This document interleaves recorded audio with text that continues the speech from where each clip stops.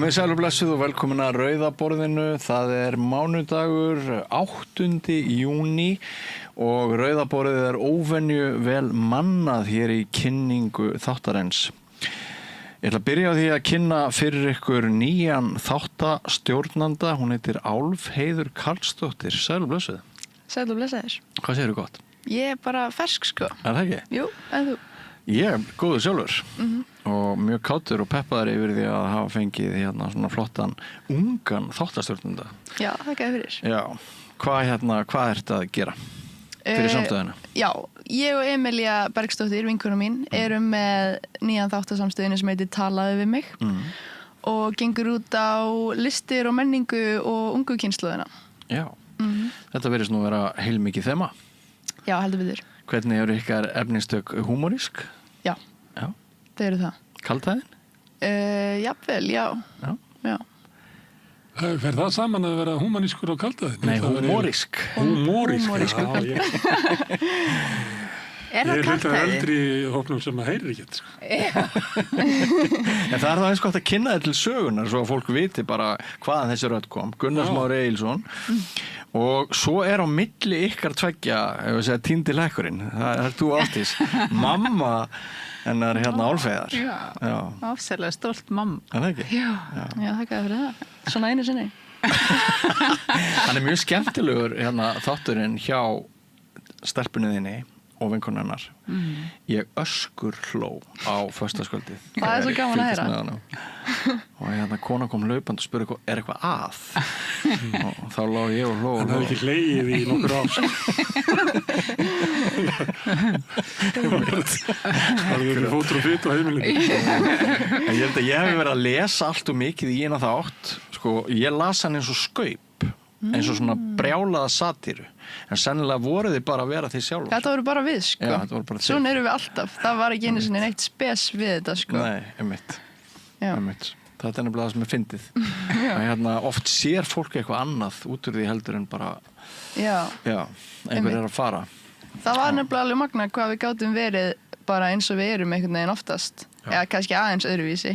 Út af því að, þú veist, það voru skrýtnar aðstæður að vera eitthvað að taka upp og tæknimaður og við eitthvað að reyna að vera eðlilegar. En samt tókst okkur ágætlega, sko. Já. Þið náttúrulega eru það á þessari kynslóð, þú elst upp með myndavélina hérna í hendinni í símanum. Og ég held að það sé allt öðruvísi hlutskipti heldur en að dæmis við Gunnar Smári, gömlu kallarnir, sko, sem að Við erum með Instamatic kynslóðin. Það var bara flasskubbur og... Fóttak Instamatic. Já, bara olíumálver, sko. Bara áður en að hérna framkvöldunarstofunar komu. Ég veit ekki hvernig var maður ekki bara í Hans Pettersen og kom svo bara jólin að segja þetta. Jú, það var sendt til útlanda í framkvöldum myndir. Ég held að það verið sendt til útlanda, sko. Ok, yngri árum. Áður ég vildi ekki tekna myndir, það er ekki til hennar myndir á mér frá því ég var lítil, sko. Nei. Það var svolítið sagt við að maður fekk svona myndir, þessa ferkotu, það er nefnilega fyrir Instamatic, að þá var hérna merkt hvernig það var tekin og það var bara ártalið. Það var ekki verið að segja klukka hvað á hvaða degi. Það stendur bara 1963. Það var bara tekin ein mynd ári og það var fara á ljósmyndastofu, þú veist, kannski einu sinni á ævinni eða eitthvað, ég veit það ekki. Þannig að við erum svolítið forn hérna. Ég á eina mynd af afa mínum. Ég ætlaði að vera eina myndir sem var tekin á honum. Það var svolítið gamall. Nákvæmlega. En hérna, þú barnabörnu þín, muni geta sýnt myndir af ömmu sinni við hvert einasta atvik lífsinnar, hvert einasta mat sem hún borðaði. Ég veit ekki hver á að horfa á þetta allt saman. Kannski verður gervigrindin til þess að horfa á þetta. Sem bæði gjöf og gjald, það ekki? Vegna þess að það líka hamlandi að það sé bara til fótspor á manni myndrænt hérna. Alveg saman hvað þetta gera, það er alltaf... Já, ætli það ekki. Ég líti ekki á það sem gjald í dag, en það verður eiginlega spes fyrir fólk í framtíðinni. Hvað bara fyllt af eitthvað vídeo að mér bara eitthvað, þú veist, að dansa á TikTok. Amma gamla ruglugullur. Já, það verður bara staðarlega spes, bara ef maður deyr fyrir jarðarförina, bara fara í gegnum milljón mynd, bara selfie af mér bara í bílnum, skilur, það er skrítið. En ég tók eftir í sko, af því að þeir eru nýir þáttastjórnendur, þeir hafa ekki gert þetta áður eða. Nei. En þeir voru samt eins og þeir hefðu alltaf gert þetta sko. Vá. Á meðan sko, mín kynslóð, ef það með segja einhver 61 árs gamall, væri að fara í loftið með sinn fyrsta þátt. Þá yrði hann alveg svona stífur, þetta væri svo mikið mál, skilurðu. Á meðan bara svona, búm. Og þá fór ég að spá, já, einmitt. Tæknin. Já, algjörlega. Já. Algjörlega. Þau skilur hvað ég við? Já. En pabbi þinn, Já. hann er aftur hver? Karl Ágúst Úlfsson. Já. Þannig að þú ert dóttir Spaugstofu Sprellarans. Já. Já. Og voru sketsar á heimilinu þegar þú varst ung? Já, eða þú veist, hann er náttúrulega mikill grínisti sko í bæði lífi og starfi. Já. En þú veist, ég horfði ekki það mikið á Spaugstofuna sko. Fólk er ofta eitthvað svona að referensa Spaugstofuna við mig eða... Er þú ekki ung í það? Hvernig hætti Spaugstofuna? Nei, hún hætti alveg þegar ég var svona... Hvað? 10 ára. 10 ára. 10 ára. Ég svona, maður kíkti af og til, skilur, mér fannst ekki það fyndi, ég var bara eitthvað barn, skilur.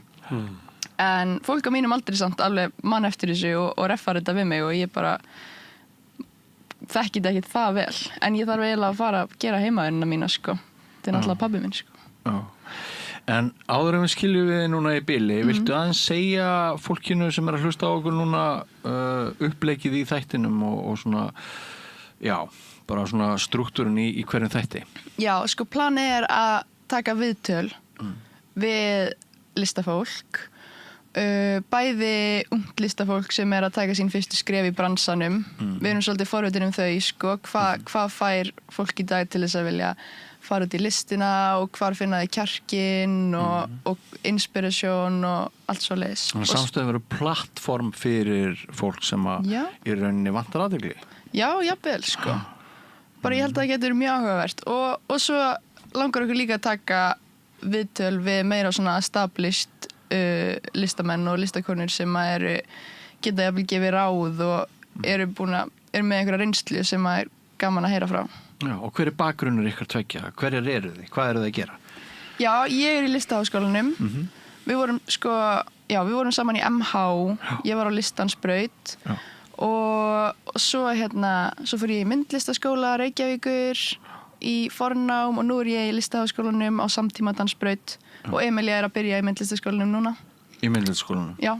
Kannski líka, þeir eru náttúrulega báðar búin að vera í leikhúsinu, búin að taka þátt í fullt af sýningum og einhverjum svona alls konar. Ég var í hljómsveit og Emilía er stílisti, hún hefur verið að sjá búninga í fjölmörgum þáttaseríum og leikritum og fyrir hljómsveitir og alls konar. Og svo er hún dropout trúður. Og svo er hún dropout trúður, sko, má ekki gleyma því. Nei, það er eiginlega best. Ekki gleyma því. Nei. Það er ágætis trúa dropout. Til marsu hvernig hún er. En þið verðið semst einu sinni í viku með þátt, er það á föstudagskvöldum? Já. Klukkan 8 held ég. Klukkan 8 á föstudagskvöldum. Já. Heyrðu, bara frábært. Já. Ég óskaði til að hamingju með að vera lang yngsti dagskrárgerðarmaður samstöðarinnar. Já, þakkaði fyrir það. Þakkaði fyrir það.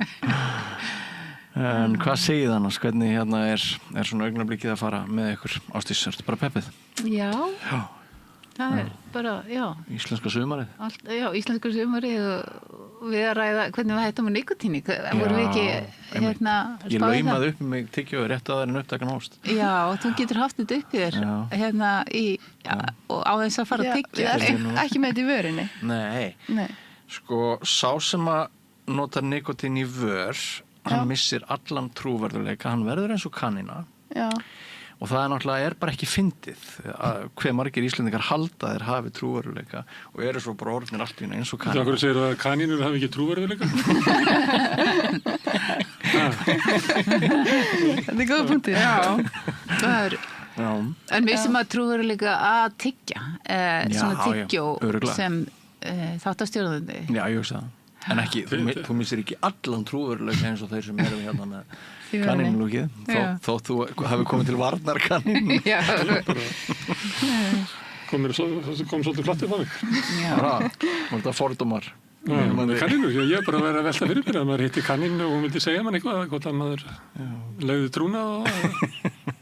Ég myndi hlusta, sko. Já, en þetta En eru þið ekki full gamalt fólk til að vera ennþá á nikotíni? Eru þið ekki unglinga vandamál í dag?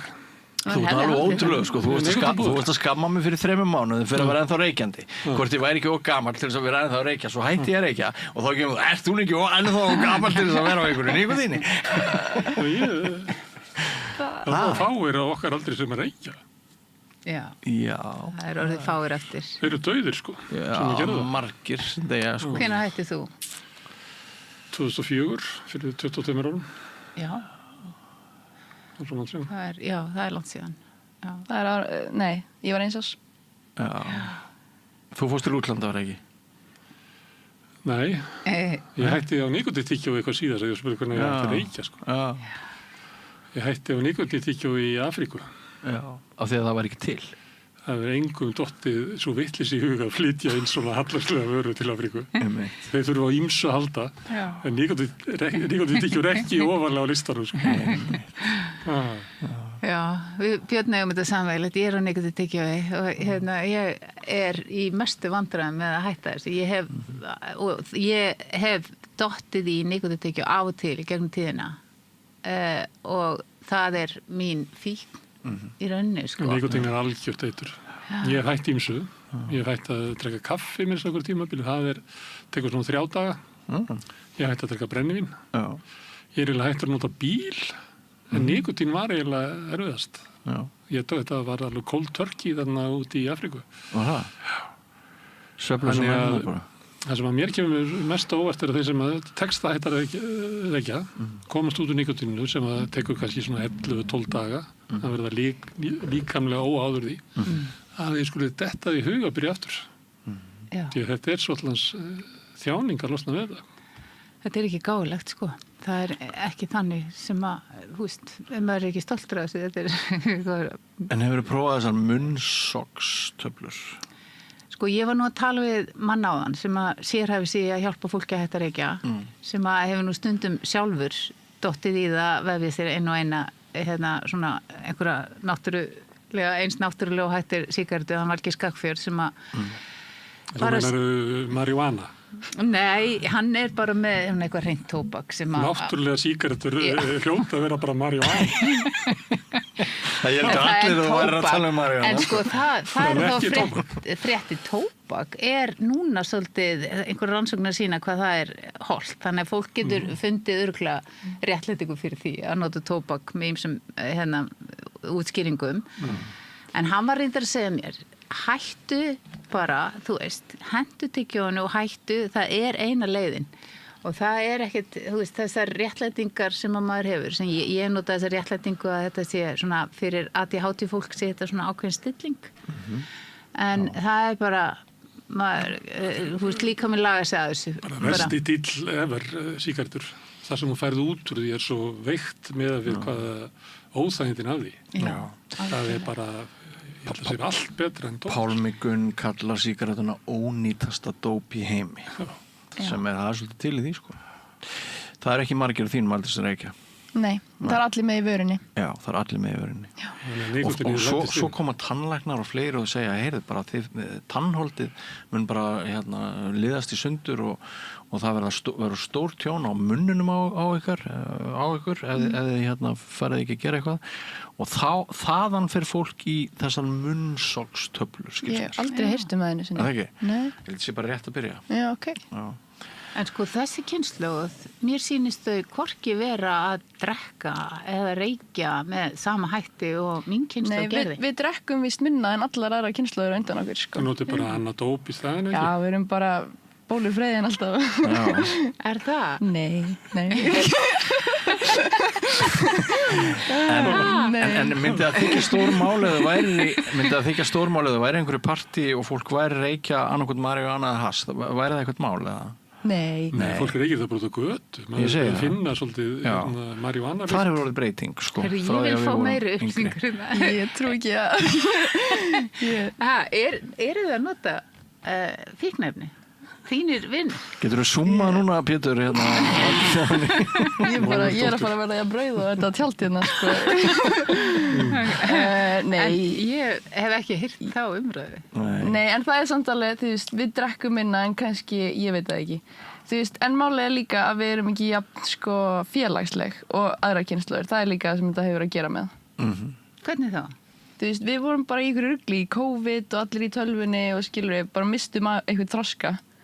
Þannig að við erum ekki jafn mikið að fara í partí einu sinni og þú veist, dett í það eins og þau voruð öll bara skilur í því. Eða ekki? Já, sko, ég er ekki að hvetja eitthvað til þess að fara í svoleiðispartí en mér finnst það áhugavert. Hvaða partí er þetta að tala Móses? Hvaða partí hvetur hann að sem hún myndir alls ekki vilja. Við myndum að hafa góða með svo gott efni í þátt sem partí sem ég fór í sem ég myndi alls ekki vilja að barnið mín fari í. Já, einmitt. Ég heyr að Pétur er búin að lægja fram mig, hann manur glögt en einhverjum partíum. Okkar góði tæknimaður. Já, einmitt. en sko, já, en þetta í það dæmi er ekki í gangi. Ég var svo ánægð með það. Já, það eru góða fréttir, sko. Já, það eru góða fréttir. Það eru tvær ástæður. Það er bæði við erum minna félagsleg og við erum meira, sko, health conscious. Það er svo setja vísingur og rannsóknir. Er þetta bara Já, ég veit ekki hvort það sé bara orðið á götunni. Þeir eru líka meira útlitsmeðvituð, er það ekki? Jú, 100%. Heldur en nokkur önnur kynslóð sem það Búa yfir gríðarlegum aga af þessu endalausu athygli sem að fólk þeir eiginlega verra heldur en einhver hryllingsmynd af einhverju smáþorpi þar sem allir eru linnulust undir einhverju athygli. Já. Þetta er náttúrulega valla hægt að lifa við þetta. Já. Og þú ert ekki að grínast þarna? Nei. útlitsathygli eða þú veist Það er bara athygli, öllu sem þú gerir sko. Þú ert alltaf fyrir 100 manna fótum. já. Ég geti trúið því að það væri bara mikið álag. Jú. Já, þú veist, svo ræður maður alveg smá hvort að maður sé konstantli undir, þú veist, smá sjóni. En vinur ykkar sem var í viðtali í fyrsta þættinum, textin hans þarna eiturlyf. Já. Hvað segir hann aftur? Ég nota eiturlyf á hverjum degi. Já, og segir hann ekki líka eiturlyf eru góð? Eiturlyf eru góð. Ég man það ekki. Hvort, Þetta var þetta á samstöðinni. Nei, er að gerast? það var ekki á samstöðinni. En ég semst fór á TikTok og tekkaði á þessum gæja sem var í viðtalinu hjá þér. Já. Og ég hugsaði með mér finnst þetta bara fyndið. En ég hugsaði með mér, þetta hefði aldrei verið leyft fyrir 10 árum, sennilega ekki fyrir 5 árum heldur, og það hefði orðið allt brjálað fyrir 20 árum, sko. Já. Þannig að frá þessum punkti ályktaði ég að viðhorf gagnvart eiturlyfjum, fíkniefnum, dópi, það eru mörg orð yfir þetta, það væri svona aðeins meira lús, ekki bara hjá þinni kynslóð heldur bara alla leið upp, sko. Af því að við sjáum öll að notkun ungmenna á sem sagt hvað er aftur samheitið yfir bæði fíkniefni og bæði áfengi og fíkniefni, hugbreytandi efni. Já, hugbreytandi. Já, við sjáum að þetta er í rauninni miklu skárri menning heldur en var hjá okkur eins og þið voruð að tala og verðum við þá ekki bara umburðarlindari gagnvart öllum tegundum af hugbreytandi efni? Það er mín spurning. Ég veit ekki, ég er örugglega með ótta gagnvart fíkniefnum. En aftur á móti það sem að ég hef alveg tjáð mig opinberlega og það er að nota kannski í svona og það er oft kallað hugbreytandi efni, svona ayahuasca eða einhver svona efni þar sem fólk er að koma saman í þeim tilgangi að fara í einhvers konar sjálfskoðun með slíkum efnum. Fólk sem að fyrir á barinn, það kemur saman til þess að fara í sjálfskoðun. Nei, það er ekki farið á bar. Ég sammála þessu, sko. Það er einhver kalli vinnunni sem leiðilegur og alls konar skoðun í gangi í barn. Já, þetta er áhugaverð umræða. Hver er munurinn? Hver er munurinn? Já, ég veit það ekki. Ég vil líka skjóta inn hérna því að þú veist að tala að þetta hefði verið bara óþekkt að fólk var að syngja svona fyrir 5 árum og 10 árum og 20 árum. Að því að var nú bubbadagurinn sem hlýtur að verða frídagur bara upp úr þessu 7. júní, hann var fyrir 2 dögum. Hvernig kom Ísbjörnar Blues út? Ég ætlaði með kíló og hassi út í náttúruna og fíla grasið þar sem að grær. Þetta er ort, 78 eða? Já, en þau bönnuðu hann líka í Ríkisútvarpinu. Þau spiluðu ekki plötunar, það var allt brjálað. Blöðin voru með heilsíðu úttektir og hann mátti ekkert tjá sig með þessum hætti. En það fór vel fyrir Ríkisútvarpinu sem að nýtur ekki mikils velvilja. En Bubbi er bara, Hann er á tóknum. ótrúlega þjóðuti á árin. Já, Það akkurat. er satt. Bara á pari við Vigdísi og Já. Hann náttúrulega fór í skóla að segja ungu fólki frá sinni neyslu og að það ætti ekki að fara að nota dóp. Nei. hann gagnrýndur fyrir það. Já, það fólki fannst hann kannski líka bara spennandi að fá að feta í fótspor Bubba. Það er ekkert mál að fara í dópið að maður endar svona Já. eins og Bubbi. Þetta var sagt, ég veit ekki. Já. Svo var náttúrulega Bubbi fallinn, hérna Bubbi hefur gamli. náttúrulega gagnrýndur fyrir allt. Það var rosalegt, sko. Þegar hérna Eiríkur á DFF birtir mynda á honum með sígarettu og Bubbi, af því við vorum að tala um tóbakið Já, þaðan, já. og Bubbi var svo reiður að hann fer í mál við Eirík Já. og hérna tapar því. Hann mátti segja, Eiríkur Hann mátti fallinn, segja hann fallinn á DFF að Bubbi nikótínbindinu. verið fallinn. Já. Á nikótínbindinu, hérna reyngjabindinu. Já. Þú mást ekki eftir þessu? Nei. Það hljóma rosalegt. Já, þetta er svakalegt. Já. En hérna, mörgum reynist erfitt að vera til án einhvers. Já. Og við erum eins og þú segir, þið ungu krakkarnir eru rosa mikið af nikotíni á sama tíma og þið eru voða lítið alveg dauða drukkin eins og við vorum frekar, sko. Og hérna, hvenær skildi renna upp svo stund að við getum bara verið einhvern veginn hvílt bara eini sjálfum okkur og þurfum ekki neitt. Ég reyndar sko verð ekki háð hlutum. Er það ekki? Nei, sama bara hvað ég reyni sko. Ég get hægt að drekka kaffi, ég get hægt að borða sykur. Ég er ekki með nikotínfíkn. Þú gerir eitthvað rétt þarna. Ég verð ekki háð. Já, og þú ert óbúslega, sko, við erum stundum að reyna spillinni með því að kannski fá sér kökubita eins og við vorum í hádegismat í dag, hérna á veitingahúsi við mæðgurnar og ein systrinni viðbútt og við fengum okkur svona gulrótarköku og kaffi. En ekki, Nei. ekki þú. Maður verður að vera skinny legend sko. Skinny legend. Fyrir samstöðina. Já, fyrir samstöðina. Það gengur ekki að vera á En þessu ekki köku. háður svona netinu og Jó, ok, það er kannski... gratification sem maður fær þar. Jú, En Þetta var að sterkast að netið. Nei, dópið. Er það? Ertu á því? já, þú veist, já. Ég er mjög jákvæða myndadótt. Já, það er viljast. Þetta er ég alveg hánnetinni. Eins og völl. Já. En bara frábært að þú ætlir að draga upp hana þessa veröld fyrir okkur hinnum sem ekki þekkjum hana. Ekki? Jú. Og hérna bara hlakka til að... Fjallum dópið og svona. En það er annar heimur, þú veist, þetta er mjög áhugavert að allt sem að þið standi fyrir, þið eru með öðru sér heilastarfsemi út af örgulega því að ólist upp með sífum og tölum og svona, þá hafa bæst við þarna einhverja rásir. Taugakerfið hefur breyst eftir farsíma byltingu. Þetta er bara allt annars konar fólk. Þetta er fyrsta kynslóðin sem að mælist í með greindavísitulega lægri heldur en þetta voru fréttir í allan vetur. Þetta er staðarhend. Þetta er ekki brandari. Þetta er ekki, ég er ekki að tala um þig. Nei, þetta er ekki sko. Það er ekki sérstaklega þannig. Það hafa sem þetta verið mælingar og það hefur, hver kynslóð er alltaf aðeins greindari heldur en kynslóðin undan. Og það var bara tengt svona menntun og öðru slíku að því að greindavísitur eru náttúrulega sumuleyti að það er mælingar, mæla alltaf einhverja menntun eins og fræktir. Já. Það sem að ómenntaðir svartir bandaríkjamenn mældust lakar og svona. En þetta verður jaft upp á við. Þá getur bara núna. Það er bara... Heldur að sé... Nú verður hver kynslóðin heimskari. Heldur að sé tímabundi frávik eða heldur þetta bara sé frjálsu falli? Ég gerði ekki þessar mælingar. Sko gervigreindin Eina sem ég gerði var að lesa þetta. Gervigreindin mögulega gerur okkur heimskari og heimskari vegna þess að sálfræðingar og margir fleiri segja heilin er vöðvi. Þú verður að nota hann, þú verður að æfa hann. Þau eru að nota hann öðru. Símanúmer. Símanúmer mannst þú? Hvað símanúmer mannst þú? Þú eru 2863. Ég man ennþá síman heima. Maður man bara símanúmer sem maður myndi fyrir aldamót. Maður man engi símanúmer eftir aldamót. En fyrir aldamót þá var maður með fullan heila af símanúmeri bara í hinn og þessum. Ég held að það sé gott sko, að ég veit hvað þú ert að fara að segja, við erum að nota öðruvísi og við erum búið flott en við mættum held ég alveg vera duglegir að gera einhverjar, þú veist, þrautir, ég veit ekki hvað fólk var að gera, já, krossgátur eða eitthvað skilur, við erum ekki alveg. Já, svona þessi kognitífa þáttur sko, þessi vitrani, en þetta er mikið áhámál hjá mér og ég var nú að stúdera það á sínu tíma, is the left brain always right, er svona bara konsept í menntunarfræðunum, út af því að við vorum svo upptekin af vitræna þættinum.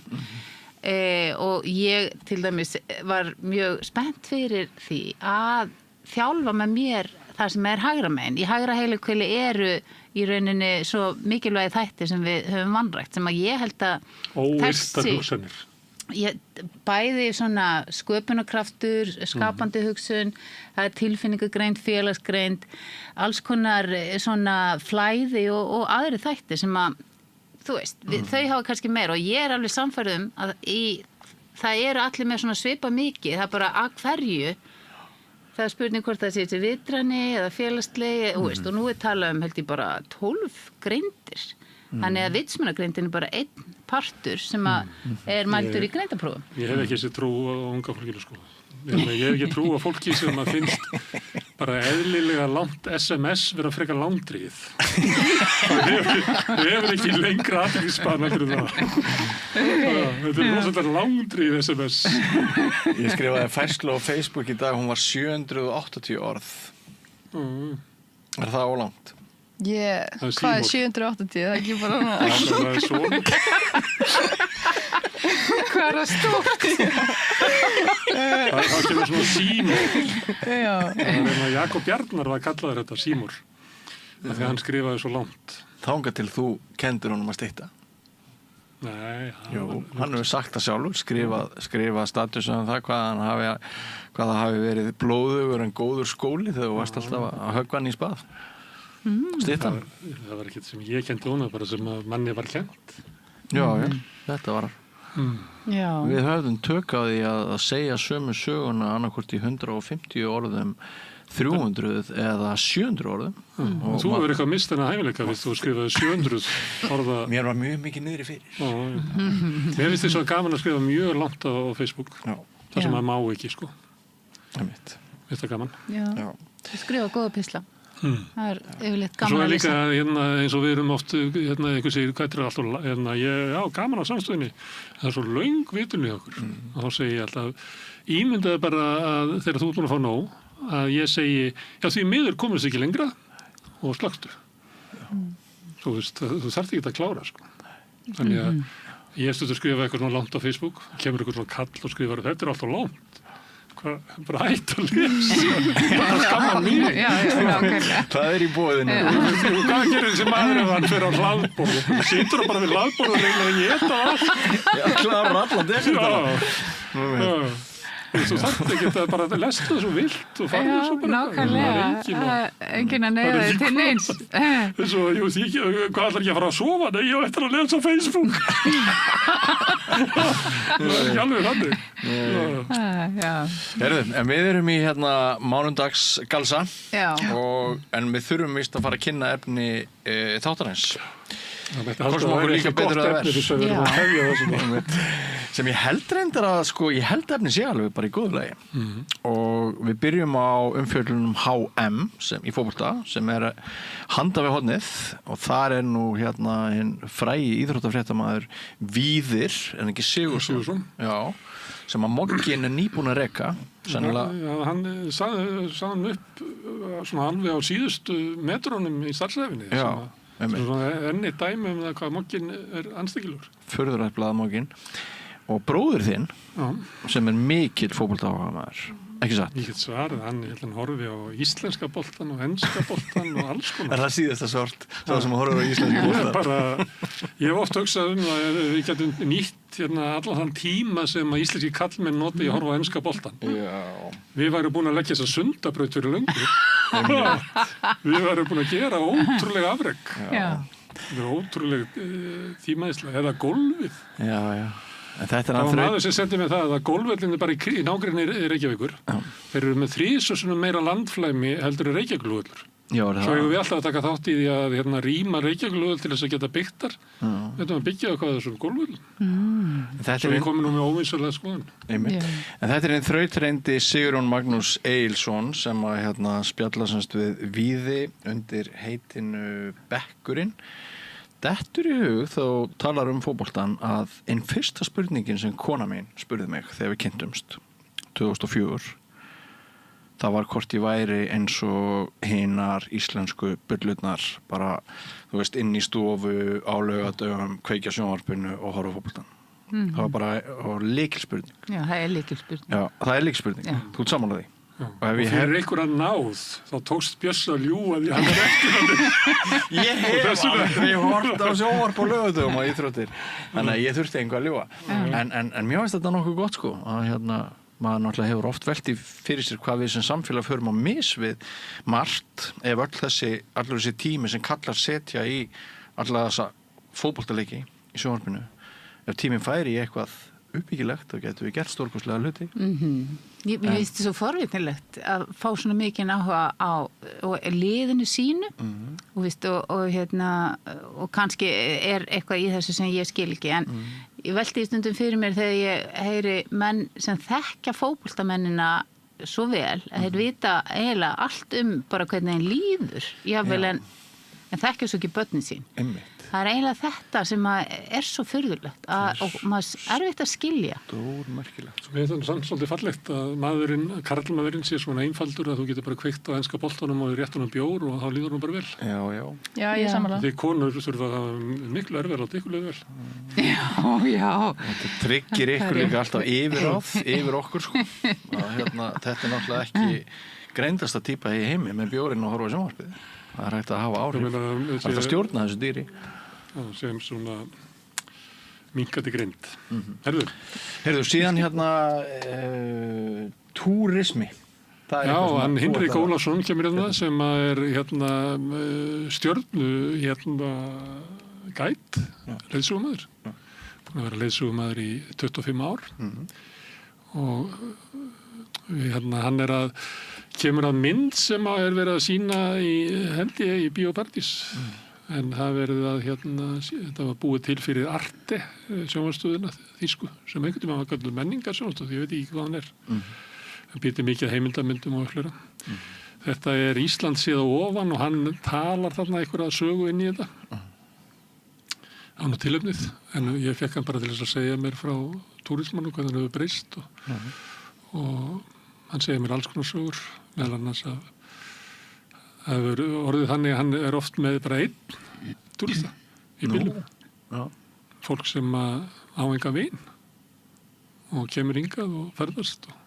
Borgar það ekki of fjár fyrir? Jú, það er náttúrulega að þú þarfst að borga svolítið út með og einhverju sinni þá vildi maðurinn bara ekki fara á hótelið, heldur áfram að keyra og það kerði 2 tíma þar sem hann var að segja sína sögu. Það var eins og með gamla konu sem var held í 86 eða 7 ára sem var orðið svo fótafúin að hún gæti bara horta á allt út á gluggan og svo var Hinrik að bera hana ef þú þurftu að sjá eitthvað meira. Þess að þetta hefur verið ógleymanleg ferð. Já, það er fallegt. Þetta var svona það sem eitt af þessu merkilega sem hann segir. En svo spjöllum við bara heim og geima og vorum nú að reyna bara að hafa þetta eins og spjall 2 manna við vaxtúkaborð í sveitabæ eða eldhús í sveitabæ í einhverjum dal.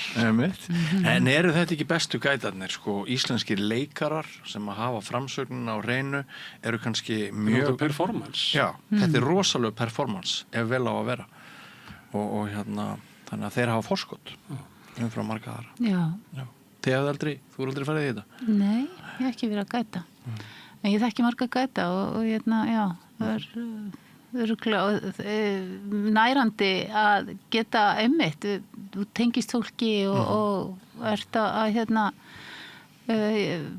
fá heilmikið út úr þessu sko. Já, og sérstaklega svona prívatúrar eins og hann er í það er örugglega svona meiri nánd í því. Getur náttúrulega lent á leiðilegu manni sem hún situr uppi með í viku að gera. Já, þú þarf trúlega að hafa gaman að leiðilegu fólki líka. Og mjög nýti að því hann er búin að svo einmanna og hann hefur ekki sagt söguna sína neinum öðrum en þér. Það nákvæmlega. getur verið, ég veist að það getur verið erfitt. Þetta er ekki fyrir alla. Þetta er alls konar líka sko, ég hef aðeins skætað. Já, þú hefur gert það. Já, þegar ég bjó fyrir norðan. Og einu sinni hljóp ég í skarðið hjá vinum mínum. Það var fólk sem átti pening sem að kom við í skemmtiferðaskipi sem að laðist við bryggju á Akureyri og verkefni var að fara með þau í ferð austur í Mývatnssveit sem náttúrulega eins og flestir vita fallegasti staður í heimi. Ef ekki væri fyrir mýð. Já, það var ekkert mýð þennan dag en það voru rosalega margir viðkomustaðir sem að þau vildu sjá.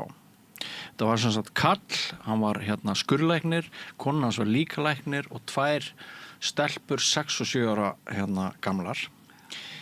Og ég legg af stað sem sagt guide, akandi og hann byði mig að gefa í. Og ég segi, nei, það er bara 90 km hámarkshraði hérna. Jú, hann sagði, það er allt í lagi, ef það kemur eitthvað sagt, þá skal ég bara borga hana.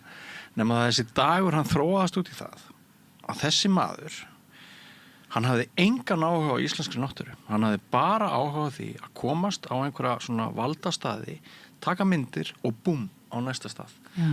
Og svo er þetta svona trófí, það er bara, þú sýnir svo myndirnar, þú varst... En börnin og konan. Þau voru bara ekki til. Þetta var bara mjög óþægileg upplifun fyrir mig að vera gætan í dag. Og hann var ekki neitt að spá í það að þeim líði vel. Þetta voru trófí, þetta voru gripir, allar þessar myndir sem hann tók, leiftursnögt til þess að birta og segja svo fólkinu í Bandaríkjunum þegar hann snýr aftur. Það getur sagt vini sínum í Bandaríkjunum látið eins og hann ætti fjölskyldu. Já. Ekki fjölskyldu, heldur bara daginn sem hann var ekki á skipinu og tók land á Íslandi, þá bara sá hann svo rosalega margt. Og þetta var ömurlegur dagur fyrir alla. Já. Bæði mig sem gæt og held ég þau 3. Af því það var ekkert næði, það var engin gæði, ekki neinni stund. Ég fór með þau heim. Til þín? Já. Og því að hann sagði að önnur dóttirinn spilaði á píanóið og það er ágæts píanó heima. Það sem ég hólst upp í Mývatnssveitinni við Vatnsbakkann. Já. Og ég sagði, viltu spila á píanóið? Og ætlaði að hella upp á kaffi og eitthvað svona. Og stelpan sest og spila svona 4 eða 5 tóna og hann tekur myndir og eftir 4 eða 5 tóna þá stekkur hann á fætur. Já, fínt, ok, næsta. Þetta var allt svona. En þetta er nú sjálfsagt ekkert lýsandi fyrir íslenska ferðaþjónustu. Ég bara segja hana til marks það hvað þetta er sko engir 2 dagar eins. Henrik segir frá að hann sé stundum að gæta fólk sem gerir þau mistök að halda að frí geti bætt hjónaband. Þar sem að fólk hefur kannski ekki verið í miklum samskiptum og er svo í samskiptum allan sólarhringinn í fríi. Það fer ekki alltaf vel. Og líka ef þú hefur ekki haft samband við börnin þín, ef það ekki með gott samband við börnin þín, þá fríið mun ekki búa það til. Það er eiginlega gott frí með börnunum ef þú hefur gott samband við þau. En að það ætla bara allt í einu að búa til sambandið í ferðinni, það er margt annað sem þú getur gert. En maður skilur þetta vel. Fólk ætla að reyna eitthvað, búa til eitthvað skemmtilegt og svona. Það er þessi hugmyndu þetta með myndirnar, svona eins og ferðin, að búa til eitthvað sem á að vera svo eftirminnilegt. Það hefur átt enga mánudaga, þá ferði ekki góðan sunnudag. Nei, það er nefnilega nokkuð góð speki. En svo fæ ég hópa fólki til mín til að ræða Hildi Guðna.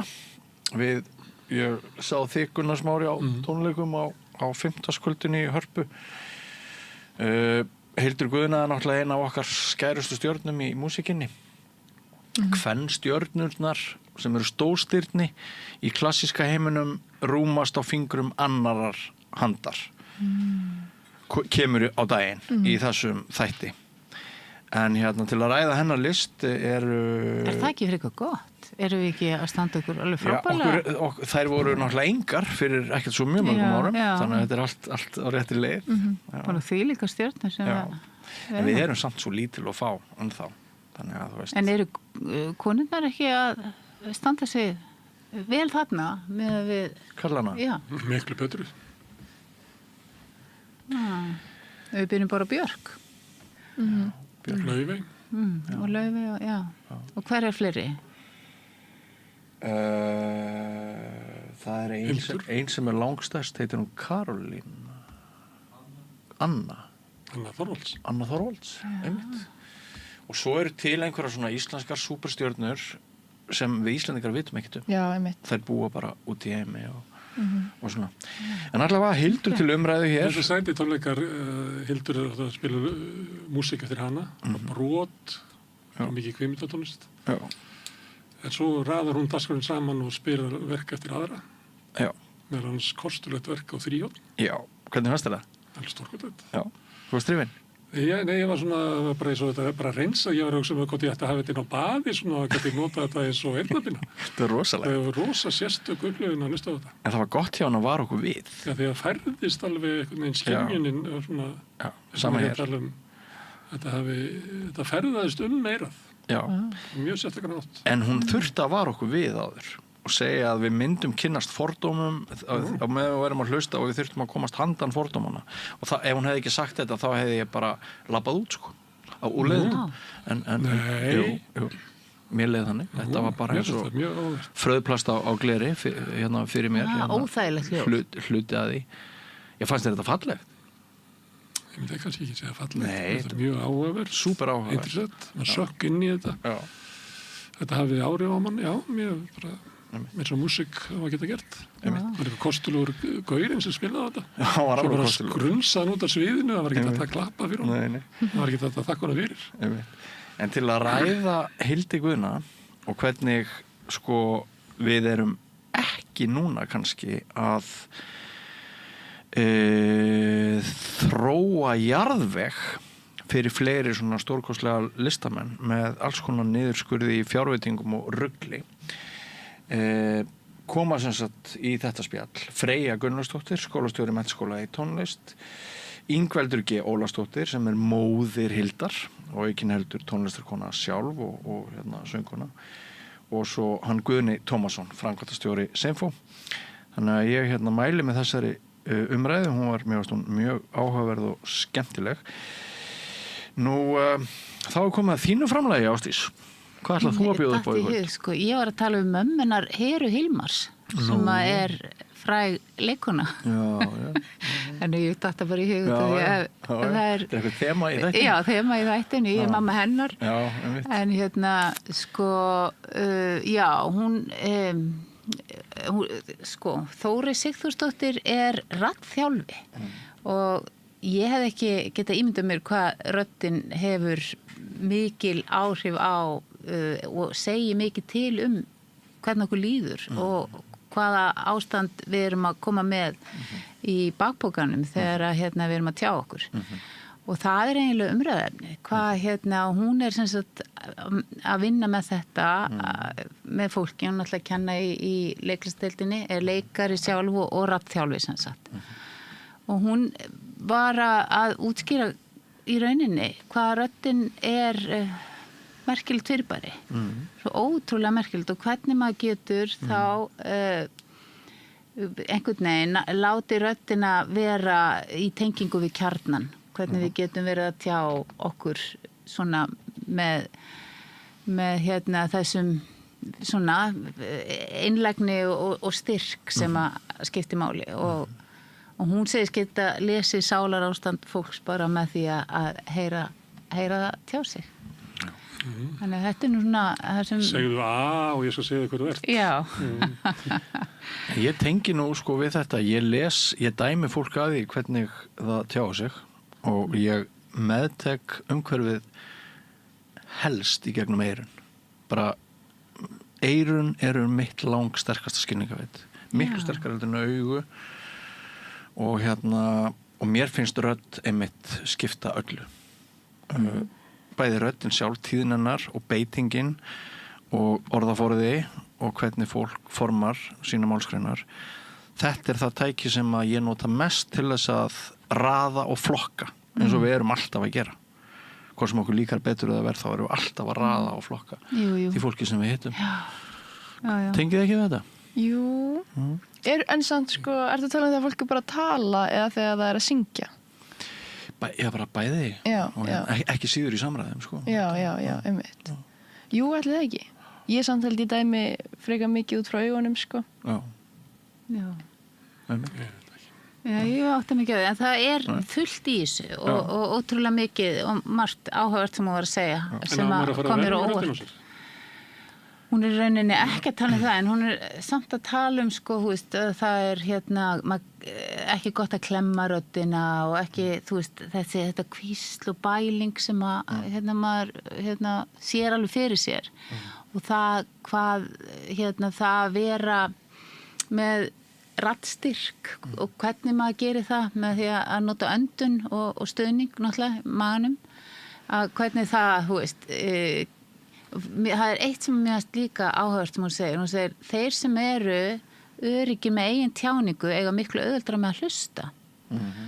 Þannig að sko þeir vita að þeir geta komið stað, að þú veist, það verði hlustað á þá eða þeir taka til máls. Þannig að það er alveg... Hinn þetta ekki að hlusta, þeir bara að bíða eftir því að koma stað.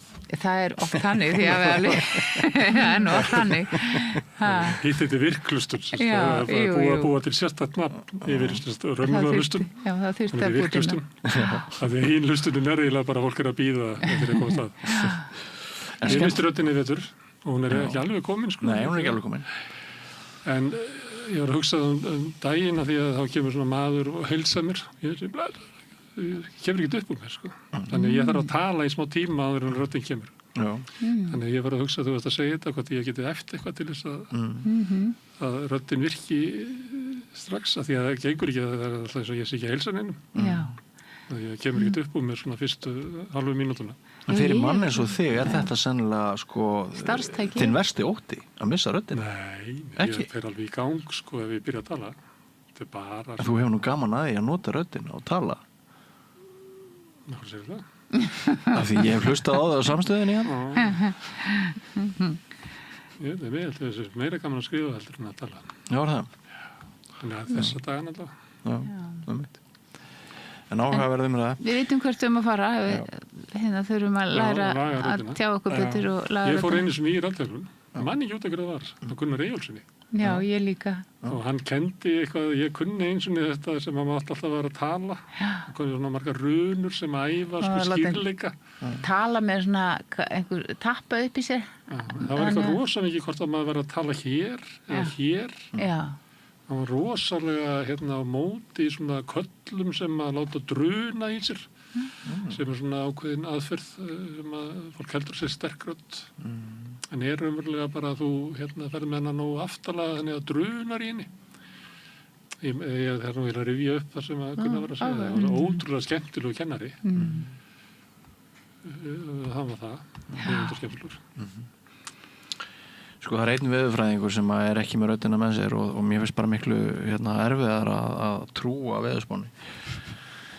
Þannig að þetta skiptir þegar veðurfræðingur væri með svona nikotíbúða líka og væri svo kanina. Já, það er nú meira ástandi. En þá nú bara eftir eitt atriði það sem við ætlum að byrja þáttinn á og það kallast sprengingar og það virka voðalega spennandi en það er ekki eins spennandi eins og fyrirsögnin bendir til. Þetta er sprengingar meirihluta í sveitastjórnum. Já. Hvað haldið að hafi sprungið margir meirihlutar frá 2002 til dags í dag, svona cirka, á Íslandi? Óheyrileg fjöldi, sko. Á einhverjum 20 eitthvað... Já, 24 árum. 4 árum, já. 40. Já, ekki alltaf ég að Þeir eru með 20 og 30, þannig að... Já, það. Það er óheyrilegt. Það voru meirihlutar að springa bara rétt í aðdraganda kosningana, ekki? Þeir geta sprungið bara daginn eftir. Jú, það eru til sko staðir með mjög mikla virkni undir jörðum manna sem kippast líka til í pólitíkinni öðrum næmari þar sem meirihlutar eru alltaf að springa eins og Grindavík. Já, er það virkið.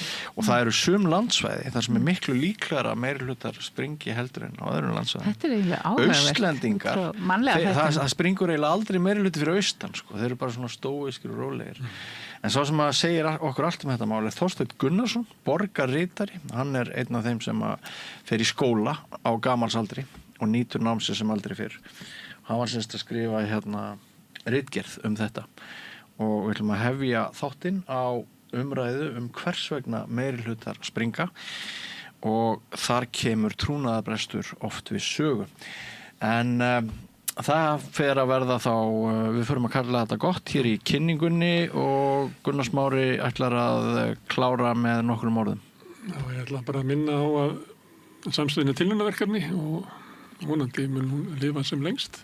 En það sem að drífur hún áfram sá hluti áhorfenda og áhærenda sem hafa gerst áskrifundur að stöðinni.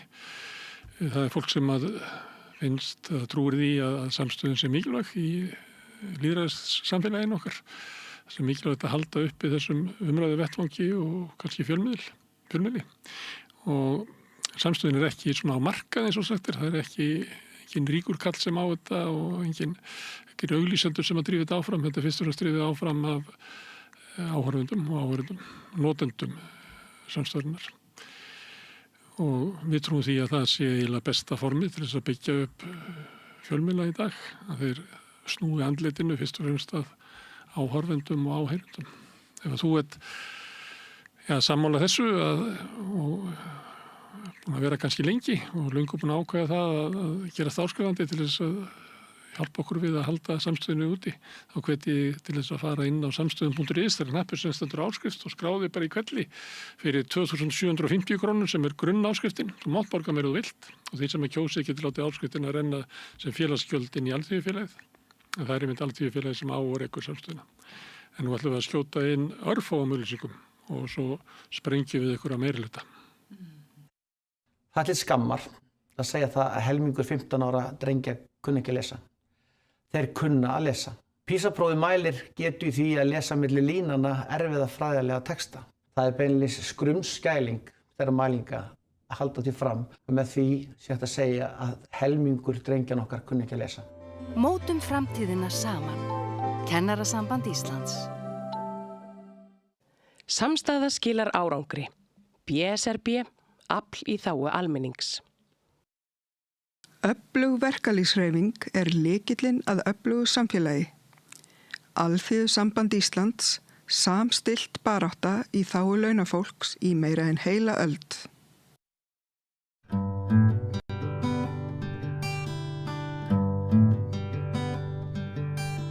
Já, ég er með fyrir framann mig hér í tölvunni glænýja MPA-ritgerð í opinberri stjórnsýslu. Hún er svo ný að hún hefur ekki enn verið gerð aðgengileg almenningi á internetinu. Titill ritgerðarinnar vakti athygli mína þegar ég heyrði af henni. Hann er: Hvers vegna springa meirihlutar í sveitarstjórnum á Íslandi? Og maðurinn sem getur svarað þeirri spurningu er hér kominn að rauðaborðinu. Þorsteinn Gunnarsson, borgarritari, vertu velkominn. Takk fyrir og mikill heiður að fá að vera boðið hingað. Það er mikill heiður að fá þig og æsispennandi titill. Já, þetta var skemmtileg vegferð, verð ég að segja. Er það ekki? Jú. Þú er sem sagt að segja okkur aðeins af hverju þú leggur út í þessa vinnu. Þetta er loka og tiltöknu námi. Já, ég ákvað fyrir margt löngu að taka diplómagráðu í opinberri stjórnsýslu, en svo fannst mér þetta svo skemmtilegt að ég ákvaði framhaldinu fyrir cirka 10 árum að taka svona cirka 1 kúrs í opinberri stjórnsýslu á hverri önn, bara svona sem mín og endurmenntunar áætlun. Skemmtilegt. Og þannig að ég hef haldið mig svona nokkurn við það nema þegar ég byrjaði á Reykjavíkurborg sem borgarritari 2020 og tók ég mér upp pásu með að svona komir inn í hlutina þar. En síðan hélt ég áfram og ástæðan líka fyrir því að ég vildi svona halda mínu striki var að námið nýttist mér og verkefni sem var að vinna þar nýttist mér beint í mitt starf hverju sinni. Ég var sveitarstjóri, ég var sviðstjóri í öðrum sveitarfélögum, þannig að þetta var svo praktískt nám.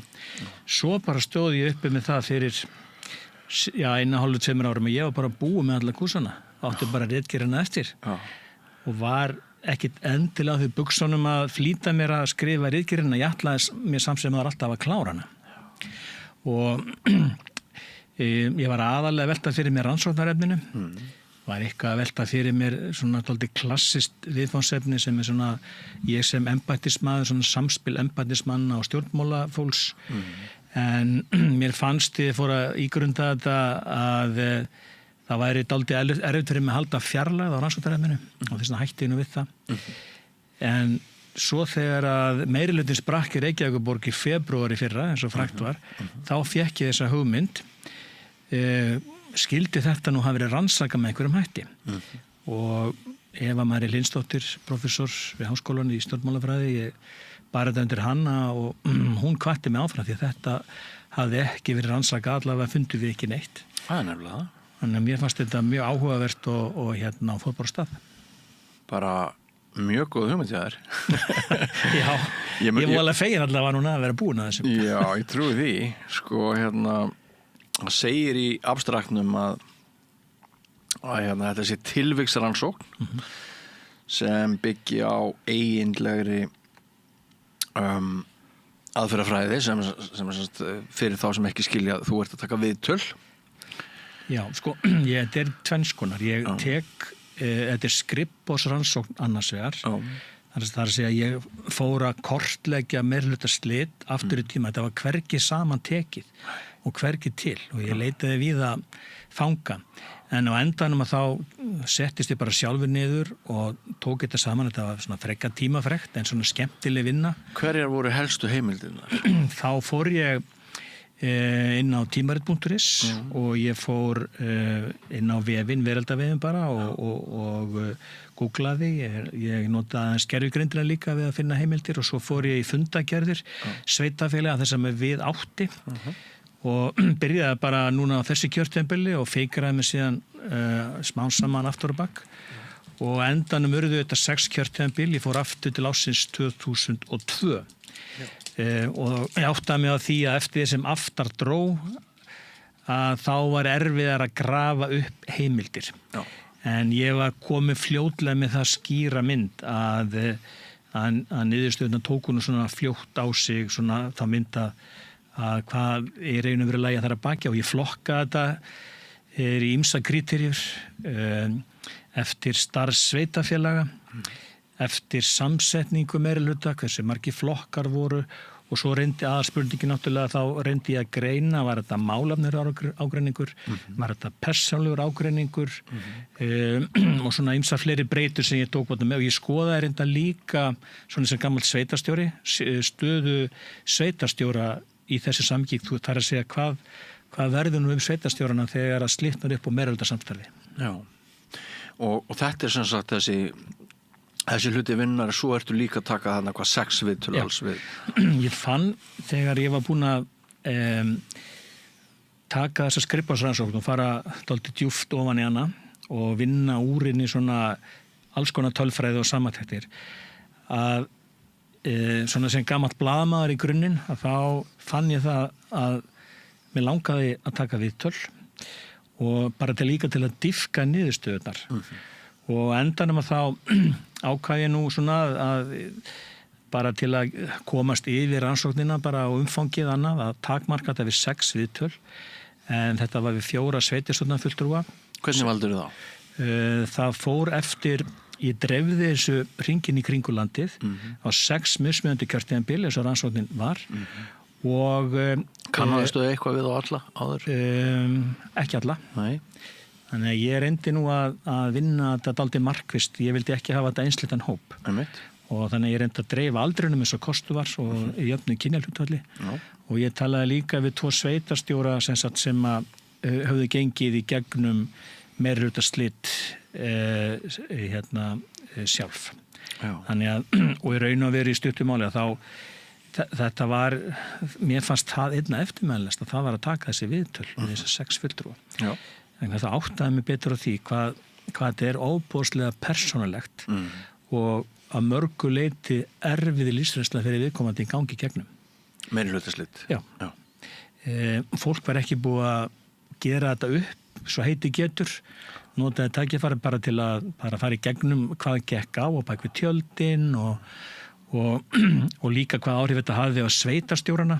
Önnur þeirra sér að við misti vinnuna, hinn aðilinn hélt sinni vinnu og það líka gerist þegar slitan upp á meirihlutassamstarfi að þannig sveitarstjórnar fólk að taka dálítið stórar ákvarðanir sem hefur áhrif mjög marga, ekki sér sveitarstjórana sem að geta mist vinnuna við það ákvörðun og eru kannski búin að flytja búferlum eins og ég þekki nú bara sjálfur.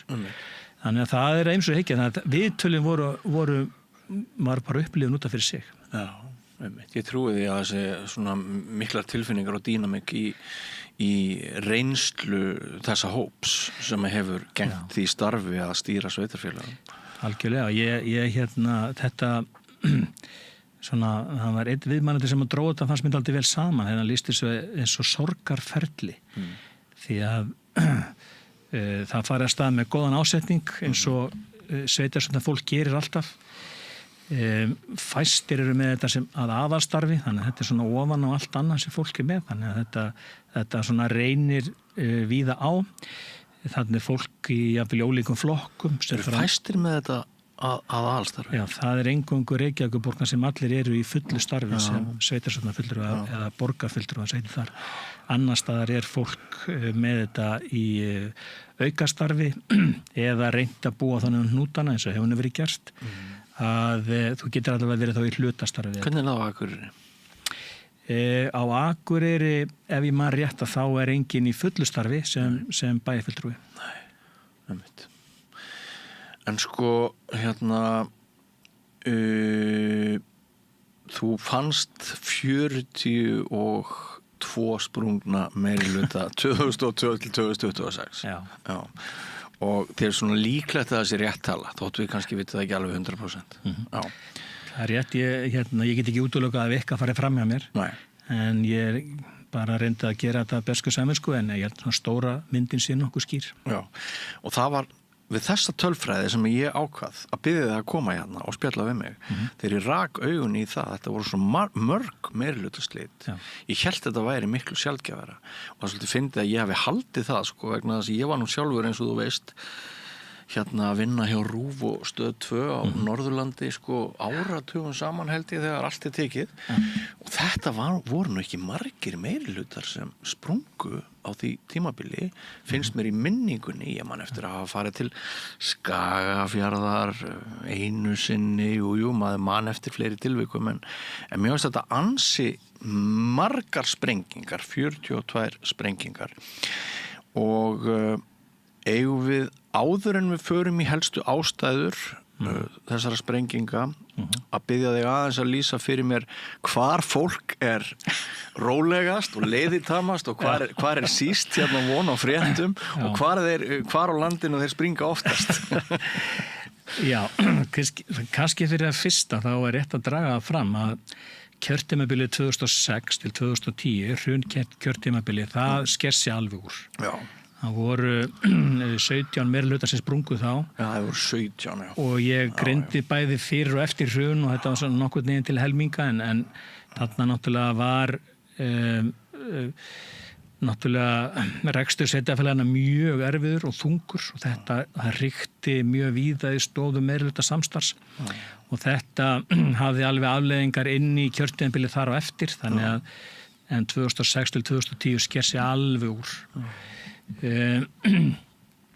Síðan er þetta aldrei áhugavert sko að flokka þetta eftir landslutum. Ég geri það til að átta mig á því svona hvar ég segi hvar er mesti friðurinn og ófriðurinn. Hvar er mesti æsingurinn?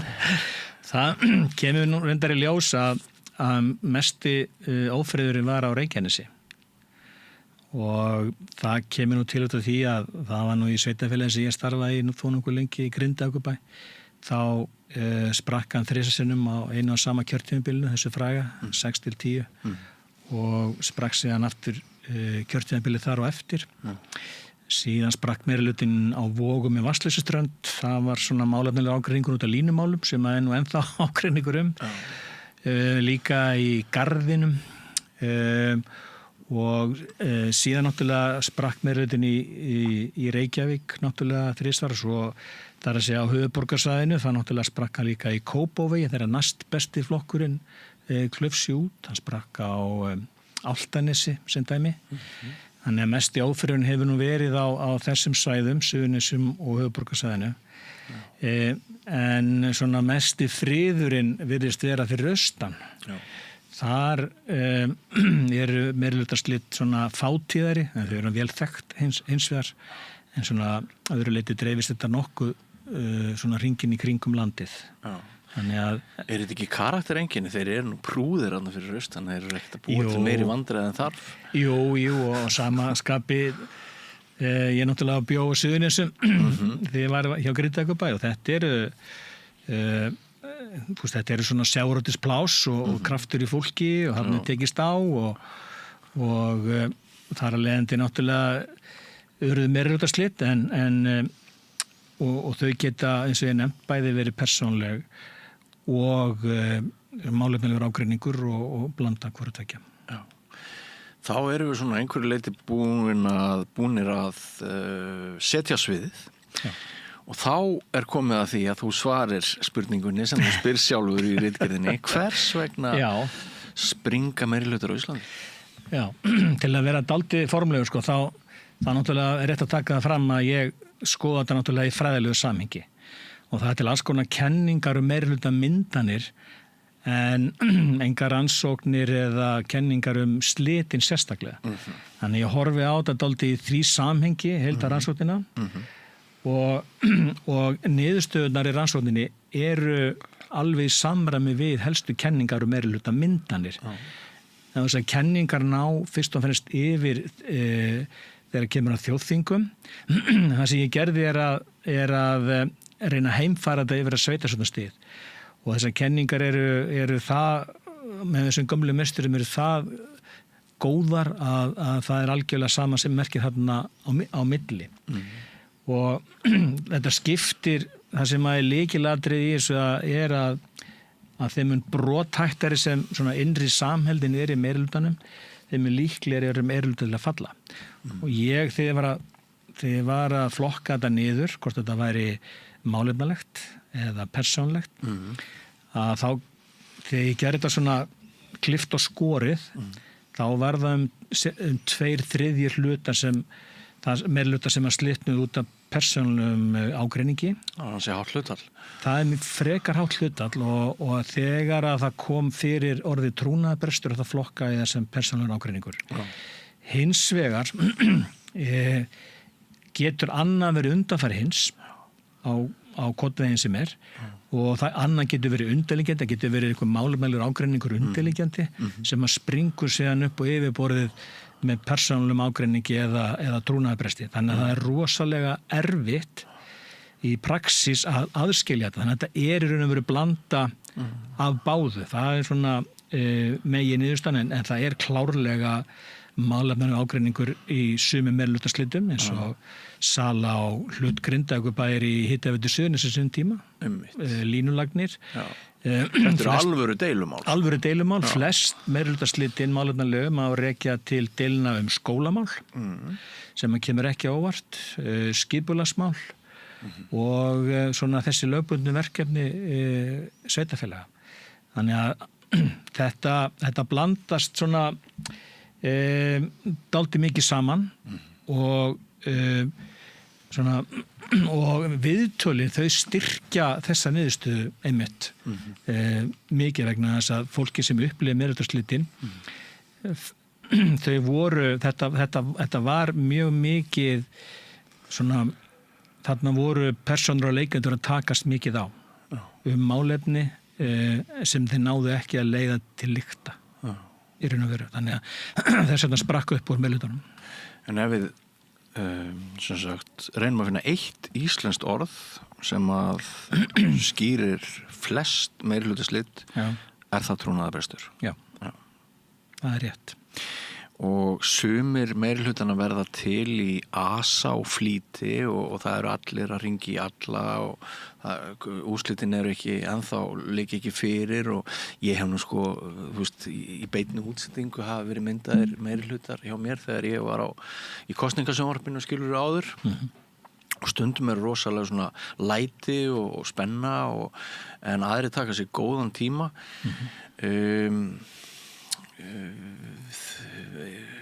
er það kunnugleiki svona sem að skiptir miklu máli í því Sko, ég veit að þú ert að rannsaka slitin en til að við hljótum að spyrja einhverja spurninga hvernig þeir verða til líka. Akkurat. Þegar við skoðum hérna akkur það slitnar. Fóstu eitthvað í það, sko, fannstu einhverja breytur sem skýrðu hvort það voru minni tengsl, minna traust á milli meiri hluta í upphafi sem leiddu til slitana síðar eða... Já, þetta var eitt af því sem að ég nýtti viðtölunni að reyna að skygnast betur á bak við tjöldin, hvað þetta varðar. Og þetta í raun og veru grundvallar spurning sem við kemum með vegna þess að þegar ég var komið með niðurstöðunar og maður fer svona rýna og jafnvel svona hvernig væri hægt að auka líkurnar á því að minnka meirihlutaslit, snúa eiginlega spurningunum dálítið við. Og Ég reynda að rek það dálítið í loka ritgerðan að fókusinn hjá mér færðist einmitt dálítið framar og í meirihluta myndarinnar. Það eru algjört lykilatriði í mínum huga. Það er svona... Þar finnur stundum svörin við slituna. Já. Það er nefnilega málið, sko. Það er þannig að til að, sko, í sveitarstjórnum þetta þannig að þú þarft að setja 4 ár konstið líka betur að vera. Það er ekki hægt að rjúfa eins og þing og búið til kostninga. Þú situr uppi með þessa sveitarstjórn konstið líka betur að vera í 4 ár. Og ég ætla að taka skýrt fram að ég náttúrulega hef verið í einstakri stöðu sem starfsmaður sveitarfélaga að vinna mjög náið með pólitísk kjörnum fulltrúa og þetta er frábært fólk sem að vill mjög vel. En pólitík er pólitík, eins og ég stundir sagt, og þannig að það sem að skipti máli, þetta er kannski leiðilegt að segja þetta, en hönnun á einhvers konar stofnanalegri umgjörð í kringum meirihluta myndanir skiptir, held ég, gríðarlega miklu máli. Og það þrennt sem að ég dreg fram í ritgerðinni, það er í fyrsta lagi að gefa sér góðan tíma í það að vanda málefnasamningin. Ég reyndar alveg efasemdur að svona klassísku málefnasamningur hvort að hann sé bara ekki úrelt fyrirbrigði. Þannig að þess vegna finnst mér einmitt og dreða fram í öðru lagi að það þarf að þegar verið að semja meirihluta, hvort sem 2 flokka meirihluti eða 3 eða 4 og jafnvel 5 eins og við höfum dæmi núna, að þá skiptir gríðarlega miklu máli að byggja upp traust og gott samstarf og þetta sé fagleg samstarf og það þarf að vinna í þessu, þetta gerist ekkert að sjálfu sér. Þetta snýst allt traust, eftir þess að við byggjum upp meira traust innan meirihlutans og byggja góða brýr jafnvel yfir í minnihlutan, þá eru miklu meiri líkur á því að samstarfið að mínum mati muni halda út kjörtímabilið. Þetta er nú bara eins og ég þekki nú vel með minn gamla íþróttabakgrunn að lykilatriði til að byggja meistaralið er náttúrulega að undirbúa sig vel og taka svona á málum dálítið að festu. Það koma alltaf upp erfið og flókimál á hverju einasta kjörtímabili ófyrir séð. Og það er bara hluti af öllu menginu og ég bendi nú á það að það gæti verið klókt að vera búin að ræða þetta strax í upphafi og grípa þá í einhvers konar umgjörð þar sem að það koma flókin efri mál og það er ykkur ágreiningur innan meirihlutans, hvernig ætlum við að leysa þetta.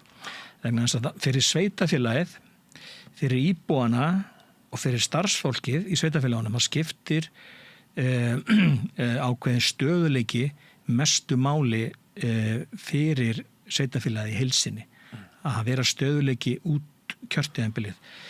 Svo getum við tekið aðra umræðan það kannski eftir hvort að þegar meirihluti springur hvort að það sé eitthvað stórmál. Já, en sem sagt sýnir rannsóknin að menn líta á það sem hreint tap þegar meirihlutar springa eða bara tækifæri eitthvað hafi breyst og...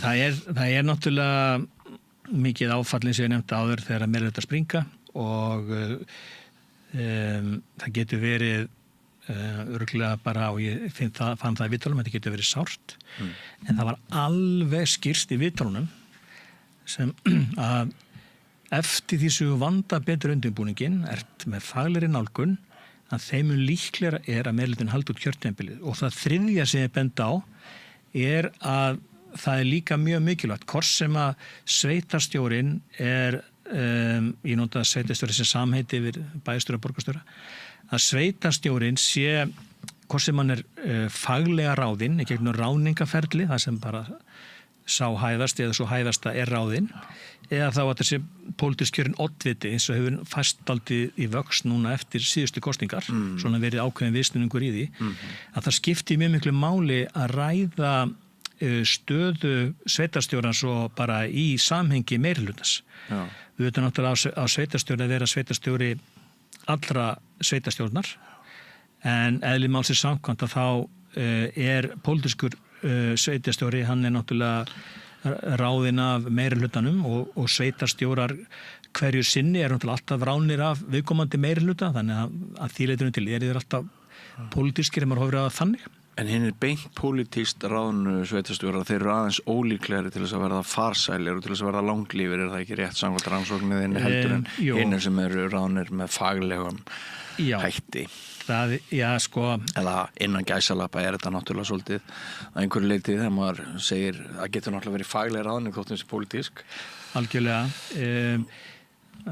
Allavega kortlagningin hjá mér sýnir að faglega ráðnir eða fagráðnir bæjarstjórar eða sveitarstjórar, þeir eru miklu líklegri til þess að halda starfi sínu eftir að upp úr meirihluta slitnar. Eðli málsins samkvæmt líka þá þegar að það verður áfall í meirihluta þar sem er pólitískur bæjarstjóri þá breytist kannski valdastaðan eitthvað og þá ekkert óðarlegt að sveitarstjóri missi sína vinnu. Það náttúrulega það umhverfi sem að staða sveitarstjóra dálítið merkilegt fyrirbrigði. Já, og það 40% tilvika sem að starfsöryggi sveitarstjóra verður ekki neitt í kjölfar meirihlutaslita. Já, þeir bara missa vinnuna. Sveitarstjórastarfið þannig að þetta eina starfið sem þú þarft ekki að auglýsa í sveitarfélagi. Það getur eiginlega bara kippt hverjum sem inn á götunni og tekist á við þetta ábyrgðarmikla starf og það hefur verið gert og bara margir staðið sig mjög vel í því. Umdeilanleiki þetta einmitt dæmis á Akureyri og örugglega víðar núna, sko. Þetta dálítið áhugavert hvernig þetta sveiflast. Núna er búið að ráða pólitíska oddvitar sem sveitarstjóra mjög víða. Því hefur fjölgað, því mann nú ekki alveg tölfræðina, það nú ekki búið að ganga frá ráðningu allstaðar. En þar sem að eru pólitíski sveitarstjórar, það náttúrulega var gengið tiltölulega hratt í verks að mynda meirihluta. Sjáum það víða en svo núna er náttúrulega auglýsingaferli í gangi mjög víða verið að ráða auglýsettir sveitarstjórum en það virðist vera miklu færri sveitarfélög sem að fara þá leið. Já. Svo er hiti líka laun sveitarstjóra og þú aðeins búin að vera að tala óöryggi þeirra í starfi og hvað þetta í rauninni furðulegt jobb. Það þarf ekki að auglýsa bara hvað úti sem getur orðið sveitarstjóri en mig grunar að þér finnist að það sé eðlilegt að sveitarstjórar séu nokkuð vel launa í ljósi þessar óvissu en samt veit ég ekkert hvort ég hef rétt fyrir mér. Hver er skoðunin á því? Já, ég held að það sé rétt hjá þér. Starfsöryggið mikið eins og rannsóknir sýnir og þetta 4 ára samningur sem að sveitarstjórar með. Það er ekkert að ráða skuldbinda lengur að ráða sveitarstjóra heldur en það sem sami tími og kjörtímabil sveitarstjórnar. Þetta gríðarlega ábyrgða mikið starf og þegar að launaskali sveitarfélaga er brotið niður það náttúrulega eðlilegt að æðsti embættismaðurinn sé á hæstu laununum. Þannig að ég held að sveitarstjórar séu með það ábyrgð sem að þeir gegna hverju sinni að þeir séu bara á ágætislaunum. Veistu hvort margir þeirra eru með líftryggingu? Það er eitt af því sem að þeir segja fyrir norðan að sé hneykslanlegt varðandi ráðningu nýs bæjarstjóra á Akureyri. Það þekki ég ekki. Nei, þú ert ekki í þeim máli. Nei. En af því að við vorum að tala trúnaðarbrestin áðan fylgdistu spenntur með því sem var að gerast í Hafnarfirði daginn, þar sem að þetta orð var einmitt talið alfa og omega í allri atburðarás þar. Já, sko, þegar ég á við trúnaðarbresta þá ég við þegar að það slitnar upp á meirhlutanum. Þetta er svona meira í aðdragandanum og maður þekkir náttúrulega ekkert hvað gerist þar á baki við tjöldin en þetta var náttúrulega atburðarás sem að vakti athygli og dálítið svona óvænt en öðru leyti svo sem hef ég ekki þá innanbúa þekkingu að tjá mig mikið um það sem gerist þar. Nei. Nú fannst mér oft þegar ég bjó út á landi að þar væru sveitarstjórnir svolítið svona íhaldsamt fyrirbæri og menn vildu frekar byggja á því sem þeir þekktu einmitt ákveðnu kunnuleika. Oft var íhaldið og framsókn þarna bara einhvern veginn vinsalasti kosturinn, menn voru svona síður til í að gefa nýjum framboðum kannski sjens og núna alltaf sjá að miðflokkurinn kemur mjög illa út úr meirihlutamyndun þótt að hafi orðið var ekki 26 fulltrúar sem fengu. Þannig að þeir bæði sko vinna stórsigur í sveitarstjórnarkosningunum en það má líka segja áhrif þeirra séu lítil sem engin í meirihlutum og er það ekki rétt hjá mér að í ritgerðin ertu líka að skoða sem sagt, hvað maður að segja, svona bakland rótgróinna stjórnmálaflokka? Já, ég kortlagði meirihlutaslutin eftir því hvaða flokkar voru í meirihluta hverju sinni og það er svona að má segja að það sé nú eiginlega bara í næstu því línulegu samhengi við þá flokka sem í meirihluta og fjölda þeirra sveitarstjórnarfulltrúa eftir framboðum en það sem er kannski áhugaverðast við þetta er það að óháð framboð eða sameiginleg framboð, ekki þessi klassísku þau eiga ég er ekki búin að taka saman fyrir nýjustu kosningar en þau eiga langt flesta sveitarstjórnarfulltrúa á landsvísu og sjálfstæðisflokkurinn átti flesta og þeir hafa bætt örugglega dálítið við sig en þegar ég var sjálfur sveitarstjóri fyrir norðan í Mývatnssveit þá voru 2 framboð, bara sjálfstæða framboð sem að tengdist ekki þessum hefðbundnu stjórnmálaflokkum og það kemur líka þá fram með rannsókninni að hefðbundnu stjórnmálaflokkar hafa svona meira bakland að mörgu leyti bæði heim í héraði og kannski að landsvísi þótt að það geti verið svona dálítið mismunandi en viðtölunni mitt kannski staðfesta dálítið það að það skiptir alveg máli að hafa gott bakland þegar svona á reynir í meirihluta-samstarfi. Þannig að þetta fannst mér þetta var dálítið áhugavert. Já. Hvað getur þú sagt okkur slitin í fyrra hjá borginni? Hversu eru þau? Nú, kannski vil ég ekki tjá mjög mikið það því ég er svo nálægt því en þetta var heldur bara sambland af ýmsu og var ófyrirséð og en það jákvæði að var að ég fekk hugmyndanstur ákveðni ritgerð þegar það gerðist. Já. Ef þú værir hættur sem borgarritari myndur þú svara þessari spurningu öðruvísi? Það fer eftir ýmsu. Talir hún eins og pólitíkus eða? Ég veit ekki eins og hvað það talar. Nei, ég held kannski að þú sem fagmaður, þú værir besta heimildin til þess að greina og svara þessari spurningu, sko. Já, en í svona rannsókn þá verður maður að geta hlutleysis og ég náttúrulega er með bakgrunnsgögn þar sem ég náttúrulega, þú veist, kortlaði þetta eftir þeim kriteríum sem ég var með og þetta svona tikkar í bæðibóksin. Þetta var svona eflaust blanda málefnalegu og persónulegu. Það þýðir semst ekkert að spyrja þig að því hvort konan í brúnni hjá flokki fólksins, Inga Sæland, hvort hún er bara svarið við þessari spurningu. Nei, það þýðir sko ekki spyrja mig þessu. Ég er ekki þarna baku tjaldi. Það er góð saga að hennar fulltrúi hafi talið að það yrði ekki fyrirstaða fyrir ákveðnum breytingum og Svo hafi Inga bara sagt, nei, ekki að ræða það. Og þar með satt Einar uppi með Svarta Pétur.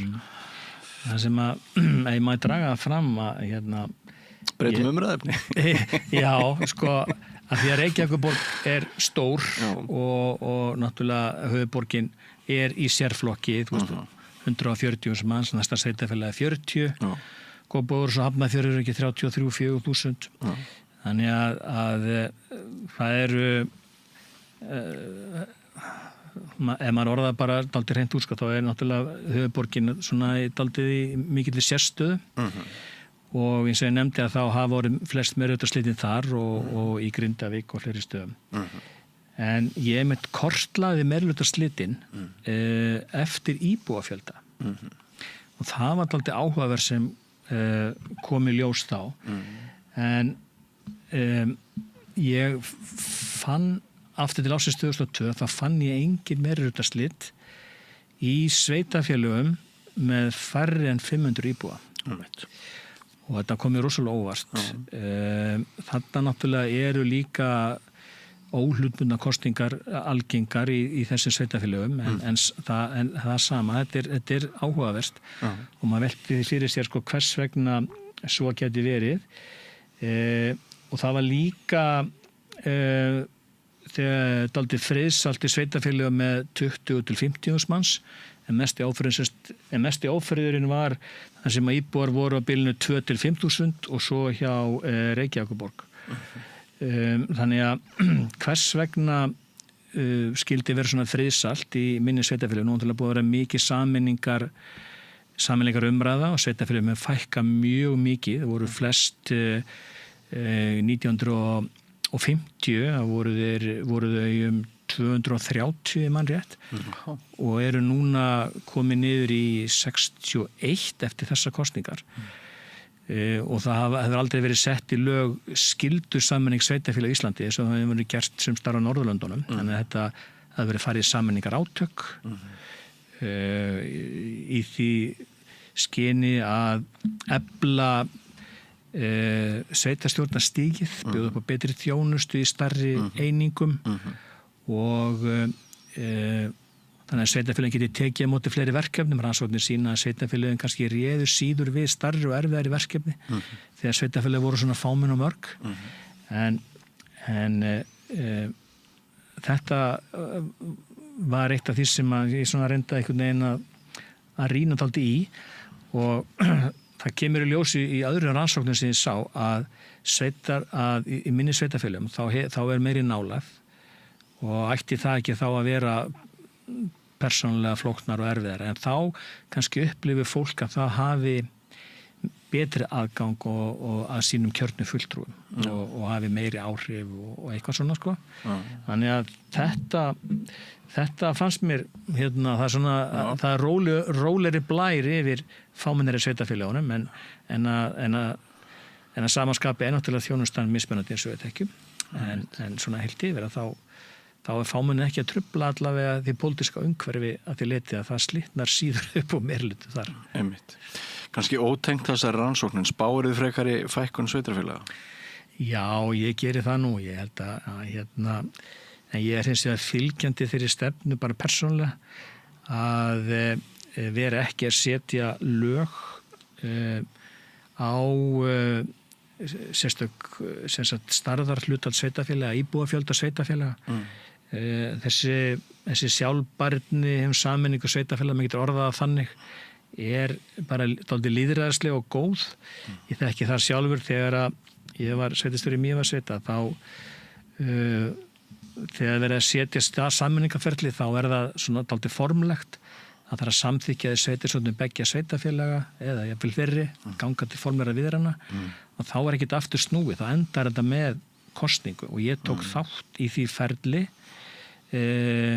með Þingeyjarsveit og Skútustaðahrepp og það var síðan samin að þá ég reyndar farin í borgina að þá var samþykkt íbúakosningu beggja megin bara eins og þetta að samina sveitafélagið og ég held að þetta sé bara alveg ágætis svona lýðræðisversla að fara í gegnum þessu umræðu því að þú veist, það svo sem gengur á ýmsu í sameiningu sveitarfélaga eins og við þekkjum núna í Suðurnesjabæ þessi kjörtímabili, þar sem að í nýstofnuðu sveitarfélagi sameiningu Sandgerðis og Garðs og það slitnaði upp úr meirihluta út af deilu gervigrasvöll, staðsetningu honum, sem dæmi.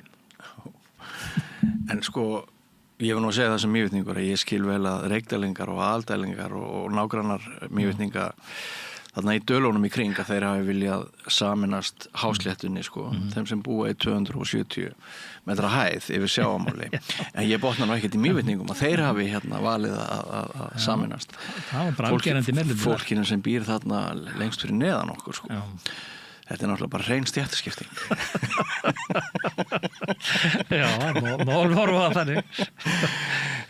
En ég spurði þig sko hvað þú hygðir með fjölda sveitarfélaga vegna þess að fyrir sveitarstjórnarkosningarnar þá fengum við hér á Rauðaborðinu hellinga áhugaverðu fólki til þess að svona rýna í hvað væri verið að kjósa og ég man eftir fleiri einum og fleiri tveimur sem að bentu á í rauninni í sambandi við borgarlínuna hvað það væri miklu einfaldara að við værum bara með eitt sveitarfélag hérna á höfuðborgarsvæðinu. Og sum sveitarfélögin eins og Nesið, Seltjarnarnesið, þetta náttúrulega ekki mjög margir íbúar og maður svolítið hissa sko. Ef þú kemur ef kemur Marsbúi og þú ætlar að sýna honum sem sagt, skiptingu sveitarfélaga þá yrði Marsbúin sem að væri ekki kunnugur sögu og svona, hann rosalega hissa á hvað þetta væri random, hvernig þessi sveitarfélög skiptast og ekki eina vitið til langt fram að hér verði bara eitt sveitarfélag, myndi það ekki auðvelda svo ótal mörg flókin mál eins og borgarlínuna ef hér væri bara eitt sveitarfélag? Já, nú ertu komin í hápólitískt efni sem ég sem embættismaður ekki að blanda mig mikið í. Nei, ekki mikið segiru? Já, bara helst ekki neitt. En þá spyr ég á móti tilgist á bara að hafa sveitarfélag yfirleitt, bara ekki að hafa bara eitt sveitarfélag fyrir all landið. Já, hvert svarið við þeirri spurningu segiru? Já, nei, við viljum ekki hafa bara eitt sveitarfélag.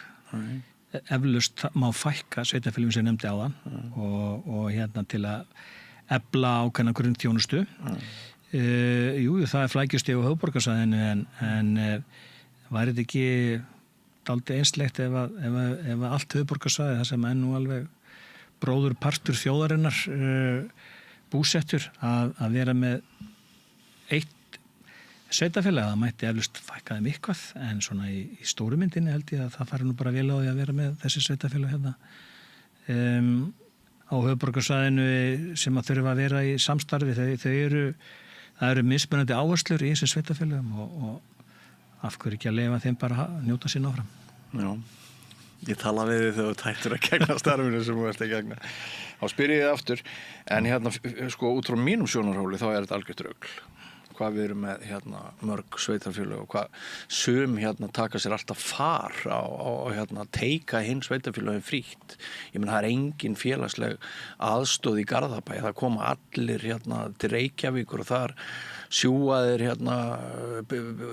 sjóði borgarinnar sveitarstjórn og fulltrúar í nálegum sveitarfélögum þeir eru bara þeir demba bara vandamálunum yfir Reykjavík í mörgum tilvikum og það alls konar svona óréttlæti og spurningar sem að kvikna það á hverju sumar byggðir geta bara verið forréttindabyggðir og með lægra útsvar og svona og einhvern veginn vandamálin þar þeim bara dömpað yfir næsta hól. Já. Og hvað ég að segja við því? Ekki neitt. Ég veit það nú ekki. Það Reykjavíkurborg sem höfuðborg hefur náttúrulega ákveðna skildum að gegna og stendur sér bara mjög vel í því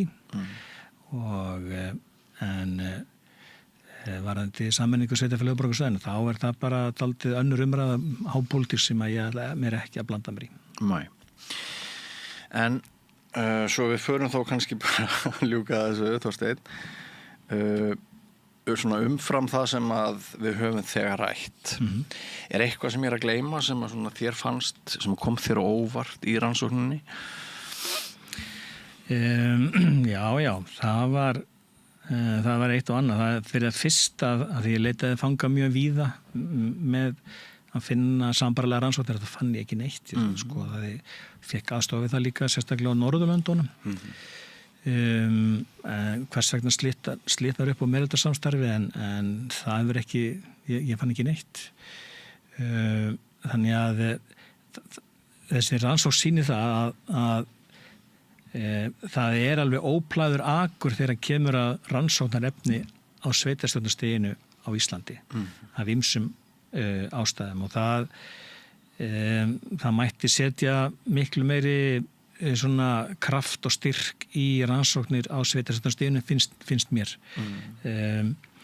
Svo eru náttúrulega Norðurlöndin að mörgu leyti dálítið svona sér á parti þegar kemur að sveitarstjórnarstiginu og þann sem að náttúrulega líka áhugavert hérna á Íslandi að við höfum ekki þetta þriðja sveitarstjórnarstig eða þriðja stjórnsýslustig sem að eins og náttúrulega mjög víða annar staðar þannig að það náttúrulega bara hversu fámennt land við erum.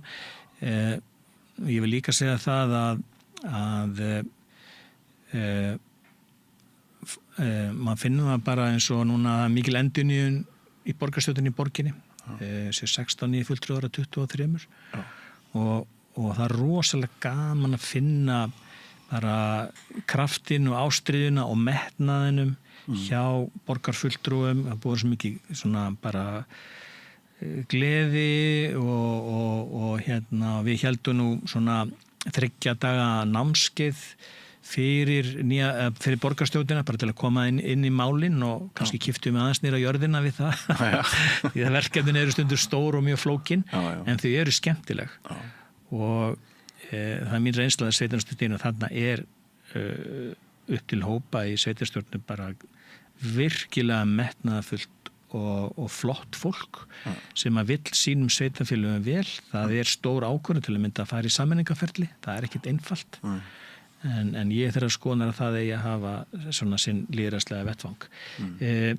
og svo bara kannski þá lokum að það er búið að vera ég vann þetta nú náttúrulega eðli málsins samkvæmt fyrst og fremst í fríum og helgar og svona og þetta var ósalega skemmtileg vegferð, ég leitaði við að fanga, fekk góða aðstoð hér og þar og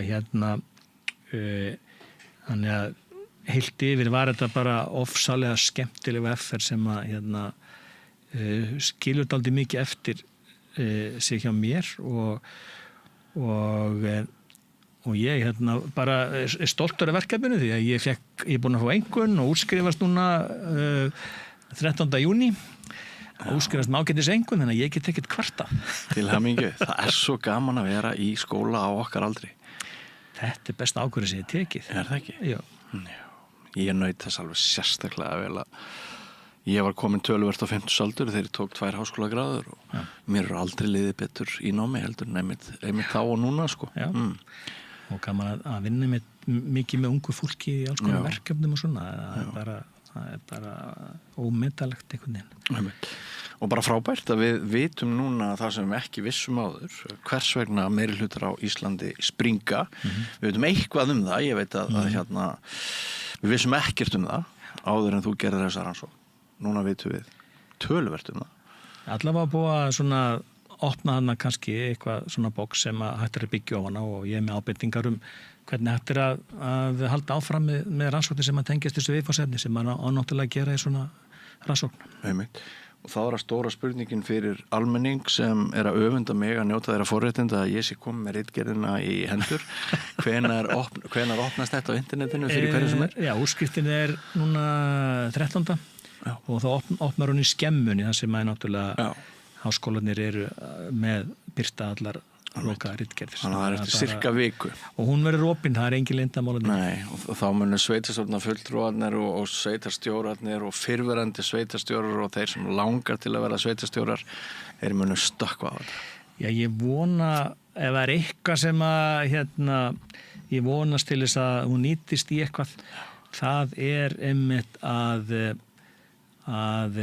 byggja upp nýja meirihluta með faglegum hætti byggja upp traust á milli fólks og vegna þess að við þráum öll ákveðin stöðuleika á sveitarstjórnarstiginu, skiptir bara miklu máli fyrir íbúa sveitarfélagsins. En þú líka verið blaðamaður og það gaman að vera blaðamaður þegar meirihluti springa. Já, og þá einmitt veltum maður fyrir sér, sko, er eitthvað slamtið það að meirihluti springa? Já. Nú náttúrulega, það til í fræðunum sem heitir leikjafræði sem að tengist pólitíkinni, það eru meirihluta myndanir og fleira og stundum það kannski bara eina lausnin þegar að allt komið í skrúuna, persónulegur ágreiningur, málefnilegur ágreiningur, að þá að byrja bara upp á nýtt með sprengja meirihlutann, vera með nýja meirihluta og leikjafræðin sér til þess að lýðræðið hefur bara sinn framgang. Já, einmitt.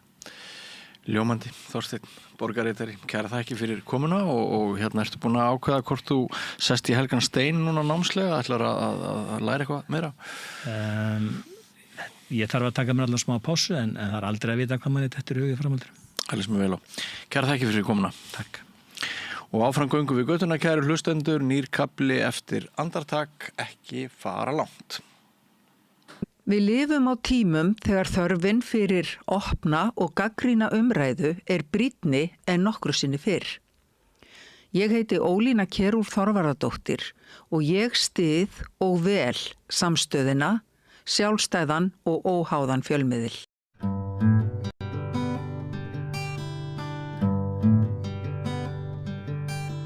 Sælverði, Ásdís Olsen heiti ég og í dag erum við að fara að tala röddina, að geisla og eiga rýmið, að finna sína eiginlegu rödd, að frelsa röddina og tjáninguna. Þetta eru viðfangsefni Þóreyjar Sigþórsdóttur, leikkonu og raddþjálfa sem hérna hjá mér og ætlar að kenna okkur hvernig við getum nýtt röddina okkar betur og látið hann að vinna með okkur. Og ég ætla bara að bjóða ykkur í spjallið Þóreyju sem við erum búin að tala svo margt að ég veit ekki alveg hvað við erum að byrja. Nei, ég ætla bara einmitt að Ásdís, takk fyrir að taka móti mér. Ég elska að tala þetta málefni. Já. En við erum bara að fara að spjalla, ekki að kenna við erum bara í að fara sjálfu að spjalla, sér. En ég mjög forvitin. Mér finnst svo áhugavert umræðefni.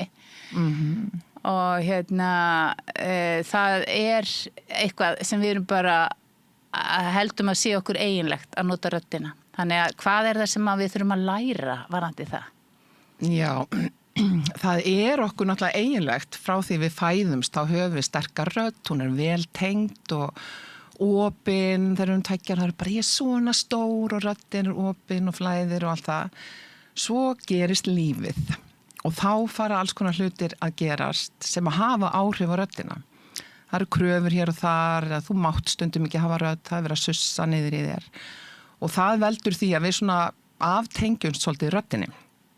Fáum hugmyndir það hvernig við eigum að vera, hvernig röddin okkar á að vera og streita og spenna, hleðst upp með árunum og þetta hefur allt áhrif á röddina. Já.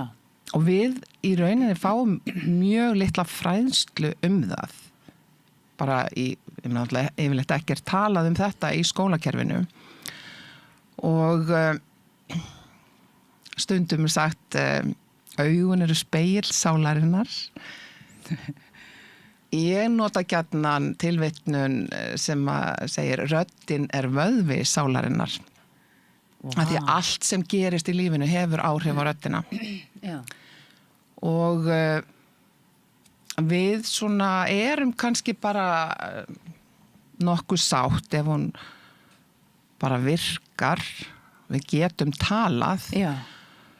Og margir bara ég bara með svona rödd og eru kannski með smá minnumátt að kenda því að þau elska að hlusta eitthvað með stóra sterka rödd og maður setur oft svona persónu eiginleika í tengingu við röddina, einhver sem hefur hljómmikla rödd, virkar traustveikjandi og einhver sem með svona pínu eitthvað í röddinni gerir það ekki eins. Og þannig plantast hugmyndir okkur sjálf og fólk mjög oft viðkvæmt fyrir að hlusta á sig sjálft. Já. Tala. Akkurat. Einmitt út af þessu, þetta svo tengt sjálfsmyndinni. Já. Þetta áhugavert, þetta miklu stærra viðfangsefni heldur en ég hefði trúað, sko. Þannig að þú ert í raun að segja að við séum kannski búin að temja okkur eitthvað, bæla okkur á einhvern hátt og klemma röddina kannski. Já, sko röddin er mjög líkamstengt og eins og ég nefndi allt sem gerist hefur áhrif og til dæmis streita hefur þau áhrif að við förum að anda grynnra og heilinn að bjarga okkur úr aðstæðunum bara einhverju hættu sem hann búin að lesa í kringumstæðunar og allt í líkamannum miðar að því að við komumst hratt í burtu, hormónarnir jafnvel og slögt á heilanum og öndunin grynkar og þetta til dæmis hefur allt áhrif á röddina.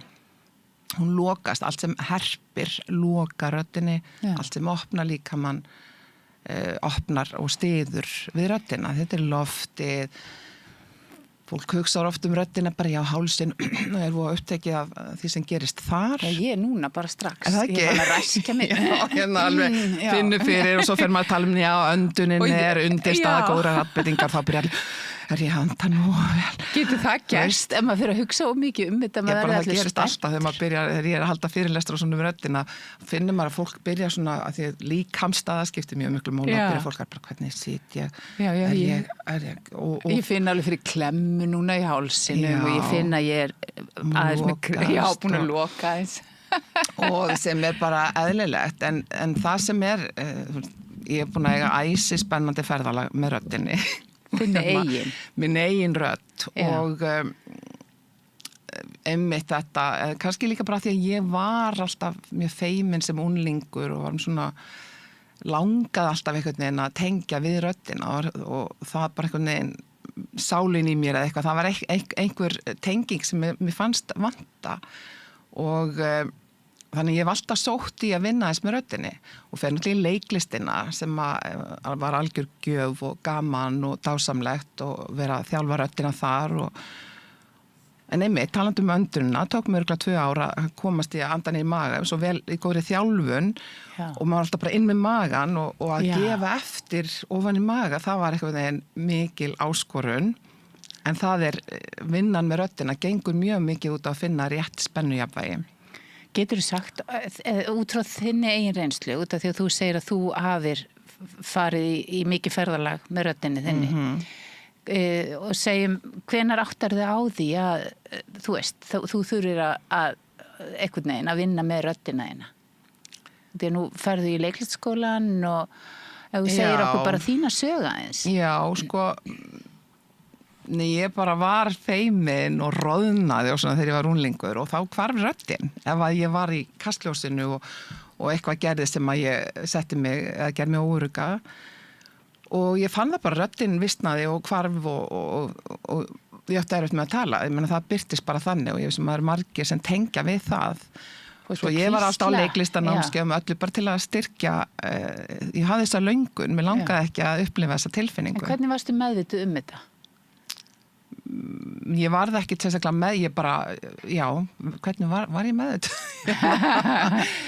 Nei, ég var bara alltaf ég veit það ekki, það fyndið, af því að ég bara sótti öll svona raddnámskeið, framkomunámskeið sem voru búið þegar ég var unglingur.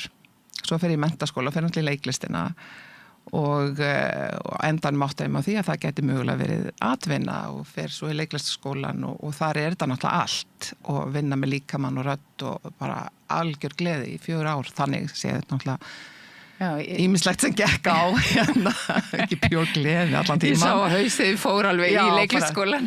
Einmitt gleði, það var rosa gaman. Það var bara, en ég bara elskaði þetta alltaf. Segðu okkur einu sögu leiklistaskólan. Það er svo mörg að taka ég segi bara ég átti barn í leiklistaskólum í öðrum bekk einmitt það sem maður bara að fara í Shakespeare og svo í Grikkin og þar skutlaði barn þarna í milli. Ég var að segja hvað barnið heitir. Það er heimsfrækt barn. Hera Hilmarsdóttir. Hera Hilmarsdóttir, og einmitt svona örlögin, svo er hún alltaf leikkona í dag. En það er eina sem poppar upp af því að það var líka svo umbreytandi og græti mitt á því að kennaraverkföllin voru í gangi þarna og rosa bömmir og fyndi hvernig maður innstiltur að mér finnst það ekkert mál og þetta var fók og hún var mér sem plönuð og bara hvaða ágjör var fólk að hafa. Svo kom kennarverkvöldin og ég bara, þá getum við ekki farið í Shakespeare og farið út með sýninguna. En ég var með barn bara heima á brjósti og grætt á því á endanum að fá, því að Shakespeare var fresta fram í ágúst. Já. Það var þetta miklu betra fyrir mig. Henni, já, en þá var maður bara með fókusinn annars. Finnst þetta ekki skrítið og hugsað tilbaka? Jú. Þú varst bara með hann í skólan mörgla og þetta var bara ekkert mál. Já, pappina kom með hann í hádeginu, ég gaf og svo vorum við í Grikkjónum en það setnum partum, hann satt í kórnum og var eitthvað svona stelling og hann byrjaði bara að drippa mjólkin og maður bara í kórnum og var að einbyldi sér og en mér fannst þetta ekkert mál en mamma sagði alltaf að ég man nú eftir því þegar þú komst og úr skólanum og bara kom með barnið þú veist til að gefa hann að drekka og kom með stálma og svona og svo bara datt ég bara út ég var svo þreytt við vorum alltaf þá í skólanum frá alveg 8 til 7 alla daga þetta er ekki orðin háskóli þetta var Leiklistarskóli Íslands ég útskrifast 91 og þannig að það var mjög mikil viðvera og kvöldin vorum við að vinna líka í tækni en sem sagt það var svona eitt af því sem gerðist en einn stærsta gjöfin einmitt í verkefninu þar sem við vorum með vetraræfintir eftir Shakespeare sem að ég man að þá tengdi ég sérstaklega vel inn í röddina af því að raddkennarinn okkar Hildi Helgason leikstýrði okkur líka og þá kom svo mikil tenging inn í að vinna í gegnum röddina og svo mismunandi hvað leikstjóra hafa góða tilfinningu fyrir því hvernig þú nærð fram úr leikarnum og hún hafði svo gott aðgengi að okkur af því að hún kunni á röddina og þú veist og ég sé það þegar ég að leikstýra að þekkja það hvernig leikari vinnur og þekkja röddina á þú veist að maður getur bara í rauninni hjálpa leikurum að lenda á réttum stað bara í gegnum röddina því að svo margt annað fer bara í hausinn og hugsar og ofhugsar allt en þeir eru bara nærða að tengja röddina á réttan stað að þá opnast kannski bara fyrir tjáninguna svona algjörlega organist.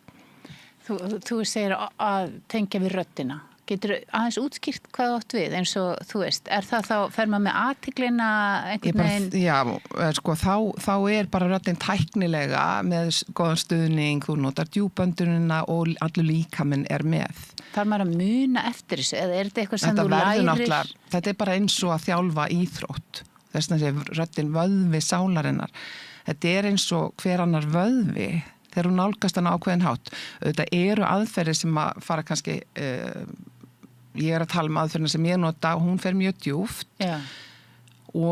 En það yfirleitt þessi aðferð sem leikar að nota er þannig.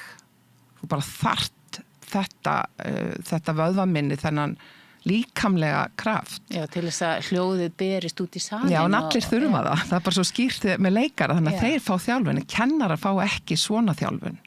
Ég tek nú einhverja þegar Gunnar Eyjólfsson var að kenna okkur í Kennaraháskólanum. Já, framsögn. Já, það er bara allt annað. Og ég tók kennsluréttindin í Listaháskólanum, en þá var kennt líka í Kennaraháskólanum og ég fekk námskeiðin þar. Og við Sofía Jakobsen kendi þarna tímabili vorum þetta ræða, það var bara framsagnarnámskeið, svolítið svona ljóðalestur og það er bara hvernig ert að bera fram. Hins vegar þegar þú tengir vel við röddina og hefur hana einhvern veginn tengda við hvata stöðina.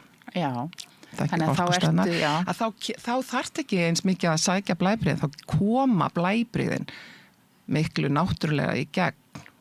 Þú ert ekki bara, ég ætla að segja þetta svona. Heyrið þú segir þetta sé vöðvi sálarinnar. Getur þú heyrt þegar þú hittir fólk? Hvort það sé í góðu sálarástandi? Hvaða er að bera mikið af einhverjum bagga? Já, ég tek dálítið eftir því. Já, ég viðurkenni það að stundum langar mér bara að taka fólk og vinna. Ok, ég vil ekki aðeins að vinna saman. Já, í alvöru, já. Af því að það er oft svo mikil hleðsla sem við berum. Já. Streita, spenna og við skynjum þetta ofta, að skynja þetta allir í gegnum það að hlusta á fólk yfirleitt, en þú kannski veist ekki hvað þú ert að skynja. Það getur bara verið smá óþægilegt að hlusta eða bara svona eins og þegar einhver kemur inn í rými. Já. Þú finnur fyrir því að bara svona einhver ofhleðsla. Já. Já, auðvitað, ég hef náttúrulega búin að þjálfa mig mikið að rýna í fólk og hlusta og sjá og taka eftir líkamannum. ég ekki samt eins og miðill, ég ekki alltaf kannski dæma fólk eftir því. Bara að vera í slaka með fólki. Stundum, já. En já.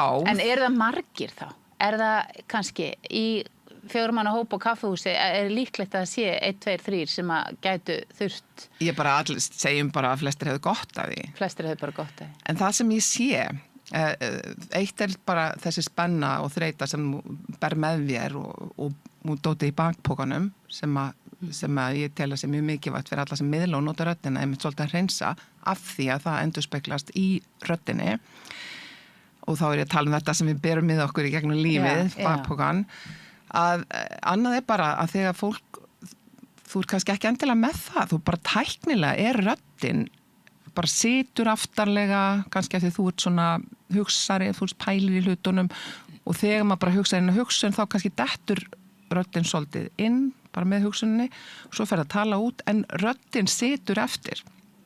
Þannig að tæknilega, þú veist, þegar ég að vinna með fólki á hópnámskeiðum, til dæmis hann að ræktaði röddina, þá sér maður bara fólk framkallast.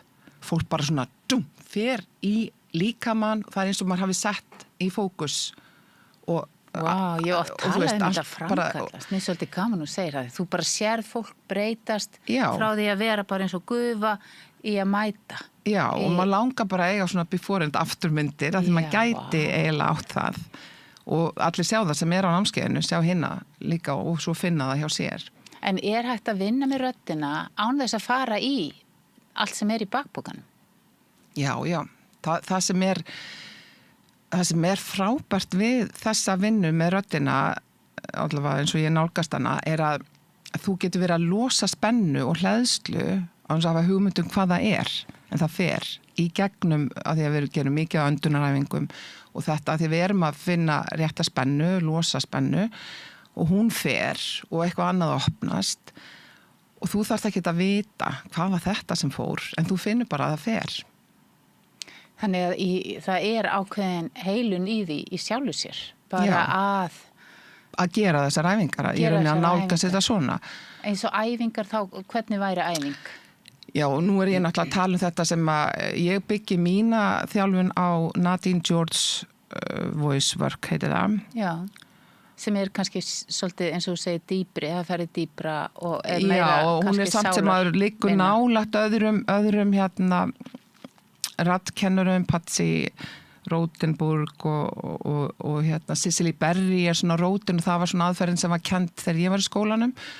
Nadine hefur þann bakgrunn í Central School of Speech and Drama en þessi aðferð kemur inn á kjarnin í henni svona hljóðavinna sem á rætur sínar hjá Þjóðverja svo ég segi mjög stuttumáli og þaðan þetta kvót röddin vöðvi sálarinnar komið frá honum Alfred Wolfson Hann var hermaður, ungumaður í fyrri heimstyrjöldinni, lendir þarna í skotgröfunum og allt það tráma kemur heim og það ásækir hann svona, þessar raddir ásækjan og líka náttúrulega sektin, þú lifðir af, ekki viniðinir og allt það. Og hann hugsar, ef að deyjandi raddir geta haft þetta power, hvað þá með lifandi raddir? Eða sérst, rödd í heilbrigðum líkama. Og hann byrjar svona, hann tónlistarmaður og byrjar að leika sér að gera hljóð við píanóið og opnar inn í rauninni heilar sjálfan sig af hvað heita PTS eða post-traumatic áfallastreituröskun. Já. Og síðan fer hann með þetta og að kenna söngvurum og leikurum og hann flýr til Englands og maður sem að margir þekkir í leiklistinni Roy Hart hann var svona upprefandi stjarna í leikhúsheiminum hann var að útskrifast úr Rata og hann á að fara að leika Othello eitthvað í vandræðum með hlutverki hann finnur ég næ ekki alveg tökum á þessu verkefni, ég tengi ekki og einhver segi við hann það hann Alfred Wolfson tjekkaðu honum og hann fer til Wolfson, vinnur með honum í einn dag og kemur tilbaka tilbúin að drepa. Þú veist búin að tengja við þessar hvatir í Othello. Já. Ef einhver mann það ekki, þá myrðir hann unnustuna sína Desdemonu í afbrýðisemiskasti. Og Roy Hart svo snertur af þessari vinnu með Wolfson að í stuttu máli hann stofnar nýtt leikhús sem bara að vinna alls konar á mjög svona nýstárlegan hátt með röddina, líkamlega, þessum tíma, þetta 60 eitthvað, þá enska leikhúsið svolítið Talking Heads, leikhús sem ekki mjög líkamlegt. Og hann, þau flytja til Frakklands og með setur þar og það ennþá í gangi, en Nadine var hluti af þessu leikhúsi. Þegar Roy Hart deyr snögglega í bílslysi, bara 34 ára gamall, þá hún þar í 4 ári viðbót en fer síðan sína leið aftur til Englands og þróar þessa aðferð sem að ég kenni. Og þegar ég fór fyrst á námskeið á Nadine og var bara að gera einhver hljóð, eitthvað, og það trilluðu tár og ég bara, hvað þetta? Þú veist, það bara svona, maður nálgast röddina alveg nýjan hátt. Þú ert að opna, þetta bara eins og kannski jókanu þegar maður ómar, þá finnur maður einhvern veginn orkan fyrir að stað, það hreyfist allt. Og hún, þetta mjög einfalt kerfi en maður fer bara dýpra og dýpra. Ég til dæmis, ég fer reglulega til hennar bara, og það ég alltaf að gera nýjar uppgötanir. Þetta bara endalaus saga, þú veist, að fara inn í röddina. Og hvað breytist við það að gera nýja uppgötun eða ná, þú veist, að vinna úr einhverju? Já, þegar ég var svona fyrst að fara á svona 2 vikna námskeið á sínum tíma, þá var ég að leika einleik, skilaboð til Dimmu eftir Elísabetu Jökulsdóttur. Og hafði verið að leika hann hér og þar og svo fer ég út á þetta námskeið og svo fór ég að leika aftur eftir að hafa farið út þarna í fyrsta skiptið og ég var bara, hvaðan kom þessi rödd þegar ég byrja að leika þá ég bara heyri algjörlega nýjan hljóm í röddinu minni, bara svona fyrsta skrefið og svo það bara, maður bara hefur meira vald og hún opnast einhvern veginn tæknilega á nýjan hátt, þú hefur meira, á endanum hefur meira úthald, meiri blæbrigði, stærra svið, flestir að nota bara brota því sviði sem allir hafa. Rattsviði. Og meinar þá tóna eða... Já, hvar þú ert hversu hátt og látt þú getur farið. En síðan auka áhrifin sem svo geggjuð og það var til þess að ég fór að kenna þetta. Ég var bara, þið verða að læra þetta æðislega aðferð, og bara byrja að halda námskeið og núna sem sagt svona með réttindi til að kenna þetta, búin að vera í mörg ár. Hvað var það? Var það þá út af því að umfram þetta að vera með þetta rattsvið, þá fannst þér eins og þú fengir eitthvað meira út úr þessu? Já, bara því að það sem þú ert að gera, þú ert bara að, þegar þú tengir við röddina, þá ertu að tengja við kjarnan í sjálfri þér. Já. Og það svo tilfinning þegar maður allt í einu bara kemur heim. Þegar maður finnur bara að maður situr betur í sjálfum sér. Já. Og það bara eins og heilun never ending story. Það endar ekki. Þú getur alltaf farið dýpra og stækkað innanfrá. Ég að tengja þetta við, það tvennt sem þetta í hug. Það annars vegar, í þessari partasálfræði þar sem fólk að tala að setjast inn í sálina sína. Og það nú stóra verkefni okkar allra því að samkvæmt þeirri hugmyndafræði erum við alltaf að tjá okkur og vera í rauninni í einhverjum pörtum en ekki alveg í kjarnanum okkar. Og það virðist vera verkefni margra okkar að finna þá tengingu. Og einmitt eins og þú segir, mér finnst þetta svo forundilt að vakna margar spurningar, sko, þetta að vera að tjá sig frá þessum kjarna, þar einhver rosa dýft og einhver sannleikur og þar þetta... Þar ert þú. Þar ég, já. En það svo, þegar þú segir þetta, ég tala partavinna, því ég hef líka haft mjög mikið áhuga því að skoða með fólki sem kemur í þjálfun hversu mismunandi rödd þú hefur eftir því í hvaða hlutverki þú ert. Já, já. Og það, ég man að mér fannst það sjálfri svo glatað eitthvað, einhver stað var maður bara örugur, svo kom maður eitthvað kringustaður að hitti eitthvað sem maður langaði að vinna með eitthvað og þá allt í einn bara svona, var maður með rosa litla rödd. Já. Og myndi ekki hvað maður ætlaði að segja og eitthvað. Og svo einhvers þar annars staðar lék hún alveg í höndunum á manni og allt svaraði og svona. Já, og líka þar hefur maður aðgang að bara einhverjum húmor og einhverju svona allt öðrum þessari svona náttúrulega tjáningu sem kemur bara áreynslu laust. Já. Þannig að ég hef líka verið að skoða það og núna er ég bætti síðan þessi raddvinna, hún er svo mikil orkuvinna. Þú veist, ég hef búin að vera að standa kannski, gera einhver hljóð og bara allur líka mér að byrja alls konar að gerast þegar að losna orku og hérna, mann líður bara eins og sjaman og það endaði náttúrulega með því að ég fór í sjamannám. Já. Og það var algjörlega svona lógist framhald. Við rættum það hérna áðan hvernig ég ætti að kynna þig. Já, þú búin að vera að læra allt. En það tengist rosalega bara rödd, kjarna og miðlun. Sjamannámið, hverju bætti það við? Það er þessi orku. Það er þessi orkuvinna og þá, af því að þarna við að tala til dæmis hlutverkin að partana, að þá er ég núna með verkfæri til að fara á bak við tjöldin og vinna í því. Þegar yfirleitt er það sem stoppar okkur í samband við röddina ekki líkamlegt. Það er huglegt. Útskýrðu aðeins? Bara hugmyndir sem við höfum röddina, gömul mynstur, einhver sagði eitthvað við okkur og einhver partur lokaðist og fraus. Já. Þannig að þá er ég kannski að vinna með fólk, sérstaklega eru komið í engaþjálfun, að þá er ég að vinna með partana sem er að stoppa þig í því að í rauninu opna röddina. En heyrir þú eins og hjá sjálfur þér og þeim sem þú þekkir, eða er þetta inn í einhverja parta sem eru kramdir? Já og nei, ég til dæmis bara hef upplifað það í heilun að það komu til mín raddir og mín heilunavinna, bara svona örstutt það að ég missi mömmu mína snöggt, óvænt, hún verið bráðkfödd, bara 56 ára, hún er að passa heima hjá mér, ég með 7 mánaða strák og hún fer heim og deyr nóttina. Og það var rosalegt áfall og í gegnum það tímabil og framundan hjá mér var leikferðalag til Englands, á 2 London og hérna sem Hrói Höttur var, hvað heitir það, Nottingham og Finnlands og ég skil ekki ennþá hvernig ég fór að þessu.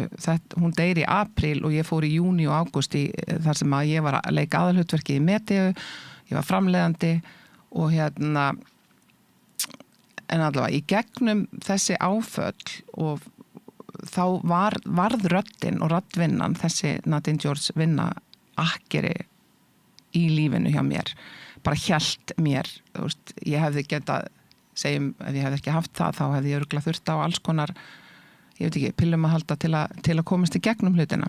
Varstu bara í svona áfalli? Ég bara í áfalli, ég byrjaði að fá kvíðaköst og alls konar. Og þetta var nokkra rétt eftir 9/11, þannig að maður tók nokkra gin og tónik og maður fór í hverja flugvél. En þetta svona, og svo þegar ég fer dýpra í sjamanvinnuna, þá er ég mikið að nota röddina þar og sumi partar af mér komin tilbaka í gegnum röddina, bara beinlínis rödd sem sagði, ég þurfti að fara og ég bara fór en þannig er við komin að bara heilan annað þátt svoleiðis vinnu. En líka áhugavert eins og þú segir, sko, þarna verður þessi þekking á röddinni og þessi vinnubrögð akkirið þitt, þannig að þú getur beitt í sem tækni þó að sáliðin sé mjög krumpuð. Já, og að því við komum aftur að önduninni og þegar að við í streitunu og áföllunum eða vanlíðanni þá einmitt förum við í þetta streitu ástand og allt í raddþjálfuninni miðar að því rauninni að vera í líkamsstöðu sem er opin, ekki streitu. Þannig við erum að svona manipulera kerfið í áttina því að hér er allt í lagi. Við erum að segja, þegar ég stendi í opinni stöðu og ég anda djúpt og hægt, þá er ég að segja líkamannum, segja kerfinu að það sé allt í lagi. Já.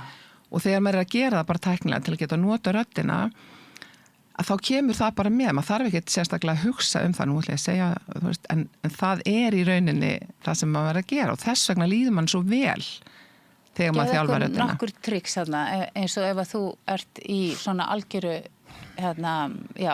sálar angist, hvaða tækni myndirðu nota til að líka með átti sig á því ég er að segja að það verði allt í lagi einu öndur sem ég nota bara mjög mikið, það er bara að anda inn nefið alveg inn í maga tala með loftið? Semst með hljóð. Og þegar ég anda inn nefið, þá anda ég djúpt ofan í magan og þá eru strax að fá 20% meira súrefni, 15-20% meira. Þegar við öndum inn nefið? Já. Strax komin í gróða. Já, kendu mér. Og síðan erum við að opna munnin og slaka á kjálkunum, því að það er náttúrulega eitt spennusvæði sem er undir. Og fókusurum varnar út til að hljóðið fari út. Þannig hérna erum við að gera róandi öndunaræfingu. Það er ekki bara þess að vera með sexy varir sem að fólk er að gera. Það er ekki þessu. Heldur, þessi svona minnasaxi, tilfinningin alltaf að maður svona sleppi kjálkunum og maður er meira eins og maður sé orðin heilalaus. Það er alveg slakur. Og er eins og maður sé að fara að syngja hó. Og allt er slagt en opið og maður styður við að því maður getur náttúrulega ef við verum 100% slök þá verum við dauð. Þannig að við erum alltaf að færa stuðningin á rétta stað. Þegar röddin festist svona aftarlega, það er líka svona ákveðin vörn í af því að þegar ég svona vil ekki alveg tala en ég þarf samt að tala þá svona líka minn lokar og dregur sig í hlé og það hefur áhrif á röddina. Bara eins og ef ég tala fram hjá mæknum. Að veist, ef ég þarf að standa inn og tala við þeim, virkilega langar það ekki, að þá er ein leið líkamans bara að svona draga röddina inn, draga hausinn inn og fókusinn inn og í rauninni draga mig saman, þannig ég er næstu í farin en ég er samt hérna. Þetta gerist bara ómeðvitað náttúrulega. Þannig að það sem við erum tæknilega að gera, við erum að horfa út, við erum að anda djúpt ofan í magan og svo og hérna, bara með því að gera hljóðið, þá erum við náttúrulega að þjálfa aðeins röddina og við erum að höfum það svona mjúkt opið, við erum að gera ekki að íta mikið. En segðu mér, er þetta aðferðin sem ég stilli mig af inn í til þess að geta tjáð mig, eða er þetta æfing sem ég geri áður en ég þarf að tjá mig? Já, þetta er æfing áður. Þetta er æfing sem að gott er að gera gangandi eða þú fór út að ganga, þetta er bara eitthvað svona, þetta er svona grunnstilling. Ég þurfti að geispa. Já, og þá byrjar maður eftir að geispa og geispin er einmitt að opna og losa spennu. Já. Og röddin það að gera smá hljóð, líka bara þegar við dæsum. Þetta er náttúrulega leið okkar til að losa við spennu. Já.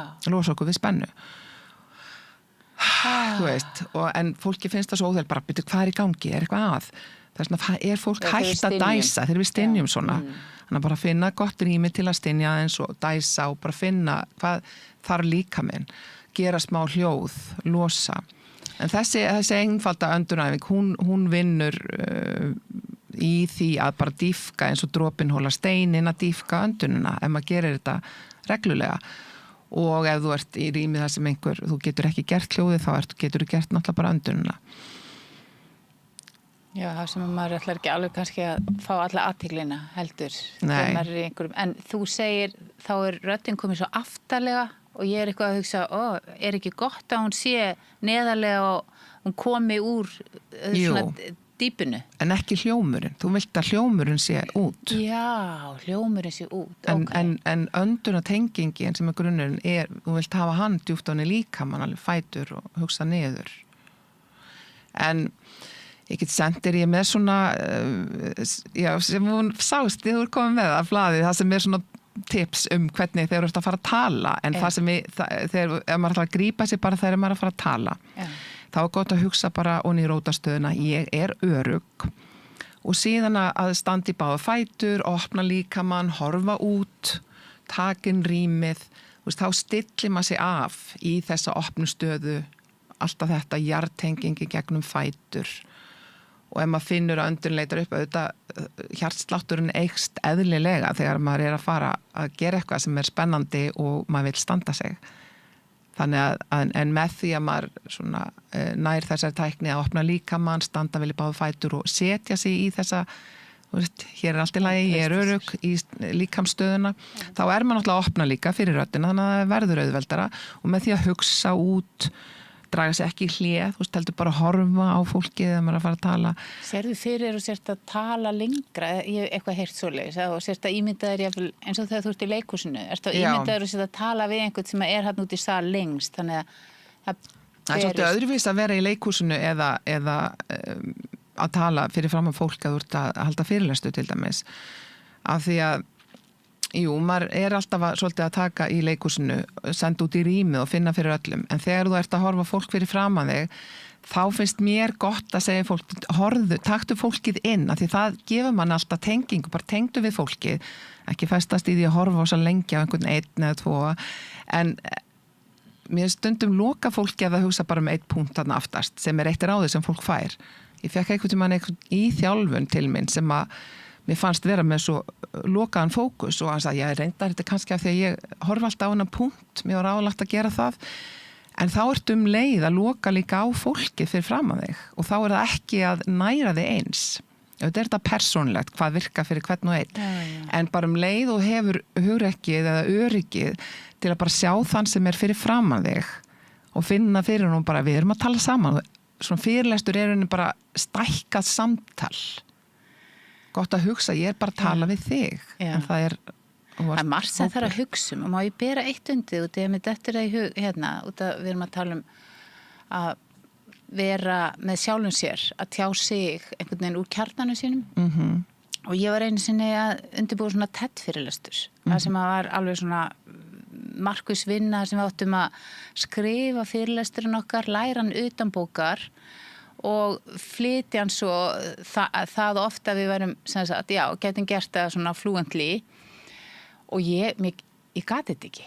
Ég gat ekki lært utanbókar og það sem ég á endanum þá bara henti handritinu og spann eins og ég hafði alltaf gert og bara sagði og var að tjá mig eitthvað sem ég hafði mikla ástríðu fyrir. Ég gat það, en ég gat ekki fara eftir handriti út af mér fannst ég fara úr mér í hausinn. Skilur hvað ég á við? Já. Og þetta er einmitt mjög athyglisverð pæling af því að við skrifum fyrirlestur þá erum við svolítið í ritgerðinni. Við notum önnur orð, setningarna byggjast öðruvísi upp. Að bara þurfa að muna. Og síðan að muna, af því að það er ekki eins og þú talar. Já. Þannig að þegar maður er að þjálfa fólki að halda fyrirlestur, þá er maður að þjálfa í því að færa orð í mun eða í samtalið, orðablaði í samtal, eða eins og ég var einmitt að gera svona fyrirlestur daginn og ég samti hann bara í rauninni, fór í gang og tala efni sem þekkti mjög vel í bílnum, talandi, cirka. Svo fór ég að skrifa það niður, en einmitt hendi því öllu á endanum. Já, þú hendi því á endanum. En það, ef að þú þarft að, það fer náttúrulega eftir efninu og hvort þú þarft í rauninni að læra ákveðna kafla. En það kannski pointið mitt ef það er mjög margt sem að ég þarf að muna, þá missi ég sambandi við það sem að ég er. Það þarf ekki að vera þannig. Það þarf ekki að vera þannig. Maður getur bæði. Ég myndi segja, en þarna geti ég verið mjög greina þarna myndi ég greina það að þú hafi sett í ákveðna stellingar þegar þú varst að skrifa sem var kannski ekki það sem þú ert þegar þú talar frá hjartanu, skilurðu. Já, það er hugsanlega. Það færð að nota kannski önnur orð. Já. Þess vegna er mjög gott að gera að spinna, þú veist, ef þú ert að undirbúa ræðu, byrja að æfa upphafið og bara byrja að tala, taka upp, hlusta, byrja aftur. Þá ertu náttúrulega líka að læra þetta leið. Já. Í staðin fyrir að vera að læra af setningu. Og það er náttúrulega leikarar, ég leika einu svona 90 minna verk eftir Ásdísi Thoroddsen hérna. Þú veist, maður getur alveg lært það einleik. Já, maður getur lært utanbókar og það getur orðið svona, getur sogað þannig inn að það verði bara eins og það sé þú. Þinn texti, algjörlega. En það er líka þessi leið sem að fólk kannski gleymir stundum og sem er svo einföld núna því allir eru með upptökutæki. Það er bara að byrja að tala, hlusta á sig, setja timer og þetta á að vera 20 mínútur, setja timer, byrja að tala, hlusta. Nei, ég ætla að byrja, þetta er ekki nógu að byrja, ég ætla að velja eitthvað annað til að opna með. Mjög gott að byrja að æfa fyrst upphaf og endi. Af því það er streitupunkturinn bara hvernig ætla ég ná fólki í upphafi, hvert er ég að fara með það, hvað er svona grípandi byrjun og æfa svo lokin, líka bara hvað ætla ég því að þar kemur, tíminn er búinn, nú þarf ég að skilja eftir með eitthvað, hafa það og svo er hitt svolítið flæða á milli þar sem þú ert að lesa salin og svona, en ef þú ert með upphaf og endi tilbúin, þá ertu nokkuð góðum málum. Já, þá ertu með þessa stólpa til að standa í. Ein spurning, já, fyrir ekki, já, en út af því mér langar að heyra hvað þetta mikið kraftaverk sem getur gerst. Ertu með dæmi einhvern einstakling sem hefur algjörlega umbreyst við að fara í gegnum svona þjálfun?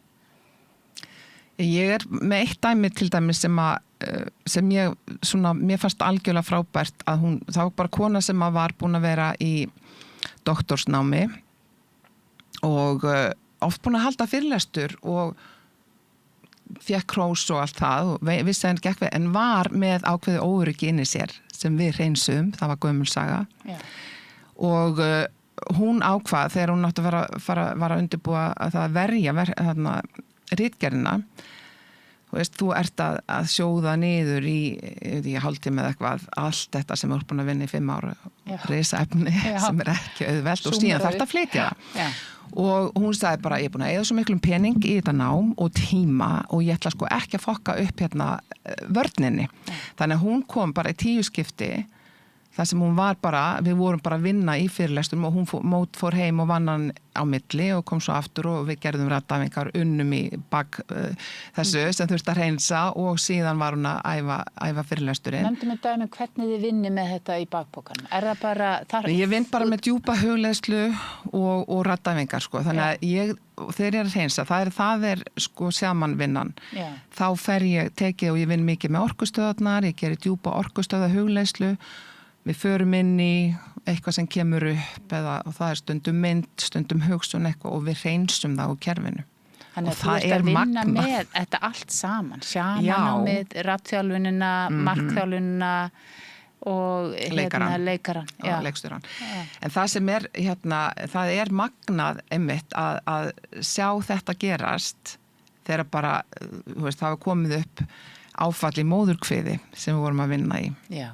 Til dæmis og það var mjög mikil umbreyting sko. Bara hreinlega, þar byrjar allt að fara í sumum tilfellum ef það eitthvað gerist þá og síðan hálsstöðin, röddin brúin milli hjarta og heila og mér finnst oft að fólk hefur unnið mikið kannski í svona andlegri vinnu eða svona áfalla vinnu einhverju og líka sálfræðingi eitthvað og hugsað og pælt eða eitthvað svona en brúin er ekki komin úr líkamannum og út sem er röddin.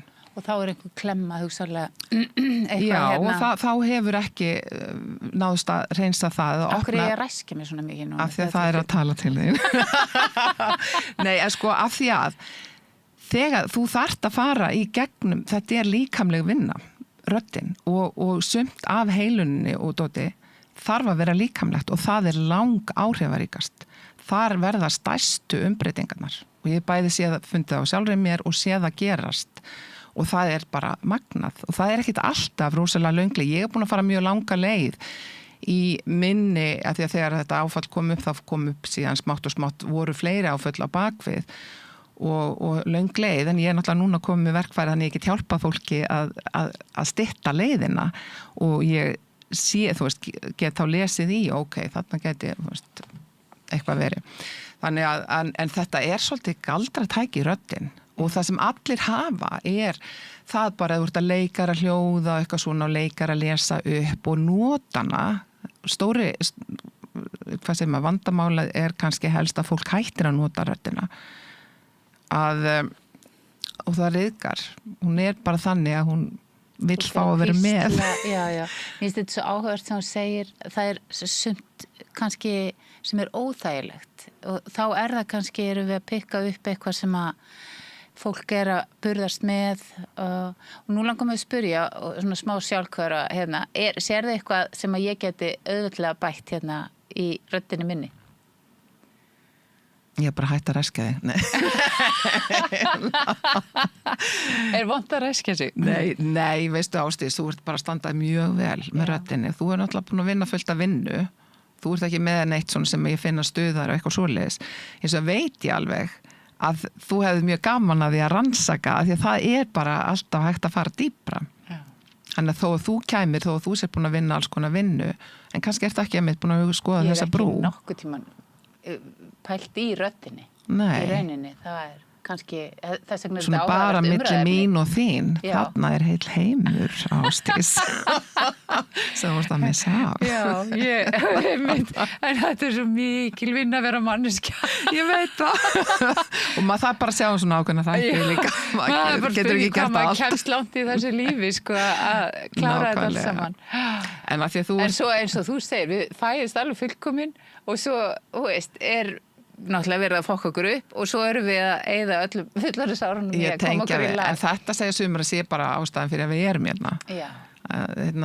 Hvað sem að spirit, having a human experience. Já.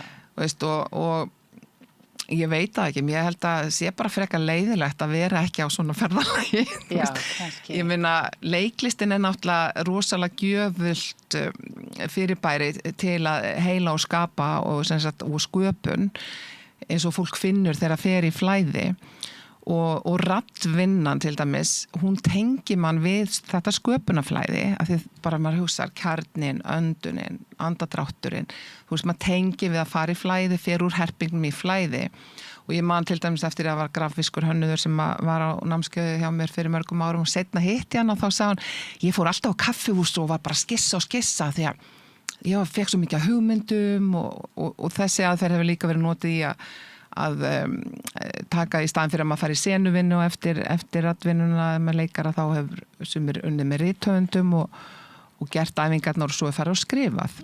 Og ég hef haldið svona, ég var með í Skálholti einu sinni þar sem við vorum að fókusera á breytingar. Ja. Og þá þessi raddvinna eins og hún allavega sem ég að gera rosalega góð grunnur til að tengja inn í að við séum hér og nú í þessum líkama og svo þannig að við gerðum alla það á hljóðin og allt þetta við morgunin og svo eftir hádegi þá vorum við að fara í hugleiðslur og skoða breytingar og það var mjög mögnuð vinna. Þá leiti ég ekki þá vinnu því að þá var ég ekki komin á þann stað sem er í dag en þá var ég með aðra konur sem að sáum þann part en það var mikið opnun og flæði og umbreyting og svona, þannig að þetta er... En viltu segja frá kannski bara svona örstutt út af því að nú örugglega einhverja hlustar sem langar að fara á námskeið hjá þér. Hvar finnum við upplýsingar þetta? Á ég að koma í einkatíma eða fara á námskeið? Það fer eftir í hvað það sem að þú vilt vinna með. Þessi hópnámskeið sem ég hef verið með heita Ræktaðu röddina og ég hef verið að kenna þau í helganámskeið undanfarið og ég haldi því áfram í haust og til dæmis voru einu námskeið núna í vor, það voru allavega menn sem voru búin að berjast við hæsi bara búin að fara í alls konar til talmeinafræðinga og hitt og þetta að reyna að vinna úr því þeir bara læknuðust á þessari helgi. Já, hvað sér? Og ég fekk einmitt svo fallegan post frá einu sem hafði ég bara staði læknunum mínum þetta og sem að að gerist eitthvað mikið. Það sem er gott þar erum við í hópi og það magnast allt upp þegar við erum fleiri. Þá kemur styrkurinn af því að sjá aðra að fara í gegnum þetta sama, sjá þá umbreytast og þá skilur maður svolítið vel svona hvað er að gerast og hlusta og það magnar líka upp reynsluna. Í engaþjálfunni þá er tækifæri til að fara ef þú ert bara til dæmis að fara að gera þinn TED fyrirlestur eða ert með eitthvað svoleiðis oft fengið fólk sem að undirbúa að fara með eitthvað efni eða sumir stundum að fara að kynna bækurnar sínar eða eitthvað að þá er tækifæri til að fara dýpra í svona heilunarvinnu í rauninni bæði náttúrulega að bara þjálfa röddina en þessi baksviðsvinna þessi heilunarvinna sem er þá hluti af þessu hvernig ég nálgast það hún styttir leiðina mjög mikið í það að þú finnir kraftiðinn og getur nota röddina eins og þú vilt. Hvað myndi gerast ef við værum öll búin að vinna þessa vinnu og fara í gegnum þetta og hvernig væri lífið hérna úti öðruvísi? Hvernig væri samskiptin í fjölskyldubúðunum? Hlustunin er önnur.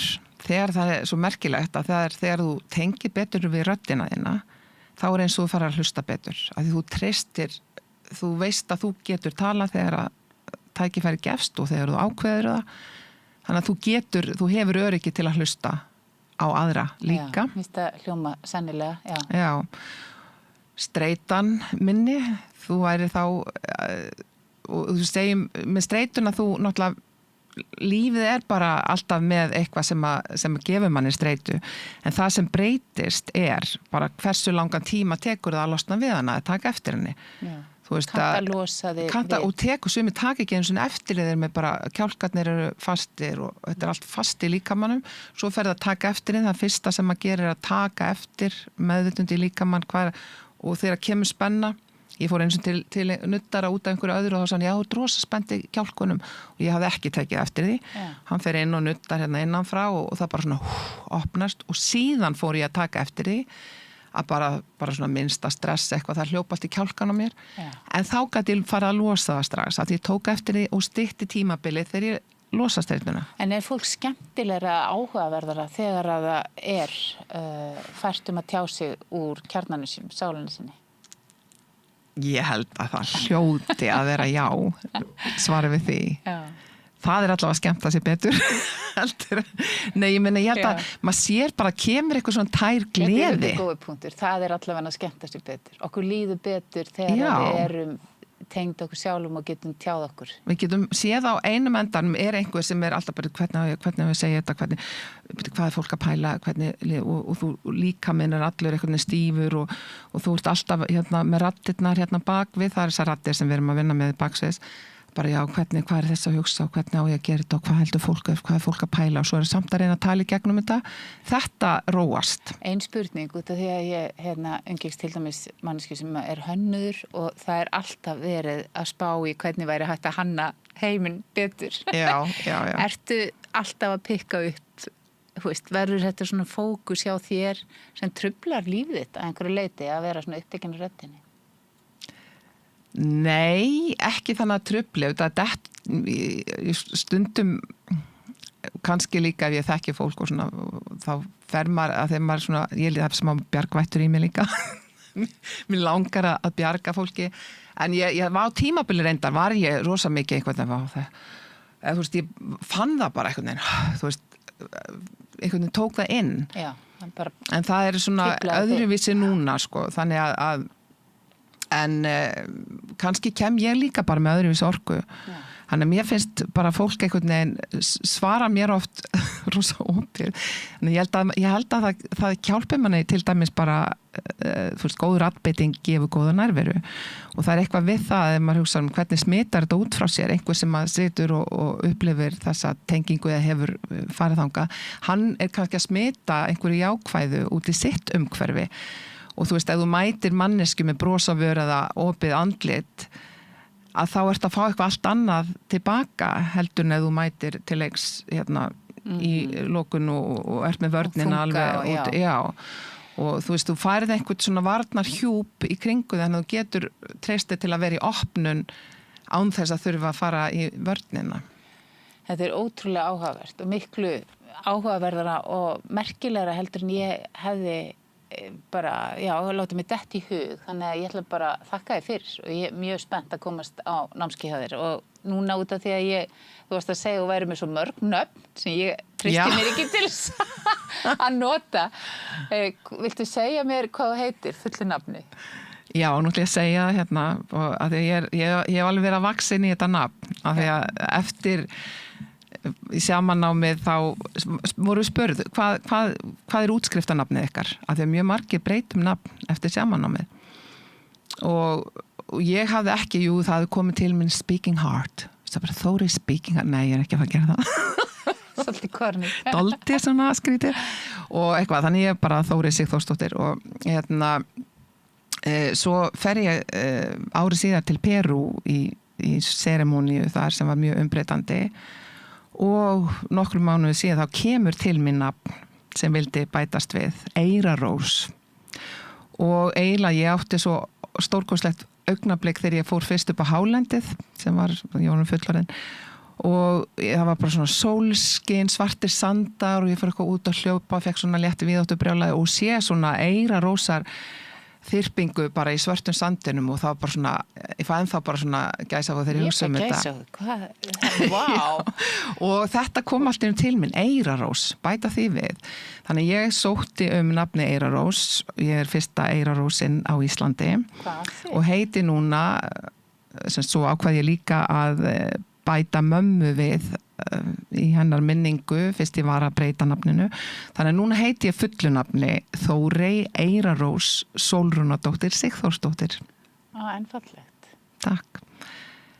Nú er það náttúrulega ekki alltaf. Já, en bara mjög fallegt og gaman að geta einmitt, eins og þú segir, vaxið, eins og þú segir, ég að vaksa inn í þetta nafn. En það sem ég uppgötaði þegar ég var búin að velja nafnið og komið með það og var að segja vinkonum minni frá því að þetta væri búið að samþykkja þetta og þá segir hún, að því við erum alltaf að fletta öllu upp, hvað er spiritual meaning, hvað þýðir þetta nafn? Yeah. Og ég veit það, ég er ekki búin að fletta það upp, það var mjög óvinn, ég er alltaf að fletta upp svona spiritual meaning eitthvað og ég fletti því upp og á ensku er þetta fireweed og Fireweed er kallað the phoenix of the flowers. Þetta er fyrsta blómi sem vex eftir eldsvoða eða eld eitthvað. Og það var einhvern veginn mjög við hæfi að það kom til mín akkur þarna. Má ég segja annað? Og út í barnabarnum mitt heitir Bergrós. Já. Sem er bara næstu bara við. Já. Og dóttir mín fekk hana til sín í draumi meðan hún var ólétt. Já. Þar sem hún bað þetta nafn. Já, það. Já. Þannig ég fekk ekki nöfnu, en hún fekk þetta fallega nafn. Já, það það er eitthvað með nöfn, sko. Já, nákvæmlega. Og það er ekki það. Sóli, þannig að það er svona falleg blómanöfn. Ég elska svona, og veistu hvað Þórey þýðir? Hvað heldur að Þórey þýðir? Ég hefði haldið einhver svona valkyrja eitthvað. Nei, eitthvað annað. Nei. Já. Þór, þannig að tengist Þór og ei, sem ég vissi ekki fyrir honum fullarinn, ei þýðir gæfa eða lán. Þannig að þetta er eiginlega gæfa eða lán Þórs, frumuguðsins Þórs, sem ég var smagna þegar ég fattaði, en ég bara skýði höfuð á með minni, sko. Og en svo bætist þetta við, þannig að já, ég elska að skoða svona þýðingu á nöfnum. Ég ætla ekki hvort ég muni þetta. Þórey Eyrarós Sólrúnardóttir Sigþórsdóttir. Já, ég er ekki vissum, ég man alltaf hvað börn mín heita, þannig ég ætla bara ekki að leggja þetta þú átt líka 4 börn, sko. En æðislegt að tala við þig og að fá þennan yndislega fróðleik og bara takk fyrir komuna og við ætlum að kveðja í dag. Takk fyrir mig. Ætlum að þessu sloppi. Góðir fjölmiðlar eru mikilvægur partur af því súrefni sem sérhvert samfélag þarf á að halda. En góðir fjölmiðlar, þeir þurfa ekki endilega að vera hlutlausir, en þeir verða að vera sjálfstæðir. Alveg eins og góðir háskólar og traustir dómstólar þurfa að vera sjálfstæðir. Þeir þurfa að þjóna fólkinu, ekki valdinu. Ég heiti Þorvaldur Gylfason og ég styð samstöðina.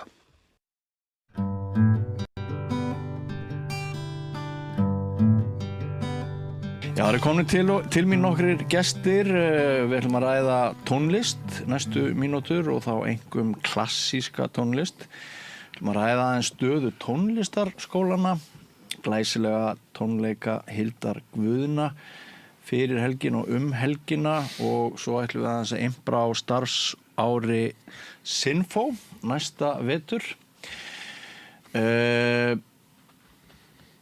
Ingveldur, vinkona mín að norðan frá Akureyri.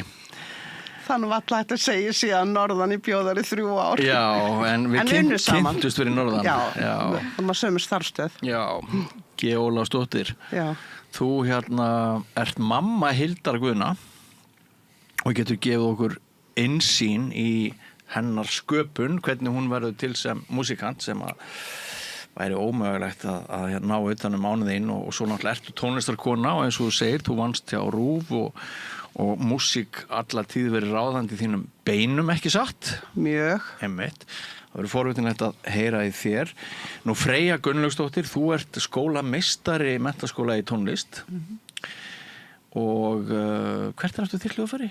klarinett. Klarinett? Ég starfaði lengi sem klarinettleikari. Einmitt. Lengst af í Berlín. Já, þú varst þér eitthvað 10 ára eða? Já, 12 ár. 12 ár?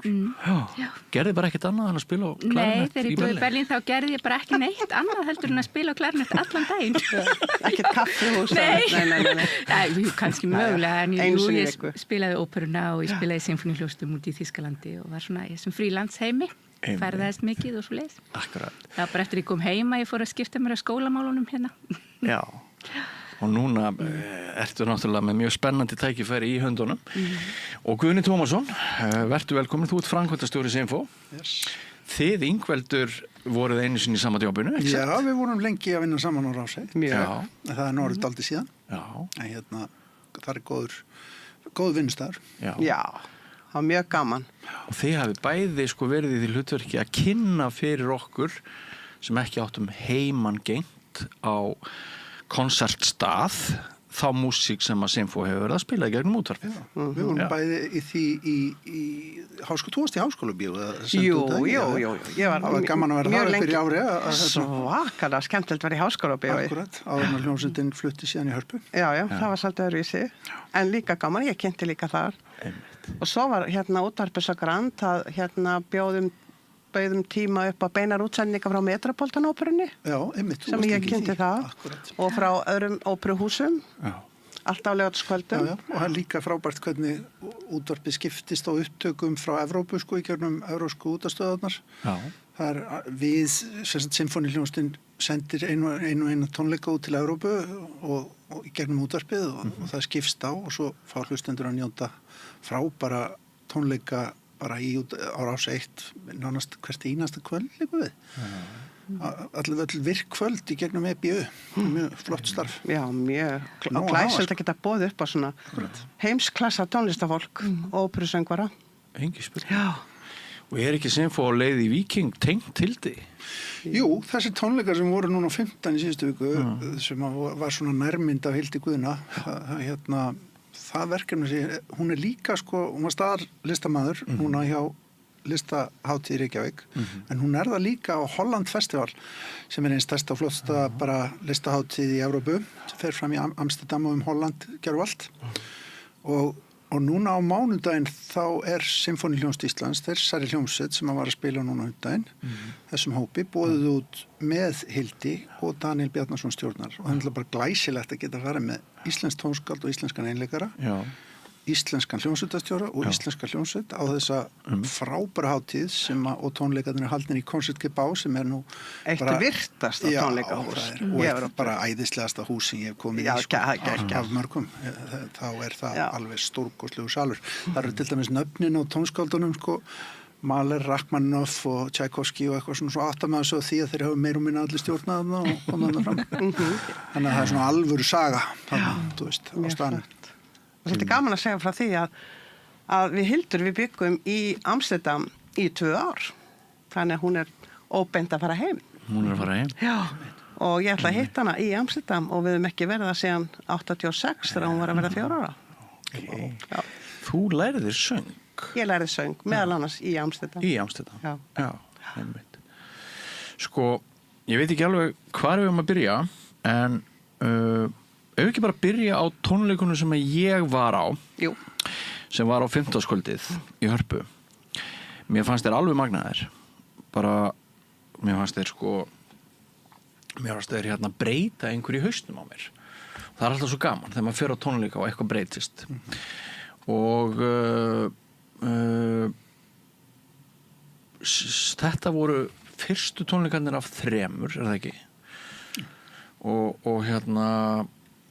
og mér langar fyrst bara svona aðeins að fara inn í tilfinningarnar hjá þér að því ég hitti þig rétt áður en fyrstu tónleikarnir hófust þarna á 50-skvöldið þú varst að fara að hitta vinkonur þínar náttúrulega stoltasta gæsamamma í heimi þú býrð í Danmörku flýgur auðvitað heim til þess að verða vitna þessum ósköpum og oft hefur Hildur á umliðnum árum náð að gera þig þokkalega stolta hún er alltaf búin að vinna því líku afreikin og en ertu til í að fara þess með mér í gegnum svona bara þetta kvöld?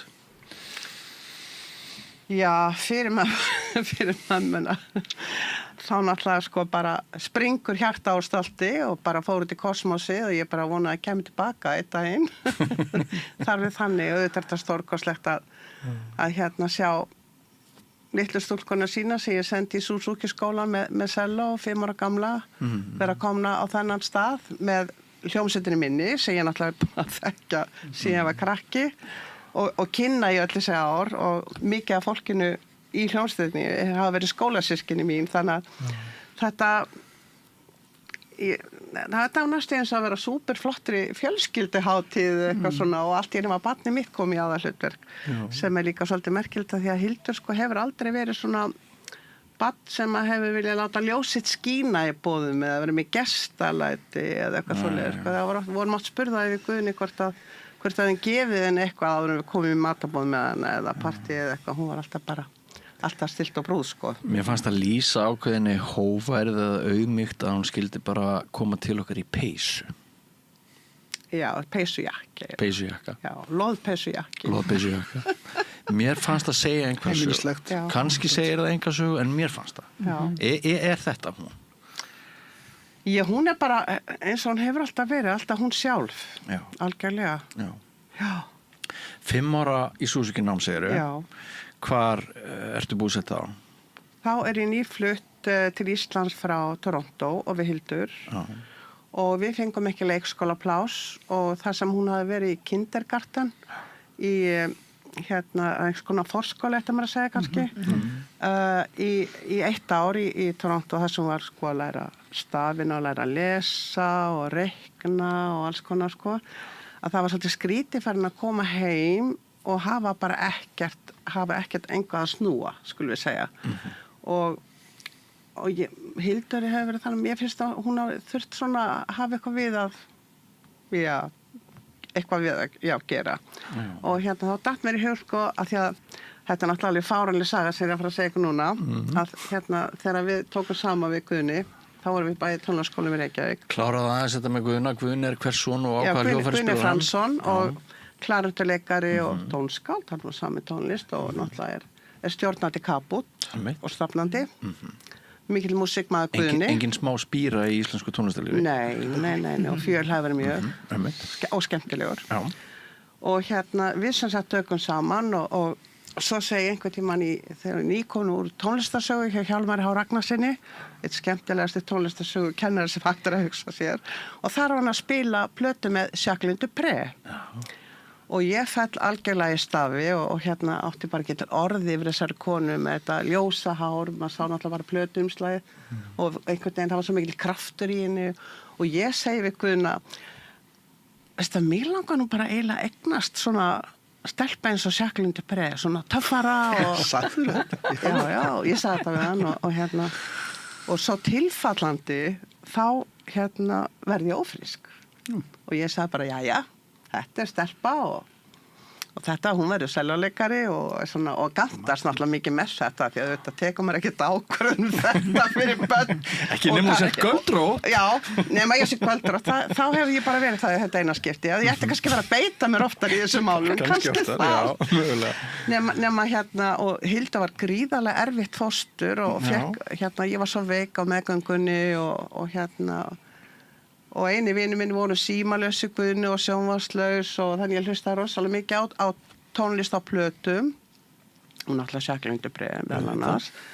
Og hérna vakna alltaf með Jóni Múla í morgunútvarpinu að bara byrjaði mér á sveita því hún sparkaði mér á fætur, hún sparkaði svo rosalega og fekk nafnið Hildur að þeim sögum, það er náttúrulega Valkyrja. En svo fæðist þetta ofboðslega rálega barn, þannig hún tekur eiginlega út sko öll ærslinn bara sem fóstur, maður segja. Hún bara fullorðin þegar hún kom út. Já. En svo sérst kemur þessi tími þar sem að Hildur bara hittir engin börn eiginlega og eitthvað og er bara heimi á mömmu og ég er í vinnunni og eitthvað sem var alveg ómulegt. Þannig ég sem, ég seta nú bara selv og hún hættir þá bara, ég minn ekkert mál og eitthvað svona. Bara eins og börn gera, þau skiptum hljóðfæri eða hætta eða eitthvað. Nema henni líka bara svona vel á hljóðfæri þannig að hún hélt áfram. Og hún var nú stundum komin að því að hætta og þá bara allt í góð með það. Þá bara hættir hún af því að ekki pínir maður barn í tónlistana og pína til að æfa sig. Það bara býr til kergja meðal bass og foreldri sem verður alltaf ekki búin að æfa því og allt þetta sko. En svo bara hefur þetta þróast svona, hún bara hélt áfram og komið svona langt, en auðvitað hef ég alltaf stutt hana í námi og ég held að það sé bara kannski gott sko sem foreldrar að styðja börn alveg sama hvað taka sér fyrir hendur, eins og sonur Hildar sko fótbolta bara séni, ég vil segja, hann það. Já. Og sko Hildur eins langt frá íþróttum og hægt sko, en hún alltaf mætir á alla leiki og styður sinn mann. Þetta hlutur kokka sko. Mér langaði þess að þú varst að segja að þið langar svona mikið að eiga svona sellotöffara, því ég var með Hildi í Tónu í gamla daga og að Hildur var alltaf svo ótrúlega skapandi og skemmtileg. Hún var alltaf með svo margt á prjónunum. Hún var alltaf skemmtilegt í gangi. Hún var í rockljómsveit og hún var í alls konar prófum og meðan við hinn vorum bara heima að æfa okkur. Hún var ekkert endilega alltaf að æfa sig. En hún var svo skapandi og flott og hún var alltaf svo mikill töffari. Miklu meiri töffari heldur en við hinn. En maður er bara svo ótrúlega fallegt að sjá hvernig þessi svona óhefbundni sköpunarkraftur og sjaldgæfing sköpunarkraftur, hvað hann hefur fundið sér fallegan farveg hjá Hildi og hvað hann hefur náð ótrúlega langt náttúrulega á sínu svið. Það náttúrulega bara fáar konur sem hafa náð svona langt bara í kvikmyndatónlist og þú veist, í því sem hún er að gera. Og við eigum Björk og við eigum Hildi og hverjar fleiri eigum við í þessari deild? Önnu Þorvaldsdóttur, hún eitt mest spilaða samtíma tónskáld veraldar bara þetta. Það skólasystur og LHÍ. Daniel Bjarnason orðið stórt nafn. Já, ég var fyrst og fremst að spá í konum. Já, í konum, Laufey auðvitað. Laufey, já. En þetta kannski bara á fingrum annarra handa. Já, svo ótrúlegasta fólk sem á sér karriéra sem maður átt sig á því, sko. Það eru svo margir sem eru ekkit endilega kannski mikið með tærnar í íslensku tónlistarlífi. Það fullt af fólki sem að ferðast veröldina og fær ágætt upp úr því að gera kallar og konur sem ekkit endilega á radarinn heima. Þetta er svo merkilegt. En við erum auðvitað búin að dásta árangri Hildar og búið að vera algjör veisla að heyra þetta núna 3 sinnum þrenna tónleika. Hún var sko fyrstalega verið þessi symfónísku tónleikar á fimmtudaginn. Svo var hún með svo flott prójekt í Silfurbergi á listaháttíðis, Where to From, sem nýkomið út og Deutsche Grammophon sem eitt flottasta merkið í sígildri músík og svo voru æðislegir kórtónleikar í gær þar sem hún var sett í samband við Jón Nordal og hans verk. Og það er aldeilis viðandi. Jón Nordal hafði 100 ára á þessu ári. Já, nákvæmlega. Og gaman að segja frá því að Hildur var 3 vikna eftir að hún fór í tónlistarskólann með mér í tíma og svona. Og ekkert að þessu, þú veist, fæðist úr engu. Ég meina, þetta er allt byggt á starfi kynslu og ég meina, það er náttúrulega Jón Nordal algjör lykil maður í íslensku tónlistarlífi og uppbyggingu tónlistarnáms á Íslandi. Elska Jón Nordal. Ég ekki einnum að finna spurningin áhugaverð úr hverju sprettur afburða tónlistarmaður. Finnst ykkur þetta ekki áhugaverð spurning alltaf? Alveg rosalega. Já. Og núna, sko, kannski ekki alveg strax, en eftir nokkra mínútur þá langar mig til þess að við pælum aðeins í, sko, samfélagsgerðinni. Hvort þetta alltaf bara einstaklingurinn, ættin, foreldrarnir, músíkin sem hlustað á í móðurkviði eða hvort samfélög raunverulega sko hafa mikið það að segja alltaf fjölda af afburða músíkantum og svona. En áður en förum þangað þá að því ég ennþá undir svo sterkum áhrifum frá þessum tónleikum á fimmtudagskvöldinu. Já, ég reyndar þegar kemur á svona giggi hefst undirbúningur fyrir ári eða eitthvað? Já, þú veist, meir en það held ég. Hugmyndin allan svona eins og horsásgömmul að búa til svona nærmynd eins og við köllum það af Hildi og svo þetta búið að vera í mikilli deiglu og þróun og hún reyndar síðan svo gaman að þegar músíkantarnir sjálfur sko grípa tækifærið og fara í nýsköpunina og hún fer í það þarna heyrðum við alveg glænýja músík sem hefur hvergi heyrst sko. Þannig að það líka verið að semja inn í þetta tækifæri og þetta spotlight sem þú færð sko. Og líka búa til nýjar útsetningar. Þarna var nú músík til dæmis úr Joker, þessi miklu Óskarsverðlauna músík sem að ég man bara eftir að allra áhrifamesta tónlistar sko bíóupplifun sem ég hef átt þegar ég fór og sá Joker. Ég meina, allt í hennu hugsaði bara, hvað er það hérna? Hvaða galdur er í gangi hérna? Og Ég er svo svo sammála. það er músíkin. Það var af því að hún lagðist ofan á mann eins og Mara og eiginlega sko pressaði mann niður í þessa myrku veröld og það er líklega svona bífægilega gæsað og þegar ég tala um þetta, sko, þetta var svona físískasta reynsla mín af músík bara sem ég hef upplifað sko í þessu samhengi og alveg magnað sko að heyra og aftur þú veist eins og Tjernobyl sem var nú sungið á þessum svona sálmur eða bæn sem var sungið núna á þessum kórtónleikum í gær, kórverk en hvernig hún vann það og til dæmis úr hljóðum sem voru tekin upp innan úr orkuveri og sko þá það manipulerað inn í músíkina alls konar umhverfishljóð innan úr orkuverinu þannig að nýsköpunin og sko hugmyndaauðgin eins og Freyja bendir á er náttúrulega alveg ótrúleg og það gerir hana þessum magnaða listamanni sem hún er. Já, það er gaman það að því að nefna Tjernobyl, sko, ég var þegar hún fekk verðlaun fyrir það, alþjóðlegu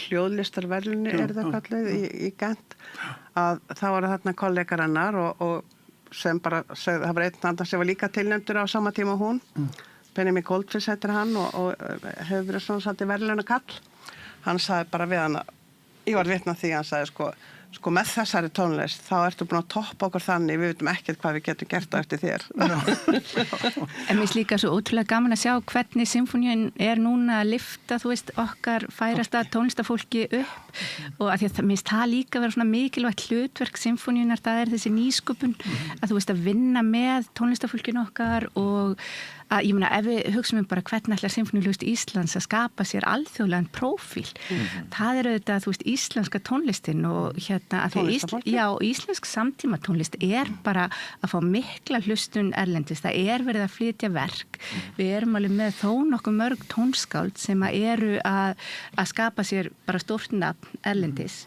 og þegar fólk lítur hérna heim, þú veist, hvað er í gangi hérna heima, þá er það náttúrulega þetta sem fólk vil sjá og sem fólk vil heyra og þess vegna finnst mér gaman að sjá hvernig þið takið eins og Hildi og liftið henni upp og búið til bara flotta dagskrá með hennar verkum af því að þetta vekur athygli og er bara mjög mikilvægt. Svo sjáum við dæmið að sko hljómsveitin leggur eitthvað inn jafnvel fyrir 10, 15, 20 árum síðan og leggur inn og svo tekur hún út vegna þess að svo fara þessi listamenn að draga vagnin. Ég meina við okkur búið til Hollands núna hljómsveitinni af því að Hildur er svo sem hún er. Ég meina Víkingur Heiðar fekk ansi marga góða sensa með hljómsveitinni og fekk að spila sig í gegnum ansi mikið repertoár áður en hann var þessi heimsfrægi maður sem hann er í dag og dregur svo vagnin, sko. Anna fekk að sprikla, líka með hljómsveitinni, Daniel fekk að sprikla og gera nýja músík og svo draga þau af vagnin og eru gefin út og stækka prófíl hljómsveitarinnar. Þetta er allt sko þetta er allt svona symbiotik sko, samband, þetta nærist hvert á öðru. Og ég veit að við ætlum að tala efnisgrána aðeins og eftir ég líka ótrúlega glöð að sjá okkar unga, þú veist, íslenska tónlistafólk eins og Ástu Dóru Finnsdóttur sem nú einn efnilegasti píanisti sem eru útskrifast frá menntaskóla í tónlist og það er bara 2 ár síðan og hún er strax komin á efnisgrána að spila einleik með Sinfóníuhljómsveit Íslands og bara ótrúlega gaman að sjá það.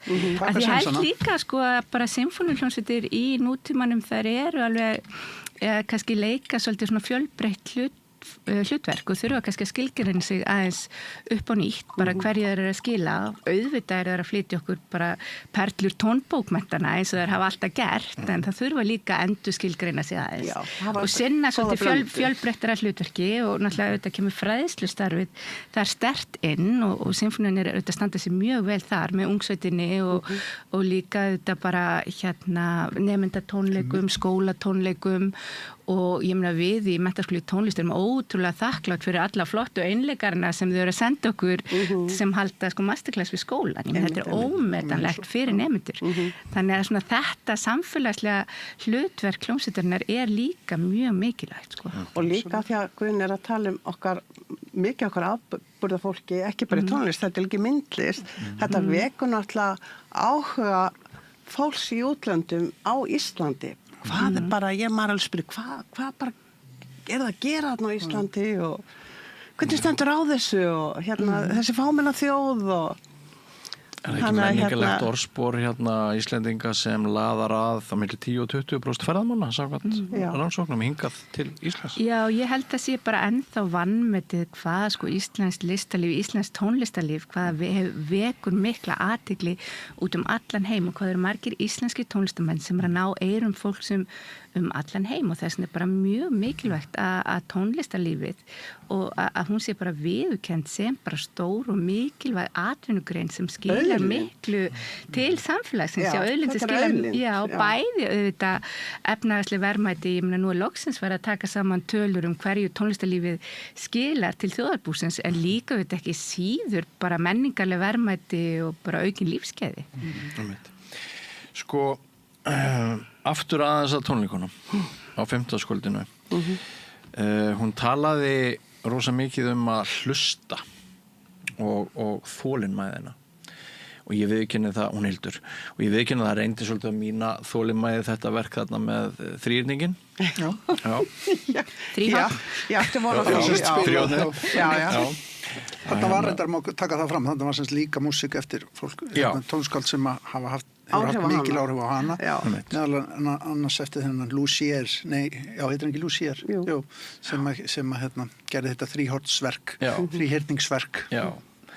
Og og það var hluti af minni upplifun að þarna var verkin sem að hafa breytt henni, þau voru þarna flutt ásamt hennar eigin músík og mér finnst þetta stundum var ekkert augljóst sko bara svona upp að miðja endir bara allur fjandinn og mjög skemmtilegt en þetta með sko hóverðina þau vorum aðeins að tala auðmýkt á hann og hvernig hún klæðist og hvernig hún talar og mikilvæg þess að hlusta og þolinmæðina nálgaðist Hildur alltaf list sína auðmjúk og svona var aldrei hroki í henni þegar hún var að læra. Nei. Svaraði nú mamma. Já, nei, ég get alveg sko votta það hefur aldrei verið hroki í henni og hún hefur aldrei verið svona supermetnaðargjörn, hún vilji sko bara selja sig til þess að komast áfram. Hún hefur, og það sem er svo fallegt einmitt við hennar feril auðvitað er ég ekkert hlutdræg. Nei. En Þú ert kölluð þetta sem hlutdræg. Já. Þetta hefur alltaf verið mjög einkennandi sko fyrir Hildi. Hún hefur alltaf farið sér mjög hægt og markvisst. Til að mynda sko, ég sagði einmitt þegar hún giftir sig sko, það er skjaldbakakennsla þangað líka eitthvað líka, hún fer alltaf á hraða sníilsins í sín verkefni oft. Til að mynda þegar hún var að læra að hjóla, gaf hana ígilega fínt bleikt hjól hún var svo mikið fyrir bleikt og pilsakjóla og hún var svo típan ægileg dama, skulum við segja og með körfi, með blóm og eitthvað svona svo var hjálpað ekki náttúrulega á hjólinu og svona og svo tek ég eftir því að Hildur sest aldrei upp á hjólið, heldur bara að fer í göngutúr með það hún fór í göngutúr með hjólið og maður bauðst að hjálpa bara þessi hjólið væri hundur já, nákvæmlega, basically þannig sko og hún sem sagt hún vildi ekki fá hjálp og það er líka lýsandi fyrir Hildur, hún vil gera þetta sjálf bara á sínu og finna sitt eigin lag finna sitt tempó og haldið ykkur nú hún labbaði með þetta hjól í 2 sumur. Í 2 sumur labbaði hún eftir strandgötunni með hjólið sitt, rosalega ánægð. Hún var ekkert beygð yfir því að vera ekkert á hjólinu. Ég get sagt ykkur það, ég lærði að hjóla tvíhjóli þegar ég var 30 ára og ég var algjör glanni. En hún alveg alltaf allsæl puntaði þessu upp og fór út að labba með hjólið.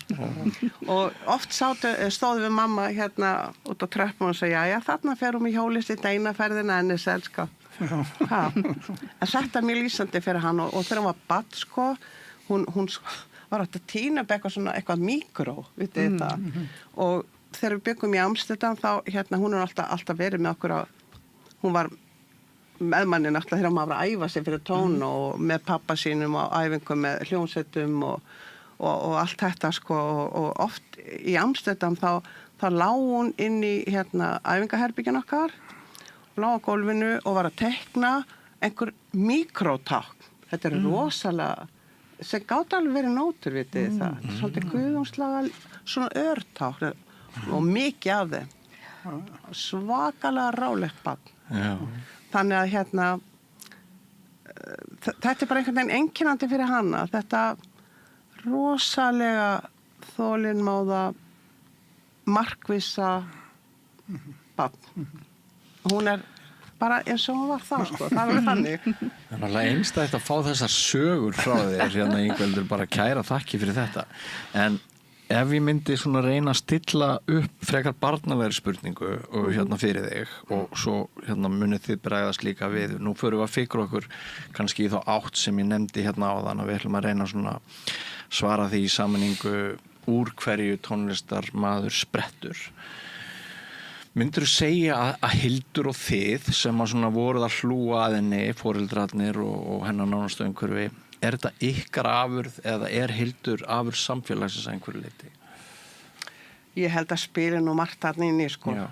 Þannig að hérna, það voru erfitt að segja. Hún náttúrulega bara sem strax sem 3 vikna barn að fara með mömmu sinni og pappa í tónlistarskólanum í Reykjavík, þá hérna hún bara lendir í þessu. Hún lendir í þessu. Hún lendir í þessu og við erum mikið heima, við skiptumst alltaf á að fara í skólan þegar maður er í engatími mikið, skiptum, þannig að það var alltaf einhver með henni, sko, eða hún kom með okkur í skólan og svona, þannig að hún alltaf bara í þessu hljóð umhverfi frá fóstrið til fertugs. En hún kemst að í tónlistarskóla leið og þú ákveður að segja fyrir. Já, hún gerði það. Komst það í Suzuki og hérna... 5 ára gömul. Beint og selló, 5 ára gömul. Já, beint og selló. Strax í draum, þarf ekki að bíða eftir því að hljóðferðinnar hérna... Og hún fór í tónlistarskóla í Hafnarfirði. Lostni eins og í dags sumstaðar. Já, og hún var heppin, sko. Hún fór hérna í tónlistarskóla í Hafnarfirði og þurfti ekki endilega að fara flautu. Því hún var ekkert spennt fyrir flautunni.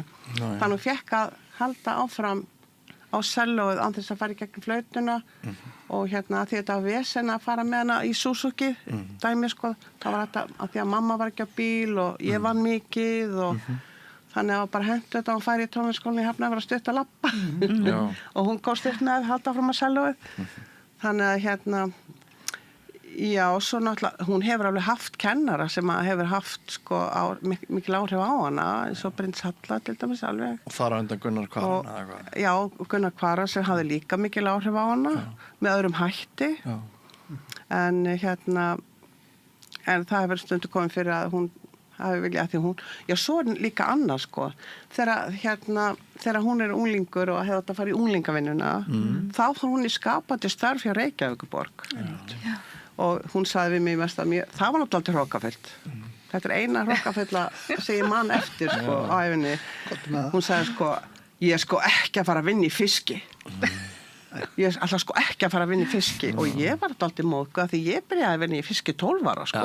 Og ég sagði náttúrulega bara við henni eins og gömul kona, eða gamall kall bara, það var allir gott að ég vinna í fiski. Nákvæmlega. Og ekkert kjaftaði. Ekkert kjaftaði sko, en hún fer í þessi skapandi störf í Reykjavík og hafi verið mjög skapandi hópi í Hafnarfirði þegar hún var hérna þegar hún var unglingur, var hljómsveitur þar og svona og þar kynnist hún svo mikið af samferðafólki sínu eins og Svavari Petri og Benna Hemhem og Bjössa Kristjáns og... Manstu hvað hún var gömul þarna? Þarna hún ekki 15-16 og þetta var alveg svakalega flott prógram og þau gerðu svo margt saman, byggjum plötur og eins og þú varst að segja voru alltaf í alls konar sko. Og svo fór hún að semja með Múm og fleirum hérna tónlistir leikrit í MH Náttúruóperan, já, ég var í MH á saman tíma, þetta var geggjað. Þannig að sko það svo margt sko, en auðvitað líka því hún skapandi og hún fer í þessa lendir í svona hópum, ekki verið slistnur af því að maður vill vera með fólki sem skilur mann þannig að auðvitað hefur þetta haft stórkostleg áhrif og svo náttúrulega kemur hún með þennan hljóðheim frá fæðingu og svo líka bara því að hún hefur alltaf verið leitandi og með svona eins og þín að heyra á hennar tónlist hún svolítið leitandi og prófa eitthvað nýtt, hún elskar alltaf að smíða fyrir sér hljóðfæri, að taka þátt í að smíða hljóðfæri þannig hún alltaf að leita nýjum hljóðum. Það nefnilega tvennt sko sem að áður kannski förum inn í svona hardcore inn í tónlistamenntunina, það tvennt sem að skipti rosalegu máli. Það að það sé eitthvað í umhverfiðinu sem að annað en síbyljan að það sé einhver músík spiluð í kringu því þú heyrir þennan hljóðheim ég til dæmis ólst upp á heimili þar sem þetta var í loftinu og ég held að það skipti mig miklu máli og minn tónlistar áhuga hafa bara verið í kringum músík sem var spiluð svona eins og hún væri bara veggfóður sko, skilur og svo annað atriði sem pláss og æfingahúsnæði og alls konar rými sem hægt að búa til í skólum og þar fram til götunum, tónmenntakenslan í skólakerfinu. Ég kem úr Garðabænum þar sem var alltaf mikilvægt í félagsmiðstöðin að það væri æfingahúsnæði annarkvort niður í kjallara einhvers staðar út í bæ og raðirnar og hljómsveitirnar koma í röðum, hvort sem heitir Jet Black Joe of Monsters and Men og þú veist, svo videre og músikantar sko á færibandi þaðan úr öllum geirum, jazzin til dæmis, ég meina Óskar og Ómar og allt þetta allt garbængar líka, þannig að þetta fylltir annars í við og þar var Guðfinna Dóra sem var með kórinn sem laði líka grundvöllaði þessu fyrir generasjónir sko, veist, og söngfólk sem hefur farið við út heim, Hallveig Rúnars og allt það slekti, þannig að þú veist, það pláss og það umhverfi sem að ræktar einhvern veginn á fjölbreyttan hátt. Ég fór til dæmis í FG í áfanga sem ég hef svo oft hugsað sem hét bara einfallega músík. Maður átt að hlusta á músík, maður átt að hlusta á eina jazzplötu, fara á eina tónleika, skrifa smá skýrslu þetta, Valdimar Pálsson og Gerard Sinotti voru með þetta, tveir miklu meistarar og maður átt að skrifa smá uppúr þessu. Þetta finnst mér vanta líka, sko tónlistanám og listnám eitt, en listupplifun þarf að vera hlutamenntakerfi líka. Fólk þarf að fá og þessin svo mikið vett að fá krakkana á tónleika til okkar sko, að þú þarft að verða fyrir þessu. Þú þarft að verða fyrir heimi tónlistarinnar og hann sé þér opinn og þú getur gengið inn í hann. Líka mikilvægt að búa til hlustendur. Já, heldur betur. Það þurfi ekki allir að verða heimsvegar. Sko. Nei, ekki allir að snillingar. Það virðist að vera góður skilningur. Það virðist að vera góður skilningur í þinni heimabyggð í þessa veru og það má benda á það því það einu og eiginlega bara flottasta tónlistarskóla landsins. Já, hann mjög flott í Garðabæ. Það ekki Freyja? Jú, Garðabær hefur staðið mjög vel að sínu tónlistarnámi og náttúrulega byggt þennan glæsilega skóla með flottum tónleikasal. Þannig já, þau eru að gera mjög vel. Já, gera vel. Þetta skiptir máli. Já. En sko, svo fer Hildur beint út í heim, það ekki, þegar hún búin að klára listaháskólan hér? Nei, hún fór í skipti háskólaprógram, Erasmus, og á öðru ári sínu þá fer hún til Berlínar, sem var mjög gott fyrir hana, af því að við Guðni náttúrulega, við þekktum sem voru að kenna, ég meina samnemendur Guðna okkar, þeir voru til kennar og eitthvað svona, þannig að hún og þetta fólki sem hún umgerst þegar hún var barn á kapútæfingum og Guðmóta hvaða æfingum og allt þetta þannig að henni fannst rosalega gott að komast sko úr pollinum eins og það, ég meina Hilmar, og nefndi einhverja kennara sko sem var að kenninni sem henni þykir rosalega væntu, það ekki það en það bara svo gott að fá aðra sýn og þar fekk hún að gera svolítið mikið það sem hún vildi gera og var frekar heppin með það sko í það sem veri eftir eitthvað hálft ár yfirleitt sko, hún fekk einhvern vegna að vera heilt ár og það gerði henni mjög gott fannst henni sko líka og þar var í tónlistarháskólanum í Berlín þar var líka betri græjur og svona listaháskóla var nýstofnað til dæmis þegar Hildur fer í hann þannig að það gerði henni rosalega gott og þar kynnist þú líka alls konar tónlistarfólki og sem að nýttist henni vel þegar hún flytur út eftir hún útskrifaðist úr LHÍ Hún rosa forvitin. Hún rosalega forvitin. Mjög forvitin. Ekki fólk. Nei, líka að vera að segja það svo fallegt að sjá hvað hún hefur alltaf verið óhrædd við að prófa eða fara sinnar eigin leiðir við að bara iðka tónlist frá hjartanu og gera það sem hann langar til að gera og þetta svo mikilvægt. Að þora að taka skrefið og gera það sem langar til að gera. Það er erfitt að vera sá sem að brjóta upp. Já. En hún hefur aldrei látið að trufla sig að vera öðru sem aðrir. Það er þannig bara til að mynda hún var sko í pilsum og kjólum lengi framan af sínum barnaskóla meðan aðrir voru í dúnúlpum og joggingálum. Þannig hún var strax frekar sjálfstæð með allt. Hún er alltaf verið það. Akkurat. Hún segir í viðtali, ég held að tónlistarnámið og kórstarfið, hún nefnir það sérstaklega hafi verið mér rosalega mikilvægt þessi ár móta mann hvað mest og hafa varið þeim í að syngja og spila með öðrum og að það hafi verið bara eðlur hluti af umhverfinu að fá að hafa aðgengi að því mótaði mikið hvernig ég sé mína tónlistarsköpun í dag. Þetta segir hún í vikunni. Já. Hún Þið ágæta menningarriti. Já. Sinni sínum. Já, algjörlega.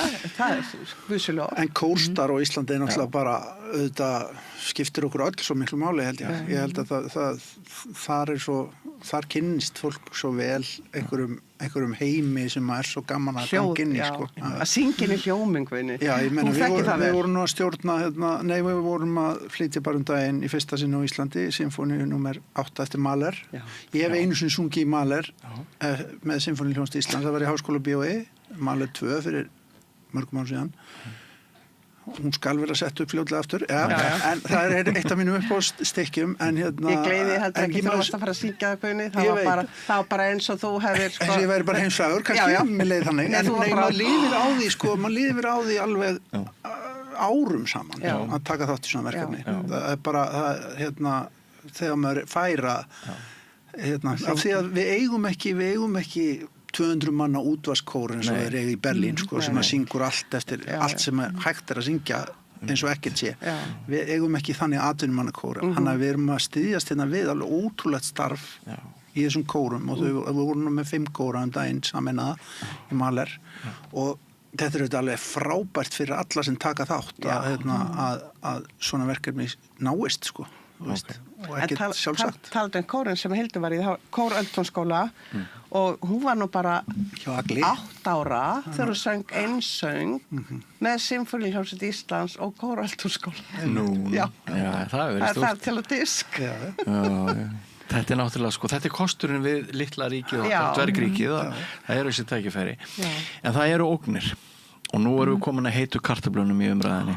Ég hef verið að lesa tónlistarfólk á félagsmiðlum skrifa mjög gagnrýnið fjárveitingar. Ég held að sé að Kristinn Örn Kristinsson sá annars orðprúði frábæri píanisti og píanokennari, skólastjóri og stofnandi Allegro ásamt Lilju.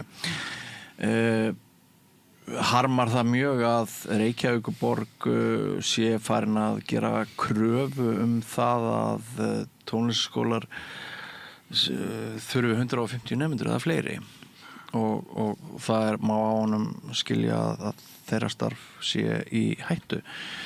Ég tók viðtal við mannin sem samdi Disco Frisco í síðustu viku og það er verið að kippa úr Árbænum verkefni þar sem 200 nemendur hafa ókeypis fengið að músisera saman. Og það mætti lengi áfram telja. Þú, Freyja, stýrir stofnun sem getur ekki tekið við nema broti af þeim tónlistarnemendum sem langar að fara í MIT næsta haust, ekki satt? Jú, það er bara frábæra aðsókn í skólan og bara mikið ungu fólki sem á þann draum að koma í menntaskóla í tónlist og sökkva sér ofan í tónlist í sínu framhaldsskóla námi. Nú við erum að fara að hafna það bil helming af umsækjendum, þannig að það er mjög mikið af efnilegum tónlistarnemendum sem mun ekki komast að næsta haust því við höfum bara ákveðin fjölda plássum sem að við erum bara með 200 pláss þannig að við verðum að velja inn í skólan og það er bara einmitt, inntökuprófum voru núna fyrir 2 vikum og það er bara ansi sársökafullt að skera niður eða að hafna, við erum að fara að hafna efnilegum nemendum sem hafa fullt erindi í tónlistarnám. Þú ert allar minna sámaðalendi þessu. Já, einmitt. En þetta er auðvitað það hefur verið svona smám saman jaft og þétt tölvöld mikill niðurskurður síðustu 20 ár. Það var náttúrulega eftir hruni var 30% niðurskurður sem kom nú ekki tilbaka sem var sagt að væri tímabundin aðgerð sem kom aldrei tilbaka. Og núna síðast bara auðvitað í Reykjavík síðasta vetur það var skorið niður 7%. Bara mjög stutt eftir að búið að samþykkja 16% launahækkun fyrir tónlistakennara Þannig að svo launahækkun var skafin innan úr skólunum. Já, þá þurftir að hækka skólagjöld. Eða sem sé margir skólar þurfti að hækka skólagjöld. Starfshlutföllum minnkuð. Já, skólinn er svona að gera sitt besta og núna kannski það síðast að kemur svona tilskipun frá Reykjavík til skólana í Reykjavík að þeir ætla ekki að endurnýja samninga við þá skóla sem eru með 150 nemendur eða færri. Hvað þýðir það fyrir skólan? Þetta hefur verið lengi í umræðinni og svona verið kannski stefna Reykjavíkurborgar. Ég held að vilji gjarnan að það séu færri skólar en stærri skólar og það er mikilvægt að við áttum okkur því að það eru bara 4 skólar í Reykjavík af held ég 18 sem að uppfylla þessi skilyrði. Að og þeir vilja... Að vera með 150 nefndir eða fleiri. Já, það eru bara 4 skólar. En ég held að þeir vilja gjarnan bara minnka yfirbygginguna, að fari minna í stjórnun, að þeir geti fyrir sama fjármagn, tekið inn fleiri nefndur, af því að það er gríðarlega biðlistar í tónlistskólum víða borgina, til dæmis í Vesturbænum, þá komast nefndur ekkert margir, ekki í tónlistarnám, það eru jafn margir á biðlista og í skólanum, til dæmis í Doremi. Og þannig að svona staðan er svona ansi snúin. Það er kannski skil maður einhverju leyti að þeir vilja minnka stjórnarkostnað og minnka yfirbyggingu en þetta er kannski svolítið viðkvæmt af því að allir skólarnir eru sjálfseignarstofnanir sem hafa verið byggðar upp kannski oft af einstaklingum. Og ég held að enginn sé nú að drepast úr yfirbyggingu sko. Nei, og þeir eru náttúrulega, og þeir eru þarna sko að þvinga sameiningar. Það hefur verið talað um þetta lengi. Það er það sem liggur undir. Og lengi vel var verið að reyna að hvetja skólana til að sameinast en núna er þeir raun og vera að þvinga það fram með þeir bara hóta að segja upp samningum og það eru strax einhverju tónlistskólar farnir að tala saman og það er nú þegar búið að tilkynna sameiningu hjá tónlistskóla Edduborg og tónlistskóla FIH þannig að þetta er strax farið á stað þetta er sem sé að gerast eftir ár þannig að þá munu verða ansi miklar breytingar bara á kerfinu í Reykjavík. En þá þarf húsnæði? Já, og það er nefnilega kannski það líka, sko. Ég hef ekki heyrt af því að Reykjavíkborg hafi eða ætli sér að bæta aðbúnað eða húsnæði skólana á móti. Nei. Einhver leiti skilum að vel að þið vilja spara yfirbyggingu og hafa stærri skóla, en þá þarf náttúrulega að byggja yfir skólana og ég meina Reykjavíkborg hefur aldrei staðið að því að það hafi verið byggt yfir tónlistskóla í Reykjavík. Það þarf náttúrulega aðeins kannski að standa betur að þessu. Já, sko, þeir sem þú þarft að senda svarbréf því miður þá getum við ekki tekið þið inn. Eru það nemendur sem hafa lokið miðprófi? Já, einhverjir. Já, sumir þeirra. En við auðvitað reyndum að setja kategóriu, við erum að reyna að ná flestum inn sem eru búin með miðprófi. Þetta eru auðvitað bara langskóla gengnir krakkar í tónlist sem eru flest búin að vera í tónlistanámi síðan þau voru að minnstakosti 7-8 ára og síðan þau voru 3 ára. En sko málið er að við erum líka sinna miklu fjölbreyttari hópi. Við höfum verið að popbrautunum okkar að taka inn superflotta, efnilega skapandi krakka sem hafa kannski ekki verið að fara í gegnum í hefðbundna tónlistskóla kerfi en hafa engu að síður kannski verið að kafa í tónlist öll sín unglingsár og verið, þú veist, að semja tónlist, verið í bílskúrsböndum og þarna eru við til dæmis að ná inn krökkum sem eru kannski ekki að betri heimilum sem að hafa geta greitt tónlistarnám fyrir börnin sín frá því voru pínlítil. Og ég er mjög miklar áhyggjur á þessum heimilum. Ég hef bara fylgst með foreldramenginu á nemenda tónleikum. Það verður bara að segjast eins og krakkar að þetta er mest allt að verða betri fjölskyldur. Sko. Þetta er líka bara dýrt sport. Þetta er mjög dýrt og hvernig rýmar þetta við sko þjóðarstolti? Við erum að tala um snillingan okkar, hana Hildi og allt þetta unga fólk sem hefur gert garðinn frægan og maður spyr sig og getur líka spurt bara hvers konar samfélag erum við að búa til? Er það svona sem við viljum hafa þetta? Það sé bara nám fyrir einhverja elitu börn. Mér stík allur sætt í hlusta viðtal við þjálfaran upp í Breiðholti að körfuboltafélagi Aþenu sem að hefur orðið svona afskipta á samstöðinni. Mjög áhugavert og maður hugsa með sig, er það í alvöru þannig að borgin vil ekki styðja við þessi útlensku börn og þessar stelpur sem í körfubolta í þessu félagi Aþenu sem voru ekki að biðja fjármagn, heldur þau voru að biðja aðstöðu. Kjallara í húsi. Ítreka fengi neitum og þetta er svo blóðugt einhvern veginn. Þetta skiptir svo miklu máli. Hann satt hérna í þínum stól þar sem þú ert núna Freyja, hann Brynjar Karl, brjálaður. Eðlilega, ef rétt og það hefur ekki verið hrakið að hálfu borgarinnar, að hann var að biðja lítið, en þetta sá hópur sem þykir ekki fínastur og mikilvægastur í samfélaginu og best að segja það bara upphátt. En í skólakerfinu þá talað mikilvægi inngildingar, þá talað mikilvægi þess að það sé jafnrétti til náms, að öll börn eiga jafna rétt í sínu námi og í sínum tómstundum en hérna það hljómar fallega ég menn það í MIT við erum að þjóna ólíkum hópum og það eru líka krakkar hjá okkur sem eru kannski ekki mikið upp á bókina sem hafa kannski verið stæðið halloka í skólakerfinu kannski ekki fengið þann stuðning sem þau þurfa en hafa fundið sína fjöl í gegnum tónlistina og eru kannski efnilegi tónlistanemendur en þegar þú situr upp með það þurfa að hafna helmingnum á nemendum þú veist, á maður að hafna afbröðanemandanum sem hefur alltaf staðið sér vel og til þess að geta tekið inn þennan hóp, en okkur það mjög mikilvægt að geta sinnt þessum hópi og þau að hvergi annars staðar betur heima, kannski krakkar sem eru að hafa í tónlistin hafa kannski ekkert annað þannig að ég myndi óska mér að við gætum tekið inn þennan breiða hóp og sinnt einhvern veginn, tónlistakrökkum af ólíkum stígum. Ég hef smá áhyggjur af því, við erum að starta þjóðaróperinu sem frábært skref og það virðist að vera sæmilega séð Sinfó. Getur ekki verið sammála mér með það? Gunni? Jú. Í fjárveitingalegu tilliti og svona. En ég hef bara svo mikla áhyggjur af hinum endanum. Þessum enda sem við erum að tala börnunum, æskunni.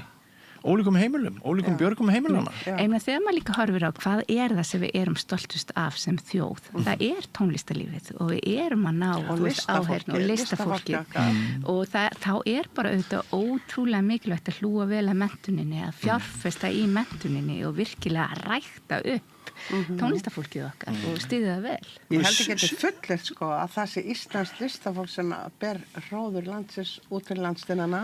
Við getum alveg þetta Ragnar Kjartansson og Ólaf Elíasson og þetta ekki bara tónlistamenn, þetta bara svona hlutir geta líka alveg drabbast niður. Það er ekki alveg gefið. Nei, það er ekki sjálfgefið.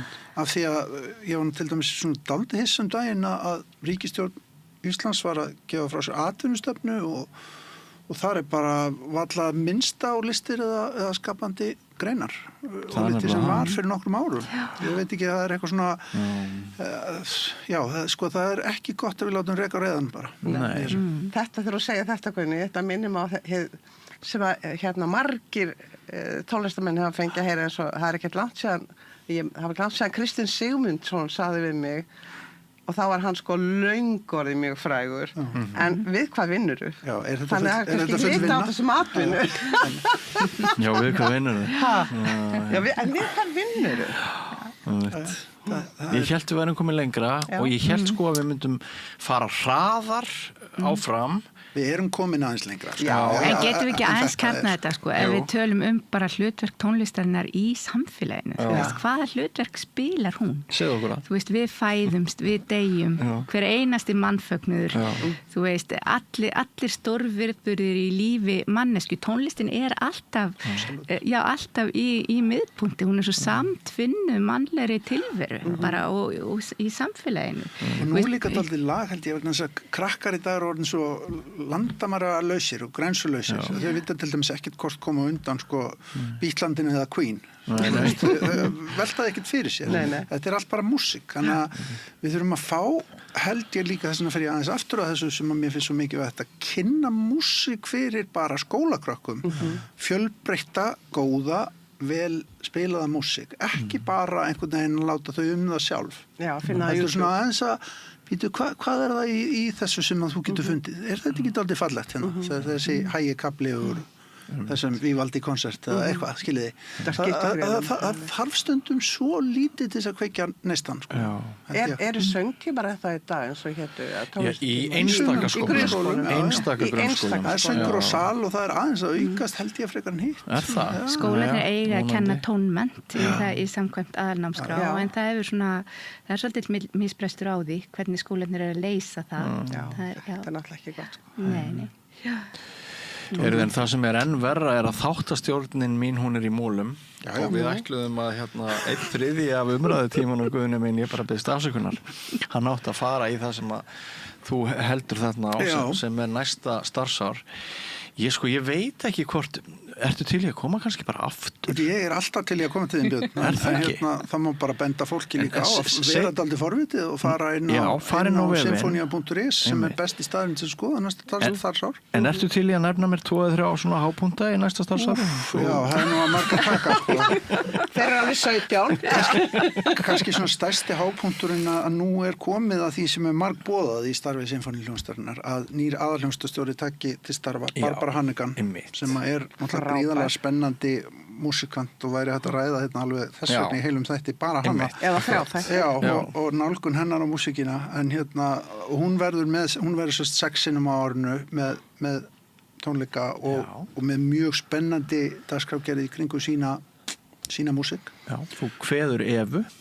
Já, Eva var að kveðja daginn með Mahler 8, þá voru hennar loka tónleika sem aðalhljómsveitastjóri hún búin að vera hjá okkur 6 ár nú komið að skiptum en það er bara eins og ég segi, það má nefna bara ég nefni nokkra ólíka hluti þú veist, við ætlum að gera Ennio Morricone kvikmynd á tónskáttinu 800 höfðu á 2 tónleikum við erum að fá eitt fremsta hljómsveitastjóra Breta, Edvard Gardner í heimsókn til okkar sem gest við verum með risastóra symfóníu eftir Sjostakovits sem er með stórum kallakór og mögnum bassasöngvara Sjostakovits nr. 13 sem alveg ótrúlegt stykki að verða fyrir aðri bíótónleikar að vera Psycho verður spiluð upp á þannig að maður horfir á myndina og strengjasveitin spila eins og eftir Bernhard Herrmann eins og á að gera og þú veist allt mögulegt Benedikt Kristjánsson okkar frábæri Bach-söngvari hann ætlar að stjórna Matthíusarpassíunni sem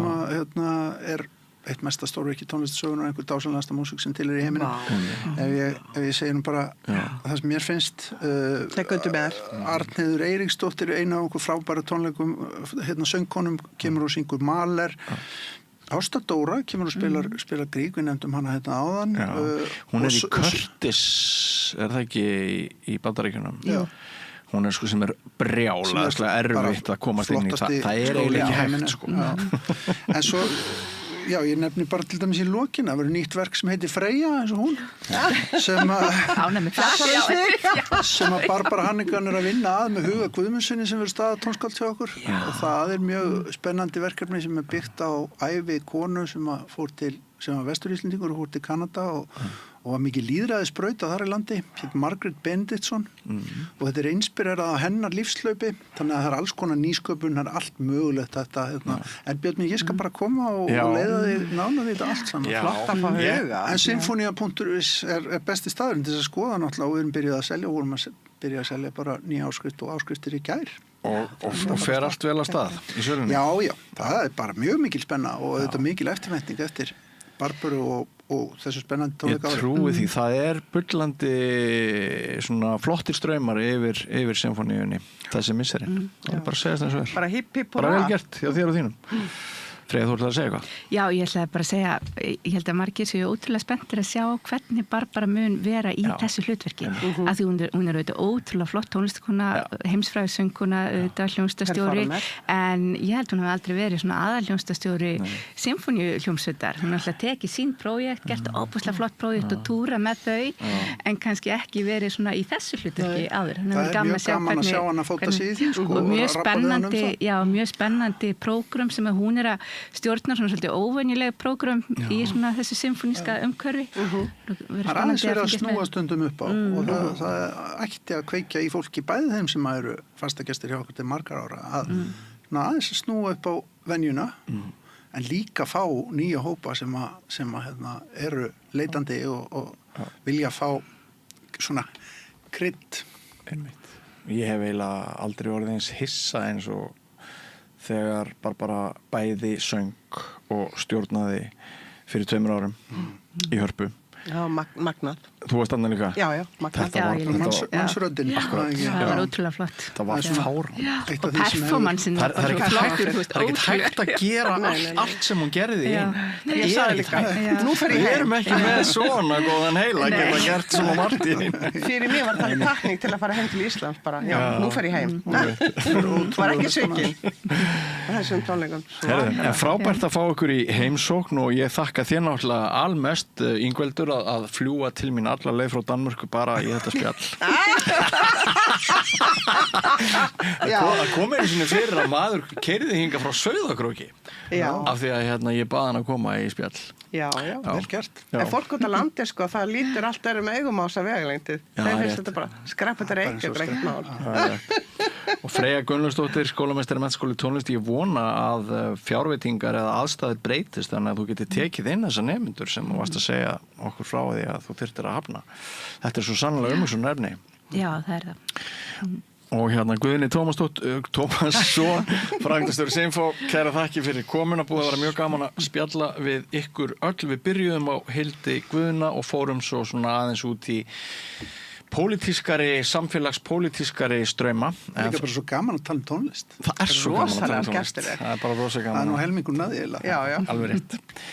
En ekki fara langt, kæru hlustendur og áhorfendur, við eigum enn eftir nokkra kafla hér í kvöld, eftir andartak enn nýr kafli. Frjáls fjölmiðlun á í vök að verjast, allstaðar, ekki bara á Íslandi. Peningavaldið og sterku hagsmunaöflin eiga greiðan aðgang að stjórnvaldi og fjölmiðlum og eiga jafnvel sína eigin fjölmiðla. Þess vegna er samstöðin svo mikilvæg. Hér er pláss fyrir alla raddir, málin eru krufin til mergjar og samtölin eru stór og innihaldsrík. Samstöðin er mikilvægt lýðræðistæki. Ég heiti Kristín Helga Gunnarsdóttir og ég styð samstöðina.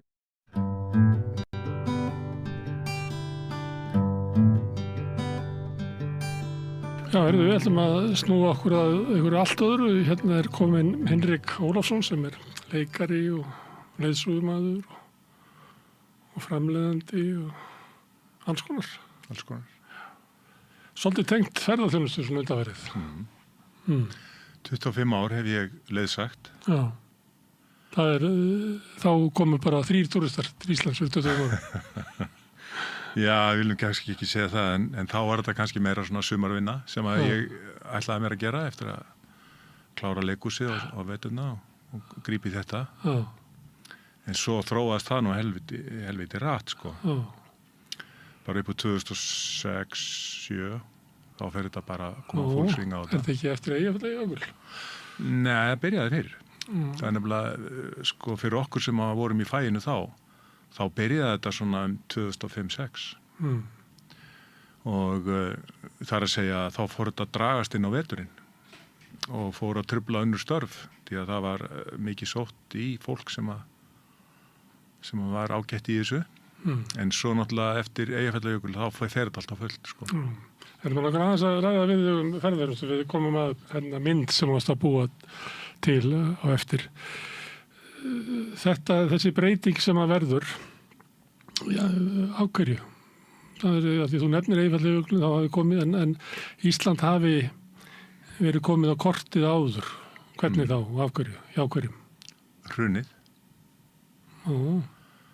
Já, ég meðfram... Hrunið sem gerði sínu okkar ríka. Nei, ég get alveg sagt, sko, meðfram þessu sem ég var að leiðsegja erlenda ferðamenn, þá voru ég að þjónustera erlenda sjónvarpsstöðvar. Að því leitum til að ég vann hjá fyrirtæki sem hét Profilm og við komum upp svona þjónustu að þjónustera sjónvarpsstöðvar og gefa þeim ráðgjöf hvert þetta fara og við hvernig átt að tala og fá tól og tæki í lánið. Og þau sóttu hingað mjög mikið á þessum árum áður rétt fyrir hrun, aðalega fjalla hitabreytingar í heiminum og bara Ísland almennt, National Geographic, BBC og svo kemur hrunið og þá var hérna bara holskefla af sjónvarpsstöðum í svona 3-4 ár. Ekkert endilega fjalla hrunið en blandaði inn í þetta samfélag, þetta skrýtna samfélag sem við lifum í. Þá eru menn á alls konar ritstjórnum út í heimi að segja nú var Ísland í fréttum, verður við ekki að segja fólki hvað það er? Já, hvað er þetta fyrir nokkuð? Hvernig stendur á þessu samfélagi þarna upp í? Og við vildum alltaf forvitnast á hverju við værum að lifa. Þannig að það má segja að, eins og ég sagði á hann, 2005-06 byrjar bara flóðbylgja af ákveðin flóðbylgja af túristum og svo bara eftir hrunið þá byrjar það og svo kemur Eyjafjalla gosið. Þannig að þetta er svona allt eftir matselinum, Á hverju heldur að það Eyjafjalla gosið hafi haft áhrif? Fólk var ekki að koma og skoða gosið. Það er bara vitund fólks Ísland jógst. Já. Ég gerði í samstarfi við National Geographic mynd sem hét Iceland Volcano og sýndum öll Bandaríkin og allan heim mörgur sinnum á dag. Hún var gefin út 2010 rétt eftir gosið og sýnd í Bandaríkjunum í ágúst þarna sumarið. Það eru þá 2-3 mánuðir eftir að gosið hættir. Og þeir vildu bara fá meira efni frá Íslandi. Af hverju er þessi eldvirkni meðal annars? Og svo náttúrulega bara þetta stoppar flug þarna í tæpa 1,5 mánuð þarna í loka apríl, byrjun maí. Og þegar ég er að lesa í dag þá segi ég kannski munið þið hvar þið voruð í maí 2010 og kannski þetta er nú aðeins farið að renna út úr höfðun á fólki. Og það eru mjög margir sem segja, já, ég man hvar ég var. Ég var í einhverju flughöfn og það var aflýst fluginu og þurfti að taka lestina. Já, eða ég átti frænda sem hringdi í mig og baði mig að redda mér eða eitthvað. Þannig að þetta var stór viðburður. Og svona hinn almenni maður fór alltaf inn að horfa á landakortið og sjá að það var eyja þarna í norðri. Þetta er náttúrulega svo stórkostleg frétt að það sé fjall sem stoppar flugumferð. Þannig að það fer saman náttúran og svo tækni mannsins. Þannig að það er eitthvað í þessari frétt sem að leiti til þess að hún barst út allan heim. Hún var sögð alls þar. Ég hef sagt frá því að ég var stutt eftir þetta var ég inn í Tógó í Afríku og var eiginlega á ferðalagi svolítið svona aftur á baki tíman til Tógó. Það var maður sem var að leita að þorpinu sínu sem hann hafði farið frá 25 árum fyrr. Og við fórum í mörg þorp og meðal annars fórum við í, það var ekki að því hann var leitaður, það bara vildi svo til að við fórum inn í þorp sem að leit út eins og það verið Steinallarþorp. Og þá er svona til siðs að finna höfðingjan og segja deili á manni. Og við fórum þarna og sögðum í gegnum túlk að við værum frá Íslandi. Og þá spurði hann Eyjafjallajökul og hvort hann geti gert eitthvað til að hjálpa okkur. Þannig að ég hef sagt að þessi frétt var svo, það var eitthvað í henni sem var þannig að hún ferðaðist alveg aftur á Steinöld. Já. Fólk spyr mann hvernig ástandið hafi verið eftir, meðan á gosinu stóðu eftir. Það spyr mann ekki hvernig ástandið var hérna eftir hrun, sem var miklu, miklu verra ástand, heldur en eftir þetta gos. Þetta gos hafði svo sem engin áhrif á okkur nema þá náttúrulega fólki sem bjó hann undir Eyjafjöllum. En annars var afleiðingarna þessu gosi fyrir okkur svona dagstæðlega ekki kannski nærri eins mikil eins og kannski fyrir Lundun og búa eða New York búa. Þannig að það sem að gerist er að Ísland kemst í fréttir út af hruni, út af Eyjafjallajökli, út af landslið frá fámennustu þjóð sem hefur farið á HM, fellir Englendinga út úr Evrópukeppni líka. Að það er eitthvað sem ríkur upp svona athyglin og eftir það streyma er umfjöllun og svo eftir það koma ferðamenn. Já. Og við þekkjum þá sögu frá 2000 eða eftir 2010 og fram á daginn í dag. Fram til 2017 hefur ekki verið einn fjölgun 2,3 milljónir ferðamanna síðan 2017. Margir halda þetta sé endalausfjölgun en hún er það ekki. Og nú erum við að horfa fram á einhverja aðra tíma þannig hvort helst þetta eða þetta fer minkandi eða en kannski ólíklegt þetta minki meira en bara einhver 5-10% eða eitthvað sless. Já, við vitum það ekki. En það getur svo sem haft áhrif, það mikið að nýrri fjárfestingu inn í þessum business, þannig að ég kannski ætlar að það, sem að getur verið viðkvæmur fyrir eða verið samdráttur. Nákvæmlega. Bandarækjumenn eru stór hluti af þessum ferðamönnum, tæplega helmingur. Og þeir eru mjög viðkvæmið fyrir alls konar viðsnúningi, ekki bara stríði, heldur olíuverði og svo finnum við það náttúrulega að flugferðum fækkar og þetta er orðið einhver svona meira skrítið ástand að Ísland fellið niður ferðir. Fyrst að túrismin svona byrja að vaksa þá ég man einhvern tímann var ég í Mývatnssveit og þá var einhver að segja með það að fyrst að kom fjölgun sem náttúrulega ekki eins mikil og var á Suðurlandinu að þá var fólk að leigja frá sér svona hitt og þetta. Já. Og þetta var svona, það voru bara einstaklingar sem voru, þannig að þetta kom blessunarlega inn í sveitafélag sem að veit ekki af nýjum tekjum, það voru að loka verksmiðjunni þarna og leira. En svo mjög fljótlega þá voru það þeir sem höfðu eitthvað svona aðstæður til þess að byggja upp meira að fljótlega þá sogaðist það til þeirra og svo komu stórfyrirtæki inn og þannig að þessi svona rómantíski tími þar sem að tekjunar og túrismann sem var hrísluðs bara eiginlega út allt hann var kannski ekki nema svona 4-5 ár þannig kanntu eitthvað svona sögða að segja hvernig þetta hefur breyst svona. Já, sko við sjáum náttúrulega að það eru hótelhringir komnir landið og sem allt góðu með það við verum að geta sinnt þessu fólki og hýsta á alla vegu. Það nú ennþá þessi einyrki bændagisting og önnur gisting sem að einyrkjar að gera hún ennþá til staðar en við sjáum alveg það gríðarleg breyting á því hvert fólk sækir í hýsingu sko. Við erum líka með töluvert sko breiðan hóp af ferðamönnum. Það að segja að við fáum þessar svokölluðu efnaðu ferðamenn og svo fáum við kannski fólk sem hefur lítið milli handana og þannig að það þarf að sinna þessum breiða hóp sko ansi vel og annað við ferðamenn sem koma til Íslands þeir eru aldrei kjörir þeir dvelja ekkit í Reykjavík í meir en kannski 2 nætur eða 1 nótt og svo eru þeir á stöðu ferðalagi landið. Flestir áfangastæðir í Evrópu þar kemur fólk og dvelur á sama stað viku eða meir ferðast svo dagsferðir út frá því. Hér þetta svolítið öðruvísi og ég vil bara, ég held í fram bara töluvert öðruvísi en alls það annars staðar. Hér bara stöðugt ferðalag og ferðamenn sem ég að fara með sko, maður þarf að komast yfir ansi margt á einum degi til þess að ef þau vilja fara hringinn.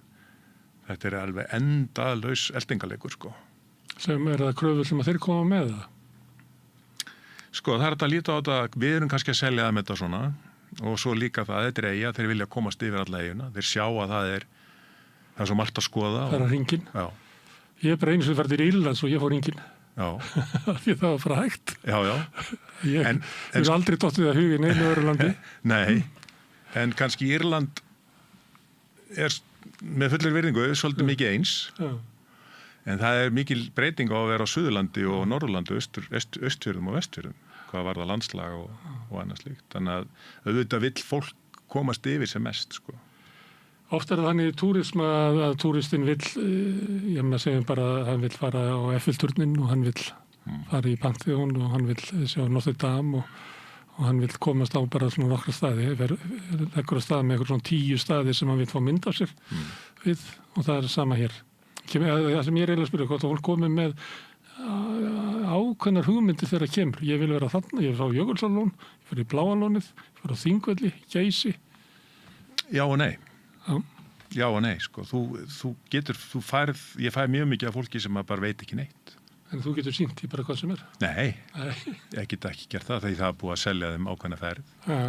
En svo eru sumir sem segja við mér sko stöðut, sína með myndir af það sem félagar þeirra eða vinir hafa verið. Geti ég verið þarna, geti ég farið þangað. En og svo segir maður kannski þetta á Norðurlandi, við erum kannski ekki að fara þangað og annað slíkt, sko. En sko, það sem hlægilegt við þetta og svolítið svona kaldhæðnislegt, sko, að margir ferðamenn vilja helst ekki vera það sem aðri ferðamenn eru. Nei. Og það svo fyndið sko að það vill ekki vera í þeirri stöðu sem það í. Túristar í Barcelona segja það meira sér, hvað bara allt fullt af túristarina. Já. Og svo þegar maður kannski segir við og ég skal reyna mitt besta að fara á staði þar sem eru fáir eða jafnvel engir og það náttúrulega engin þjónusta og þá spyr fólk mig kannski eftir 10 mínútur hvað eru salernin og hvað þetta og hvað hitt, ekkert alltaf en það gerist. Þannig að við sem ferðamenn erum kannski svolítið svona hvað ég segja, við erum kannski við viljum vera eitthvað annað en við erum akkurat á með þessu stendur sko. Þú búin að vera 25 ára á þessu. Finnst það gaman að þessu? Já. Af hverju? Ísland ótrúlegt land. Það margt að skoða og margt að segja frá. Ég nánast bara með Bandaríkjamenn. Þeir eru óskaplega þakklátir ferðamenn og opnir þeir eru og opnur finnst sumum já, ég minna en þeir eru bara ofsalega þakklátir ferðamenn og það gott að ferðast með og þeim líkar það að þeim sé veitt góð þjónusta og ef maður sýna þeim góða þjónustu þá eru þeir allsælir sko Ísland ótrúlegt land það eru fáir staðar á jörðinni sem ég hef komið á allavega sem eru viðlíka á Ísland ég farið svolítið til Grænlands með ferðamenn og Grænland stórkostlegt land en það svolítið mikið eins og Íslandi nánast hver einasti dagur nýr fyrir ferðamannum það alltaf eitthvað nýtt og ekki landslagið þá veðrið já, ég minna við höfum ekki gleyma því og það eru sko, það sem kannski fólk svolítið að sækjast líka svolítið í það þetta óvænta það gerast alls konar hlutir á Íslandi og það sér alls konar hluti sem það myndi aldrei sjá hvorki heima hjá sér niður annar staðar það allt í einu komið fé yfir götuna það eru hreindýr og allt í einu komin hestahópur og ég að hitta eitthvað fólk sem ég þekki og þeir finnst svo yndislegt að sjá hvað við Íslendingar þekkjum hvort annað erum að heilsandi hér og þar hvað sem á landinu og þetta finnst fólk heilsum líka meira ef við hittast út á landi já, sjálfsagt við getum tekið tal saman ef við myndum hittast á Akureyri en ég ekki vissum að við myndum taka tal saman ef við hittast í Kringlunni nei það nefnilega þannig já, kannski meira opinn þegar maður komin út í náttúru já, bara svona gaman að hitta Sveituga nákvæmlega en þú sér sko að þetta endalaust þetta endalaust verið að og svo fyrir utan allar aftreyingunni sem fólk getur gert sko þú veist, hvalaskoðun og snjósleðar og ganga á jökli og fara inn í hella, íshella eða venjulega hraunhella það endalaust víðátta og það endalaust eitthvað að segja frá og bara þetta landnám okkar svo sem við segjum frá því ansið sérstakt og þessi menning sem var til hér og hnignun hennar og þessi, hvað var að segja 800 ára bölmóður sem við gengum í gegnum og svo upprýsa þess og svo til þessara velmögunar sem við höfum í dag þetta ansið dramatísk saga og næri fólk þessu og finnst það áhugavert já, sko Ameríkonum finnst þetta mjög áhugavert því að maður mörgu leiti margt sameiginlegt með okkur og þeim sko, þessi að brjótast út úr fátæktinni sko þetta ríkidæmis en við náttúrulega drápum ekki frumbyggjana til að komast fyrir nei kannski örfá að papa já, við drápum gróðurinn já fjallar það eða? Ég segi frá því, já. Stundum þegar maður með Íslendingar til þess upp á svona hálendinu að horfa þeir á það og fara að tala ósnert víðerni en meira og minna þetta eyðilögð víðerni út af meðför okkar mannana sko. Já, við mögum ekki gleyma eldvirkni en ekki hún hefur haft gríðarlega áhrif líka en þetta þetta samspil en við sjáum það bara núna sem að þú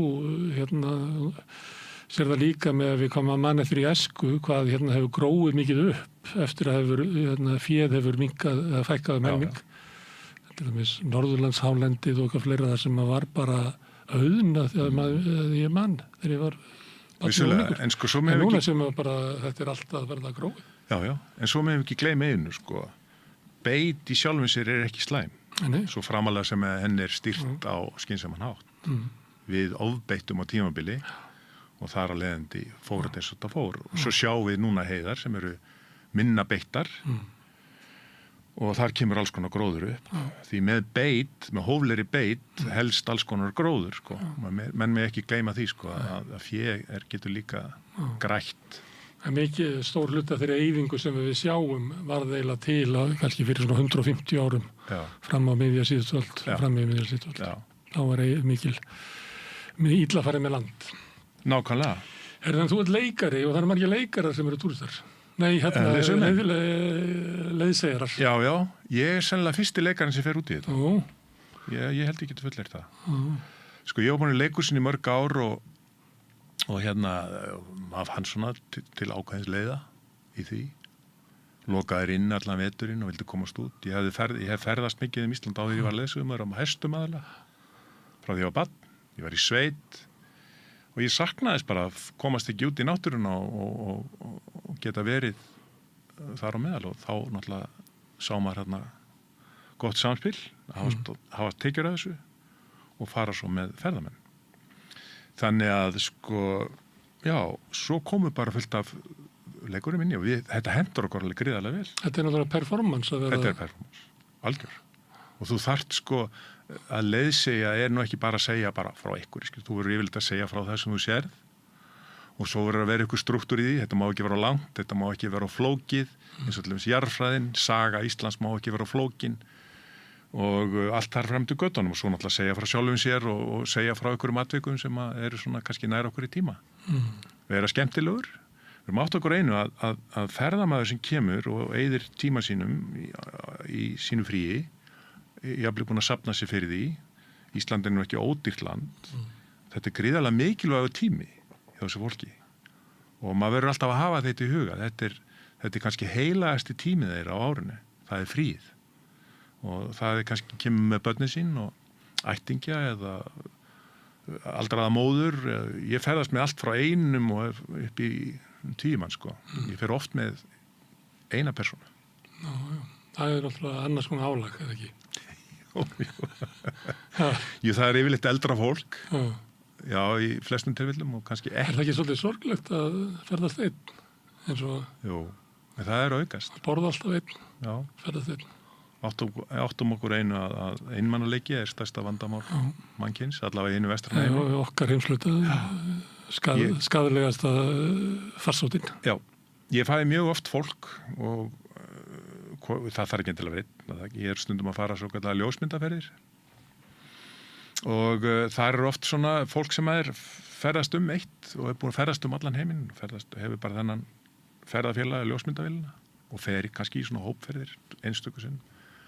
Þar finn ég oft fyrir þessum einmannleika í þessum stóru þjóðum eins og í Bandaríkjunum. Þar sem fólk lifir í einhvers konar svona lokuðum samfélögum og börnin eru farin og vinirnir eins og í Bandaríkjunum, þeir flakka ferðast það sem vinnan er og þetta fólk lýsir einmannleika sínum í því að kannski segja mér að það hefur aldrei verið bankað á hurðinni, eða ekki verið bankað á hurðinni eða hringt á dyrabjöllunni í síðustu 5 árin. Og það fer út úr sínu lokaða samfélagi á ákveðnum dögum til að versla að því það voru minnsti möguleikin á því að verða fyrir einhvers konar árás eða einhverju ofbeldi. Og þetta er bara veruleiki sem að margir lifa við.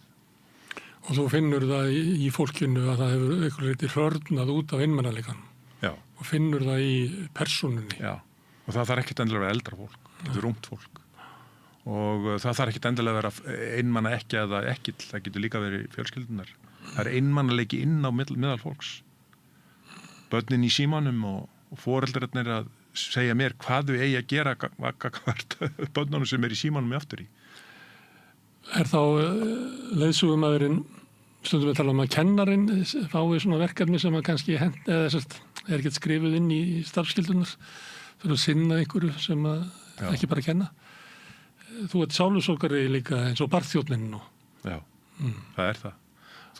Þetta starf er allt frá því að vera trúður og upp í prest. En ef ég færi með þér í ferð, er þetta alltaf sami performansin? Nei. Maður verður nú að passa sjálf á sig. Nú, já, þér leiðist ekki? Já, mér leiðist ekki. Ef mér leiðist, þá leiðist þeim.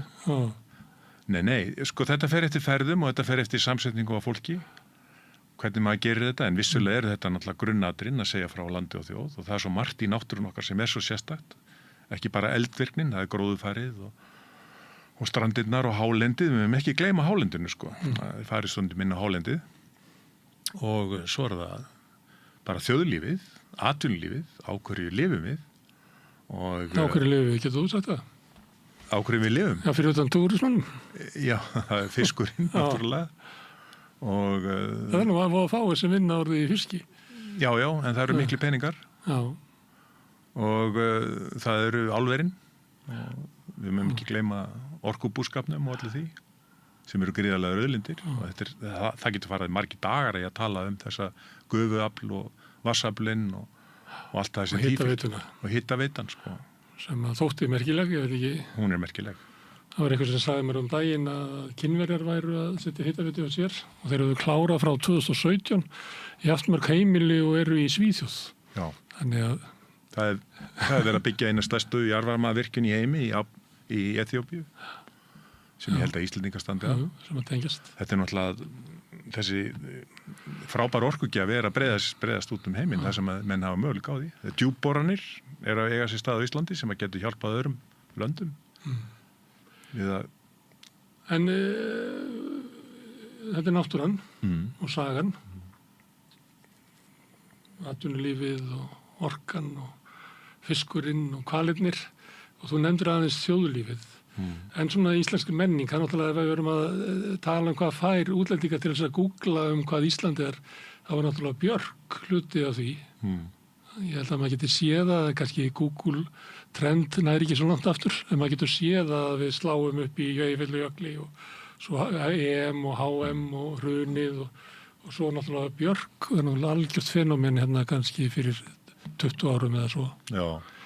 Er túristarnir sem að þú hittir eru verið að nefna svona Björk, Sigurós, Laufey, Víkingur Heiðar? Já og nei. Ég myndi frekar segja í færri tilfellum. Það sem fólk hefur séð er það sem þau séð í sjónvarpi, fréttir, bíómyndir, þá erlenda bíómyndir aðalega. Við höfum ekki gleyma því að það er búið að taka upp hér fjöldan allan af Hollywoodmyndum og alls konar sjónvarpsþáttum. Íslenskt efni, íslenskar bíómyndir og svo náttúrulega nefnir, svo má ég kannski segja Björk og tónlistamenn eftir því. En ég myndi hún ekki segja að fólk sé að nefna það að fyrrabræði. Ég kannski set tónlist á og segi kannisti við þennan eða þessa eða hinna. Og þá kannski segir fólk, já, er viðkomandi íslenskur. Sko. Mér er sagt sko, af einhverjum sem kann að þetta sko, að 40% tæplega af ferðamönnum sem kemur til Íslands hefðu fengið hugmyndinni gegnum einhvers konar myndmál Ísland. Bíómyndirnar, bakgrunnin. En þú náttúrulega tekur á móti amerískum. Já. Það gæti verið skekki í því. Það er skekki í því. Ég man það fyrir svona 20 árum að maður labbað í París að það ómaði tónlist Bjarkar út úr sko, fjórðu hverju búð. Sko. Það var alveg ótrúlegt hvað hún var stórt nafn. Ég tek stundum á móti Asíubúum frá Singapúr og Hong Kong. Svona enskumælandi. Hvað við segja kynverum. Og þeir nefna þetta. Því þeir eru mjög uppteknir af tónlist frá Íslandi. Gríðarlega uppteknir af því. Kínverjar vilja sjá norðurljósin? Já, allir vilja sjá þau. En Kínverjar sérstaklega trúa því að sé mikill máttur í þeim eða hvað? Já, getur vel, ég er ekki með Kínverja, en allir hafa áhuga á norðurljósum. Og já, það er bara, allir vilja sjá norðurljósin. En ef þú selur með norðurljósin og það er skýjað, hvernig bregðast? Þá er engin norðurljós. Það er engin sem kvartar yfir því? Nei, ekki við mig. Nei. Ég er bara að velta fyrir það hvort að hversu ágeikur túristin er. Ef hann fær ekki norðurljósin sem hann taldi sig að fá. Já. Skammar að þig eða? Já, ég hef verið skammaður. Ég satt eina litla sögu. Ég var eins og að taka á móti amerískum föður sem kom með ekki bara börnin sín, heldur líka barnabörnin. Og þetta var að miðan vettur og hann aðal toppurinn á ferðin átt að sjá norðurljós og hann var ekki fyrir mættur hérna 6 morgunin frá Ameríku og Ameríkulflugi. Hann segir mér, hvað eru norðurljósin? Og ég segi, við erum slakað þess á. Þau eru nú kannski ekki svona mótnana yfirleitt. Þau eru svona yfirleitt frá 9-10 og svona framundir nótt. Og ég segi, við hefum góð skilir í kvöld. Þannig að við skulum hvíla okkur í dag og svo förum við eitthvað í kvöld. Svo ég fór með hann inn á Þingvelli og það var ekki ský á himni og stjörnubjart. og þegar maður fer í svona ferð þá er maður svona að leita og spyrja á kollega sína, ykkur ljós hér og þar, og mér var sagt að það væru ljós nýr í Þorlákshöfn. Svo ég segi við hann, we need to drive to the south coast of Iceland. Og þá horfir hann á mig og segir, to the south? This is Northern Lights, Henrik. Skilurðu? Þannig að það er með svona skrýtnar hugmyndur þetta. Þannig að jú, sumir er alveg brjálæðir í þetta, sko. Og halda að þetta sé svona streymandi eins og þið sjá á timelapse skotum, sko. Að þetta fari hratt yfir og svo þetta kemur svona löður hægt og segir, faraðu ekki hraðar en þetta? Þannig að það er svona alls konar villandi upplýsingar þessi norðurljós, sko. Það er nú tilkomið mikil sjón. Algjörlega. Það er að vera ansið daufur í sálinu að horfa á norðurljós kannski í fyrsta skipti og finnast lítið til koma. Og svo eru margir, aðtöða það, margir sem hafa ekki séð stjörnubjartan himinn. Nei, út af ljósmengun. Já. Og bara það að horfa upp í himinin fyrir marga er bara stórkostlegt. Borgarbúa frá Ameríku. Já. Þetta er nú til dæmis í Afríku. Já. Það getur himinin orðin alveg ótrúlur. Og við miðbögg. Sem er lítið ljós, bara ekki komnar rafmagnsveitunar. Nákvæmlega. Þá getur maður starrað upp í himinn og veit ekki hvað hann er eiginlega. Það er eins og hann andi með mann einhvern veginn. Nákvæmlega. En þetta getur við fundið í ljósleysinu á hálendi. Þarftu ekki að fara langt frá Reykjavík? Nei. Næstu því annarkot sumabústað, það ættu að geta náðu þessu í pottinum og hortu upp. Já. Ef það er farið vel með ljósið, það sé ekki verið að kveikja of mikið. Já. Og það er náttúrulega margir sem ger út á norðurljós. En það eru 2,1 milljón ferðamanna sem koma hingað og ef maður tekur það saman við fjölda íbúa á Íslandi, þá er þetta eiginlega bara, þetta er eiginlega meira heldur en í París. En þú talar að fólk ferði svona en kannski verður við ekki eins mikið varið við það eins og það eru margað eins og Róm, Barcelona, París það er eiginlega ekki hægt að mæla með að fólk farið þarna lengur. Nei. Það fer að frekar að finna bara næststærstu og þriðstærstu borgina. Nákvæmlega. Það er eitthvað sannast til að losna við hennan túrisma. Eitthvað fólk sem að þvælist heiminn að skoða eitthvað sem að skoðar aldrei heima við þessur. Fer inn á okkur þjóðminjasöfnun hefur aldrei farið inn á þjóðminjasöfnun heima við þessur. Já, þetta er annars konar ferðamenn sem koma hingað. Já, en þessi fjöldi er hætta á því að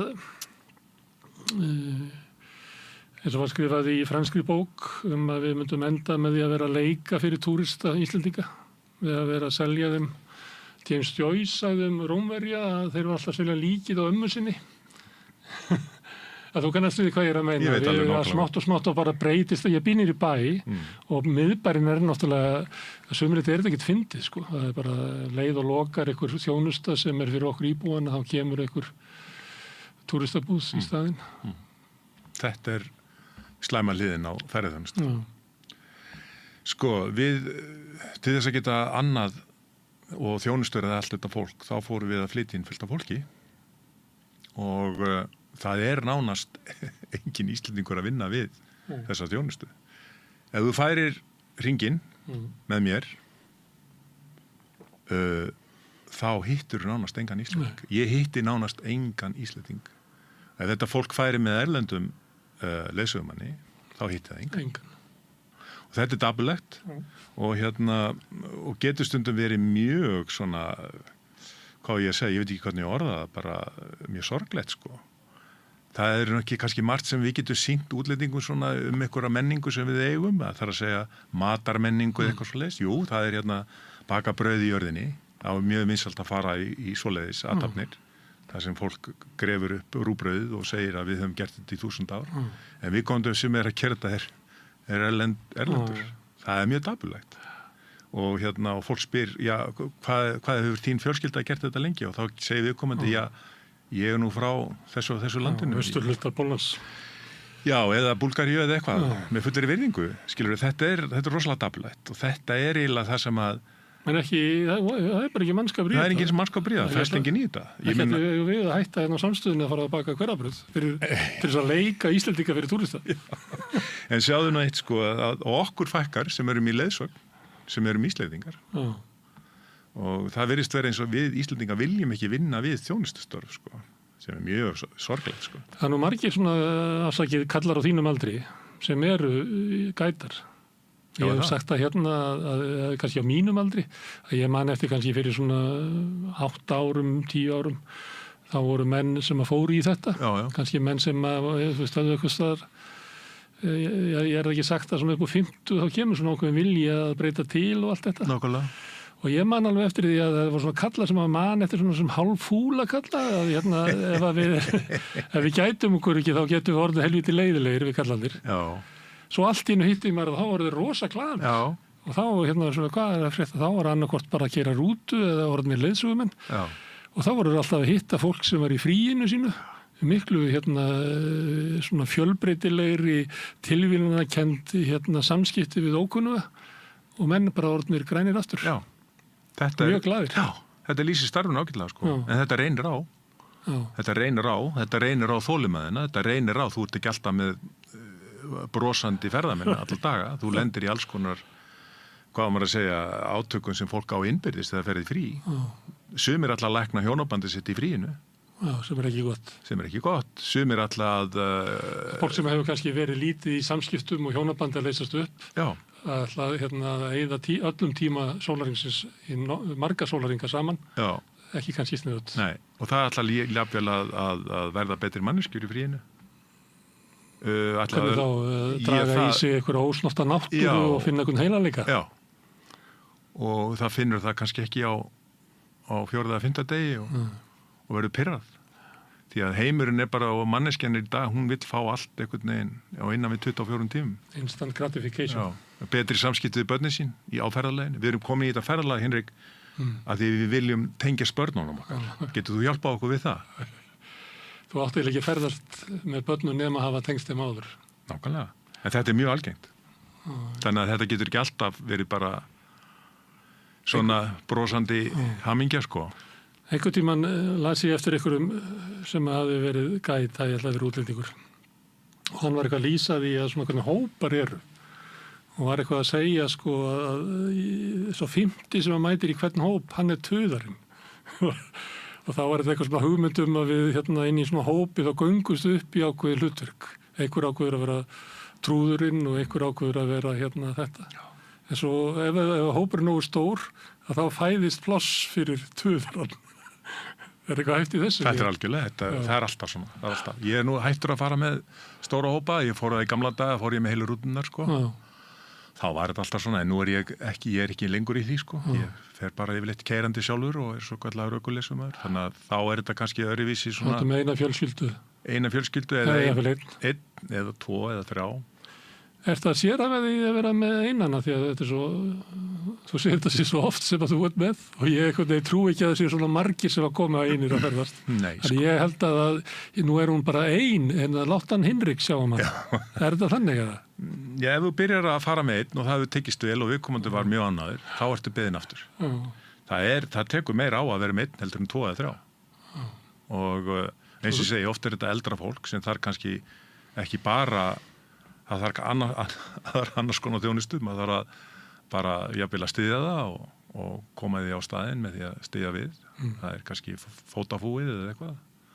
Og svo þarf maður að hlusta á einhvern barlóm. Sumir vilja fá að bara tala. Ég fengi fólk sem segir bara við mig, mér langar til að fá að tala við þig. Og keyrið áfram, við förum ekki á hótel, keyrið mér 2 klukkutími viðbót. Ég þarf að segja þér svolítið. Skilur, þá fá maður einhverja skrýtnar sögur. Fortíðina og bölsóttast út í eiginmann eða eiginkonu sem það átti fyrir eða gerði glappaskott. Fólk talar ekki alltaf vel fyrir maka sem það skildi við. Það er mjög oft þannig. Og maður fara að heyra. Það er náttúrulega sannfærið sig að sé gott að vera laus við hann, þannig að þú ferð ekki bestu myndin af honum. Nei, við getum líka snúið þessu við, sko. Ég fæ stundum makan inn í bíl á undan hinnum makanum.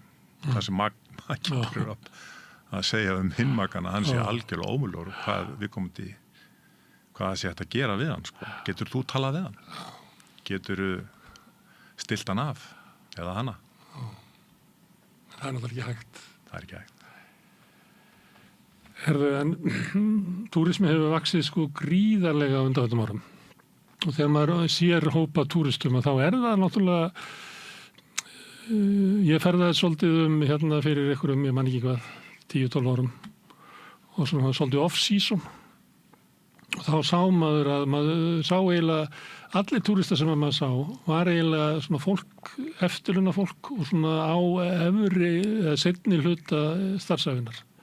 Þetta fólki sem í okkar heimsluta á pening, af því að það á einhverja eignir, getur átt einhverju sjóði og það svona safnast að þeim peningurinn, það eðli kapitalisman sem við búum í, að auður leita til auðs og Amerikanandir sem að þú kemur bara svona almennt best setta fólk mannkynssjónar sem að þarf vel engi að hafa neina peningalar áhyggjur og getur gert til eitthvað sem Á meðan að kannski í okkar menningu eru barnafjölskyldunar í bölvuðu basli og þær skulda mest og þar engin auður að safnast og það hefur alla efni á að ferðast sem ættir náttúrulega helst af öllu að vera að ferðast sko. Frekar heldur þau kannski fólk sem orðið svona gamalt. Já. Þetta eitthvað skrítið við þennan business? Hefur þetta eitthvað breyst? Ég veit ekki. Ég held ekki. Sko, ég held hvenær byrja maðurinn að ferðast? Hvenær erum við að ferðast? Það var að vera að sprengja hérna kringu 1970 á Íslandi, þegar sólarlandaferðina byrja og vera massa túrismin byrjar. Þá fóru fjölskyldur. Já. Og fóru saman. Já. Sko, þetta sem þú nefndir áðan með að þeir sem hafa efna á það ferðast og ferðast oft, það þetta fólk sem þú nefndir áðan, sko. En ég held að það hafa alltaf verið þannig. Það sagt til dæmis með tónleika hérna, að það besta leiðin til þess að fylla hörpu að flytja inn eitthvað sem var vinsæll þegar fólki sem núna 70 var 16. Já. Því að ef þú flyttur inn eitthvað sem vinsæll í dag að unga fólki á að geta efni á að borga það sem að kostar miðinn í hörpu. Nei. Bara gleymdu því. Já. Hvernig verður þetta þegar að gervigrindin búið að taka á okkur störfin? Ég bara velta fyrir með þennan túrisma liðsögumadurinn að keyra einn skíðar í nótt og engin norðurljós hugsa svo, hvað vél þetta eiginlega sem að gengur og gengur og gengur. Já, mér finnst þetta bara mörguleiti fallegt sko. Mér finnst bara mjög fallegt og mér finnst ég hafa gefið rosalega mikið af mér og að ferðast með gamalt fólk sko. Það bara svo þakklátt sko. Og ég var einu sinni með konu sem var 88 ára gömul sem kom til Íslands og sagði bara við mig, ég lífi bara að fá að keyra því að ég fótafúin og get ekki farið neitt og ef það einhver staður sem vill sína mér þá voru að bera mig. Og hvað fallegra en að halda á gamalli konu og síninni fuglabjörg eða hvað það nú En það væri ég ekki að kvarta yfir ferðalagi hvers fyrir sig, heldur þetta væri svona almennt. Það eins og þegar maður að tala almennt ómikil notkun geðlyfi á Íslandi, en maður kannski ekki að kvarta yfir því að einhver sé að taka það. Nei. Og þetta líka, það náttúrulega, ég held að séu svona stofnin af þeim sem eru í túrismanum séu á þessum aldri svona. Já. Ég myndi ráðleika einhverjum sem að væri að undirbúa stofna ferðaþjónustu fyrirtæki eins og miðað á 60 plus. Já. Þá færðu þau kannski 75 plus. Já, talandi að ferðast með einn, ég var eins og fyrir nokkrum árum síðan, þá tók ég á móti manni á kajanum hérna niður í Sundahöfn sem vildi fara hringinn og þegar hann kemur upp í bílinn þá segir svona og svo átti skipið að fara eitthvað og koma aftur hingað eftir viku og þá fór hann að segja mér það að hann hefði verið á þessu skipi í 8 ár. Þetta var eldri maður, hann hafði selt íbúðina sína, börnina spjugguðu í einhverjum löndum, skilurðu, þannig að hann var ekki í neinum svona daglegum samskiptum við þau, vinir hans voru farnir, þarna fékk hann morgunmat, félagsskap, hádegismat, læknisþjónustu þegar hann vildi og svo hoppaði hann bara af skipinu hér og þar, svona gegnum allt árið. Og eins og hann sagði, ef ég var í London, hann var frá London þessi maður, þá var ég ekki með neitt félagsskap, ég var ekki með neina þjónustu. Þannig að þetta kannski það sem kom á skal og þetta orðið algengt sko. Og þessi maður kom hérna tvisvar sko, fór 2 hringi með mér og var alltaf kampakátur með þessa káetu sína í þessu risastóra skipi. Það til skip sem eru fyrir svona fólk sem eru bara íbúður. Já. Nei, ég fór bara að hugsa sjálfur sko, hvað verður hann? Skilurðu, hér á Íslandi þess að við sjáum aldrað fólk ekki fá þjónustu sem það þarf. Það ekki bara alls gott að vera á svona skipi? Ég ekki stuttu börnum mín með að segja það að ég ætla að búa eitthvað þar annars þar. Því ég vil ekki vera á hjúkrunarheimilinu og ít á takkan og þessi ykkar kynslóð sem hinum megin. Já. Það er það er þannig að það er ég veit ekki, kannski kemur ekki einmannalegi til Íslands. Kemur ekki? Kannski ekki. Hjá Íslendingum? Já, hann er þegar til staðar. Já. Við erum ekkert öðruvísin en þessar stóru þjóðir. Nei. Og einmannleiki eins og ég var að segja það, hann er ekkert endilega tengdur við gamalt fólk. Ég finn fyrir einmannleika í ungu fólki sem að er, eins og við vitum öll, sum hver týnd, sko. Týnd í einhverju sem að maður skilur ekki hvað það er, sko. Ferðast þú mikið? Já. Og hvert ferð þú? Mikið Ísland. Ég labba mikið. Þannig að þegar þú ert ekki að fara með ferðamenn, þá ferðast þú einn? Með vinum, eða konunni minni, eða... Og hestum kannski? Stundum á hestum. Mikið gangandi núna síðustu árin. Það er eiginlega, sko, ég hef ekki farið í hestaferð í 5 ár, en ég er að fara sennilega í sumar. Sko, það eru aðeins erfiðar að ferðast á hestum í Ísland. Það er svona aðeins meiri fyrirtæki og maður þarf að undirbúa það mjög vel. Það bara er meiri umferð og þetta þarf bara meiri skipulagningu heldur en hérna í gamla daga. Í gamla daga þá bara opnaði maður gerðið og rak út úr gerðin og hélt að stað á Þingvöll og ákvað svo bara hvert skildi fara, sko. Finnst þér eitthvað skrít eða eitthvað skakt við hvernig ferðaþjónustan hefur byggst upp á Íslandi? Það sem eru flestir kannski ferðamenn á bílalegu bílum að keyra Gætum við gert þetta öðruvísi og betur? Já. Við gætum gert margt betur. Sko, það sem er að trufla þetta að mörguleiti eru náttúrulega bara samgöngur. Sko, við vorum ekki í stakk búin fyrir þennan skjóta aukningu á ferðamönnum. Bara veginir okkar er ekki að bera þetta. En sko, ég líti á þetta þannig að sko, það er bara ágætt að ferðamaðurinn flestir fara gullna hringinn. Suðurströnd á Vesturland, auðvitað þurfum við að dreifa þeim og þeir þurfa að komast líka á norður svo menn hafi líka eitthvað að býta og brenna þar og all land. En það er ágætt að þeir séu bara á ákveðnum stöðum. Þessi svo kallar stýrið ferðaþjónusta. Ég held að þeir séu ekkit óánægðir með það. Því þeir vilja þjónustu og þetta er bara svipað á því ég fer erlendis. Ég vil fá þjónustu, ég þekki ekki staðetti og ég vil vera það sem að ég veit hvar þetta og hitt er. En kvartaðu ekki yfir að þessi alltaf kjötsúpa og bleikja? Ekki mínir ferðamenn, nei. Kannski... Það er ekki þannig að allir séu að selja það sama? Jú, sjálfsagt, en ég vil ekki segja það. Þetta er meira svona gimmick ekkur, sko. Ég sá að þetta skrifað eftir einhverjum bara fyrir stuttu. Já, við skulum aðeins passa okkur, sko. Þetta er ekki svona.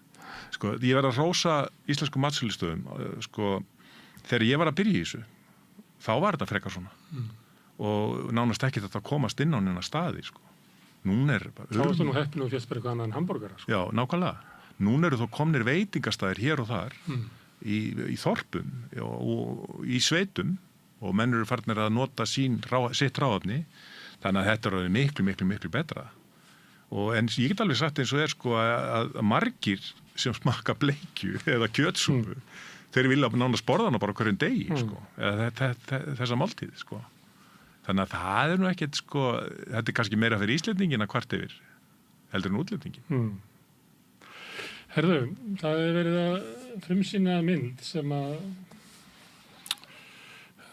Íslandi skoða ofanfrá, drónamyndir. Kannski ekki eins og Fly over Iceland hefur farið í það. Já. Þetta er ekki þannig. Nei. Þetta er Arte sem býr þetta til. Sem var umkvöldu listra sem ástæðs. Já. Það kom fyrirspurn frá Arte til Sagafilm. Að gera slíka mynd að því þeir höfðu gert Afríku. Þess að alla heimsálfuna. Fljúa yfir heimsálfuna og segja sögur af mismunandi landsvæðum, menningu. Og þessi mynd er byggði svona nákvæmlega eins og svo mynd. Það er að segja að þú flýgur yfir landsvæði og það er sagt frá staðhættum og á hverju landið er svona og hins einn og það er kannski einhver menning til að segja frá, það er saga af fólki. Og þá er þessi sögumaður sem flýgur með þér og ferðast með þér háloftin og lendir hér og þar og dvelur og segir þér frá okkur öðrum viklum heldur en ofan. Og þetta þetta svo kallaða above Iceland, eins og við kallum þetta, yfir Íslandi. Þetta kemur náttúrulega, við erum með alveg upp við að sjá Ísland með þessum hætti í gegnum ferðir Ómars Ragnarssonar. Já, þetta ekkit ósvipað. Þetta var eiginlega í öðru hvoru fréttatíma, það voru svona myndir. Já, en núna erum við bara með betri tækni, þar að segja, og betri myndgæði og þetta eru drónar, ekki kannski svona vennileg drónar eins og fólk með heima á sér, þetta eru svona risastóri drónar sem að hafa meiri möguleika á að ná stærra, meiri gæðum og öðru slíkt. Og hugmyndin eru að vera með sjónarspil, að sjá eitthvað sem fólk verður ekki séð, en þú býr til eitthvað texta undir þar sem að setur inn í þetta eitthvað sögu. Já, það er að segja hvernig þetta land hefur mótast, á hverju þetta svona hins veginn, og svo sögur af fólki, sögur af landi og sögur af hverju þetta land byggðist í svona stuttu máli. En myndin Afríku, hún ekki 14 tímar og myndin Ísland svona 3 korter? Nei. Sko, þeir sögðu við okkur, geriði 90 myndum Ísland. Og manni finnst það nú ansi mikið, sko. 90 myndum Ísland, sem 80% byggð á drónaflugi.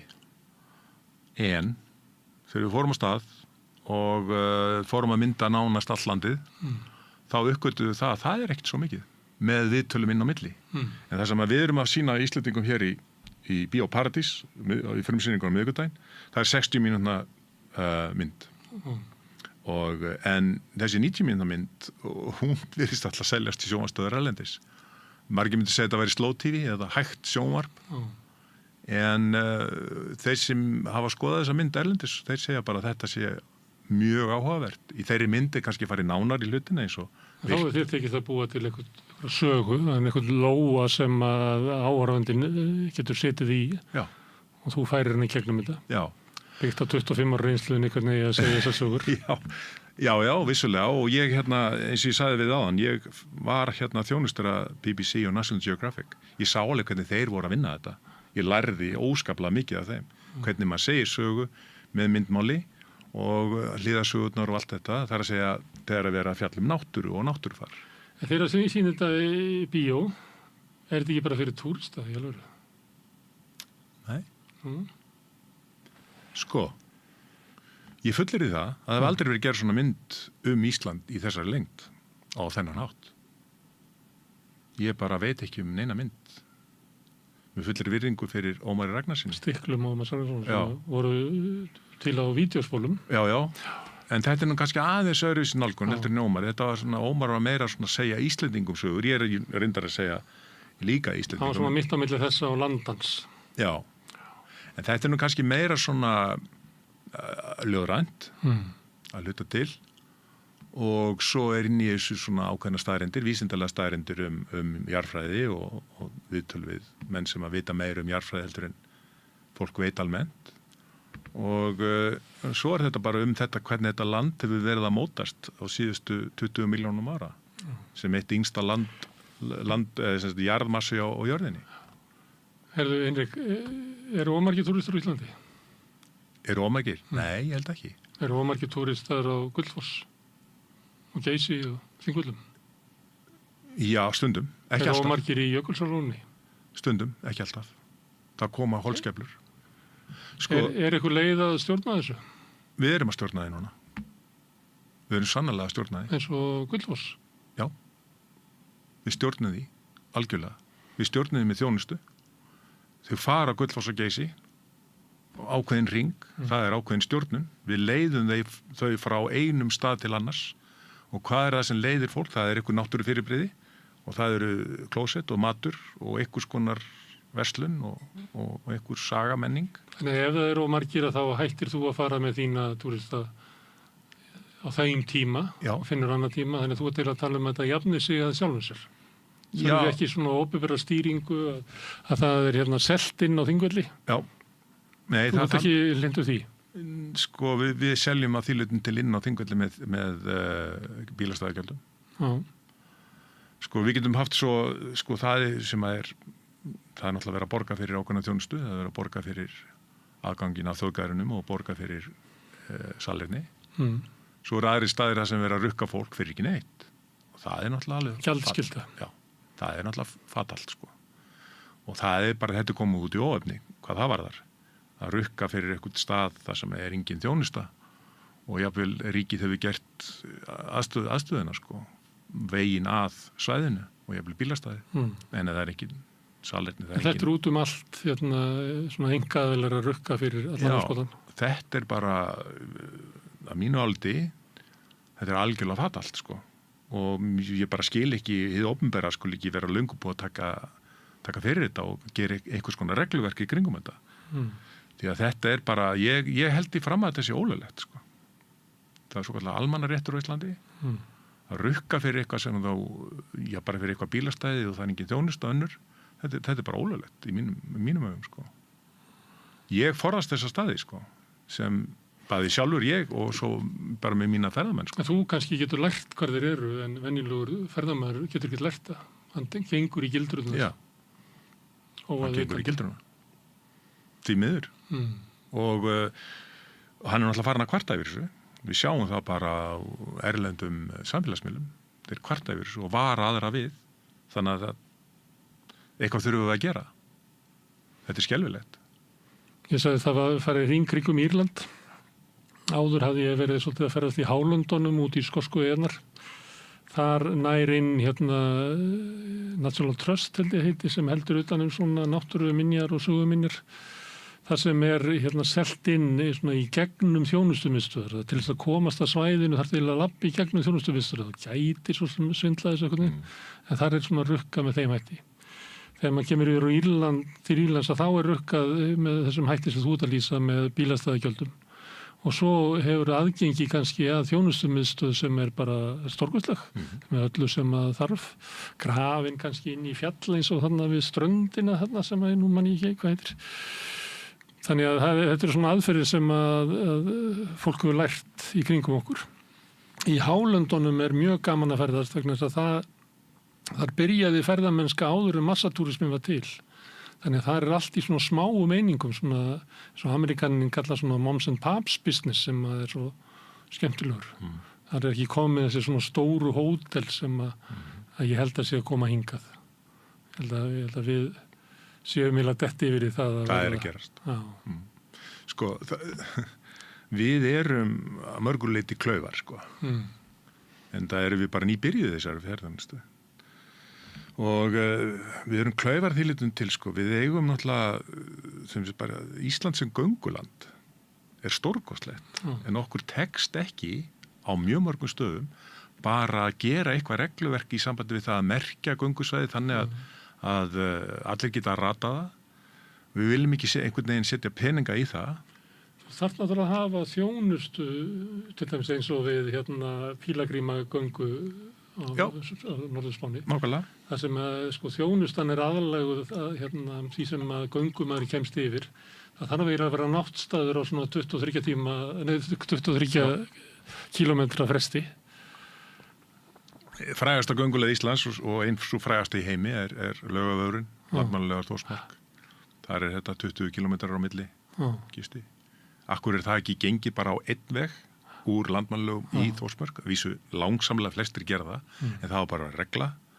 Og ég hef þá skoðun að það á að vera svo kallar upphafstími. Þú kaupir upphafstíma og það bara að byrja að labba þetta 7 á mótnana og svo næstu klukkan 8 og hvernig það og það má vera ákveðið margir í hópnum og þetta á að kosta því það verið að veita þess að þjónustu þetta merkt göngulið en svona þurfum við að gera á fleiri stöðum og líka kannski á láglendi eins og að ganga á Þingvöll eða ganga í Skálholt Nákvæmlega. Ég hef svolítið gert þetta eins og ég gekk frá París til Bordeaux og þá gekk ég eftir svona gömlum slóðum og þetta náttúrulega dásamlegur ferðamáti sko. Það svona mannlegum skala og bæði kemur sagan að þessi tilmanns og náttúran en líka bara þessi manngerði í raunveruleiki sem við búum í hvaðan raunverulega furðulegur þar sem maður kemst ekki fyrir að þú ert að labba og rekst svo inn í þorp sem þú kemst ekki inn í að því það eru hraðbrautir og stórmarkaðir sem einhvern veginn afmarka alltaf. Hugsaðu möguleika okkar í þessu. Já. Við erum ekki að gera mikið í þessu. Norðmenn voru að gera svona upp þegar ég var eitthvað að þvælast Noreg. Það voru að gera Kóngavegurinn heitir það sem eiginlega frá Oslo yfir á Vesturlandið. Þú getur gert þetta með Kóngsveginn á Íslandi. Já. Það að segja Kristján IX fór á sínum tíma. Og við, þú veist, það að gera það bara með marga aðra staði. Við getum gert þetta í sambandi við Íslendingasögurnar. Menn gengur náttúrulega á Þingvöll eða Ríð og Þingvöll og gengur þar þeir slóðar eru allir til, þannig að getur vel að fara með þetta yfir álendið. Já, sérðu Skagafirðinum að labba söguslóðir. Þetta er bara endalaust. Við stefnum á þetta. Það er ef ykkur að hlusta þá er þetta verkefnið. Það er gaman að fá þig í spjallum ferðamennsku og ýmislegt. Takk fyrir. En við ætlum að sitja hérna áfram við rauðaborðið, við erum allir að skilja heiminn og samfélagið okkar og sjálf okkur. Næsti kafli er Augnablik. Ég heiti Kristinn Sigmundsson og styð Samstöðina. Samstöðin er óháð sjónvarpsstöð sem fjallar þjóðfélagsmál á vandaðan og yfirvegaðan hátt. Ég skora á ykkur að styðja hana með því að gerast áskrifendur. Samstöðin er ómissandi.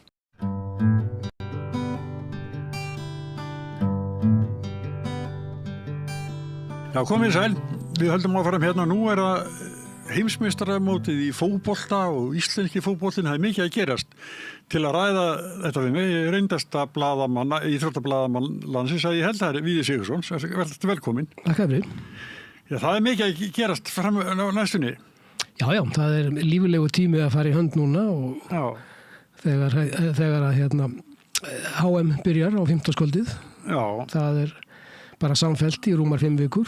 Já, og það er Mexíkó og Suður-Afríka, ekki? Jú, það er upphafsleikurinn sem er Mexíkó og Suður-Afríka, já. Hann er ef ég maður rétt 7 á 15. Já, þetta eru fyrir fótboltadáendur, þá skiptir þetta miklu máli. Þetta er gaman að þessu. Já, þetta er kannski ekki framan að en þetta er ákveðin veisla á 4 ára fresti. Þetta er svolítið öðruvísi núna og þú segir ekki framan að. Það er nákvæmlega eins og þetta verður svolítið öðruvísi núna því þetta er miklu stærri keppni en hún hefur verið. Já. Og það eru 48 lið, voru 32 áður, þetta er svakaleg fjölgun. Já, og þannig að þetta byrjar á riðlakeppni sem er kannski ekkert rosalega spennandi þannig séð. Verður það náttúrulega þegar líður á hana. En þarna verða eitthvað 72 leikir á 17 dögum núna framöndan sem að snúast bara það að sikta út þau 32 lið sem halda áfram. 16 lélegustu liðin fara heima og þá í raun finnst mér að keppnin byrji. 28. júní, þá verður búið að sikta út. Er þetta eitthvað peningamannlega? Akkur gera þetta? Já, þetta er það náttúrulega pottþétt vegna þess að fleiri þjóðir, það bara er meiri áhorf og fleiri, þetta bara, það er meiri áhugi út En hvernig var það þegar við fórum í lokakeppnina? Það var bara venjuleg 32 liða. Já, ekki? Jú. Já. En þetta er nú kannski líka þannig að Evrópa nýtur alltaf síst góðsa fjölgun á HM því það er alltaf verið að leiðrétta gamla svona vanuppstillingu á keppninu þegar að Evrópuþjóðurnar voru dominerandi og voru kannski 13 af 16 eða eitthvað svona eins og þetta var alltaf að byrja með. Já. Þannig að það er svo náttúrulega Suður-Ameríka hefur náttúrulega verið Já, eftir þessu að fjölga upp í 32 sérstaklega þá eru alltaf 6 Suður-Ameríkulið sem hafa verið inni og það var svona viklu eðlilegra núna seinni árum. Með stórstjörnur? Já. En það er ekkert svolítið núna? Hvað? Brasilía, Argentína, hverjir eru svona? Þú horfir á Brasilíu, þar er það kannski Vinicius Junior hjá Real Madrid sem er svona þeirra stærsta stjarna í dag og Argentína er náttúrulega með mæta með Messi en það er við höfum eftir að sjá hvað hann gerir og hvernig þetta Argentínulið spjara sig sem er náttúrulega sprungu gjörsanlega út í Katar fyrir 4 árum. En hérna í Evrópu er það þá helst frakkar þjóðverjar? Já, við erum að tala um Spánverja frakka. Spánverja frakkar, englendingar þjóðverjar, það eru kannski þessar 4 þjóður. Holland er að sjálfsögðu sem að góða minningar hollenskan lið. Já, Holland er lið sem að hefur alltaf burði til að ná langt, það vantar svona herslumunin. Já. Svo er kannski liðið sem hefur valdið mestu vonbrigðum núna í seinni tíð alltaf, það hefur verið Belgía þegar þeir hafa verið svo vel mannaðir alltaf. Já. Núna hafa þeir svona svolítið læðst með veggjum en svo þegar maður fyrir að kíkja á það, þeir eru með ansi gott lið og þeir hafa ekki tapað bara landsleiki meir en 2 ár. Þannig að belgarnir gætu kannski komið pínlítið óvart núna. Svona miðað við... Nú teljast þeir nú ekki meðal stórþjóða? Nei, en þeir voru svo geysilega vel mannaðir núna í öllum mótum núna undanfarið svona 10-12 ár. Þessi gullkynslu þeirra sem að svona átti að færa þeim bara hreinlega titla sem að komu aldrei. Það voru fá lið tíma eins vel mönnuð og belgíska liðið. Nei.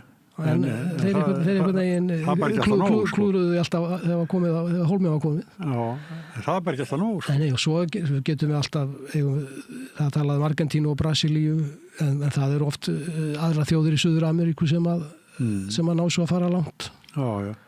Sjá, Kólumbía sem að geti gert skemmtilega hluti. Við vorum að tala saman hérna áður en við fórum hérna í upptökuna, þá voru að tala keppnina 1970 í Mexíkó. Reykjavík í 70. 70? Já, 70.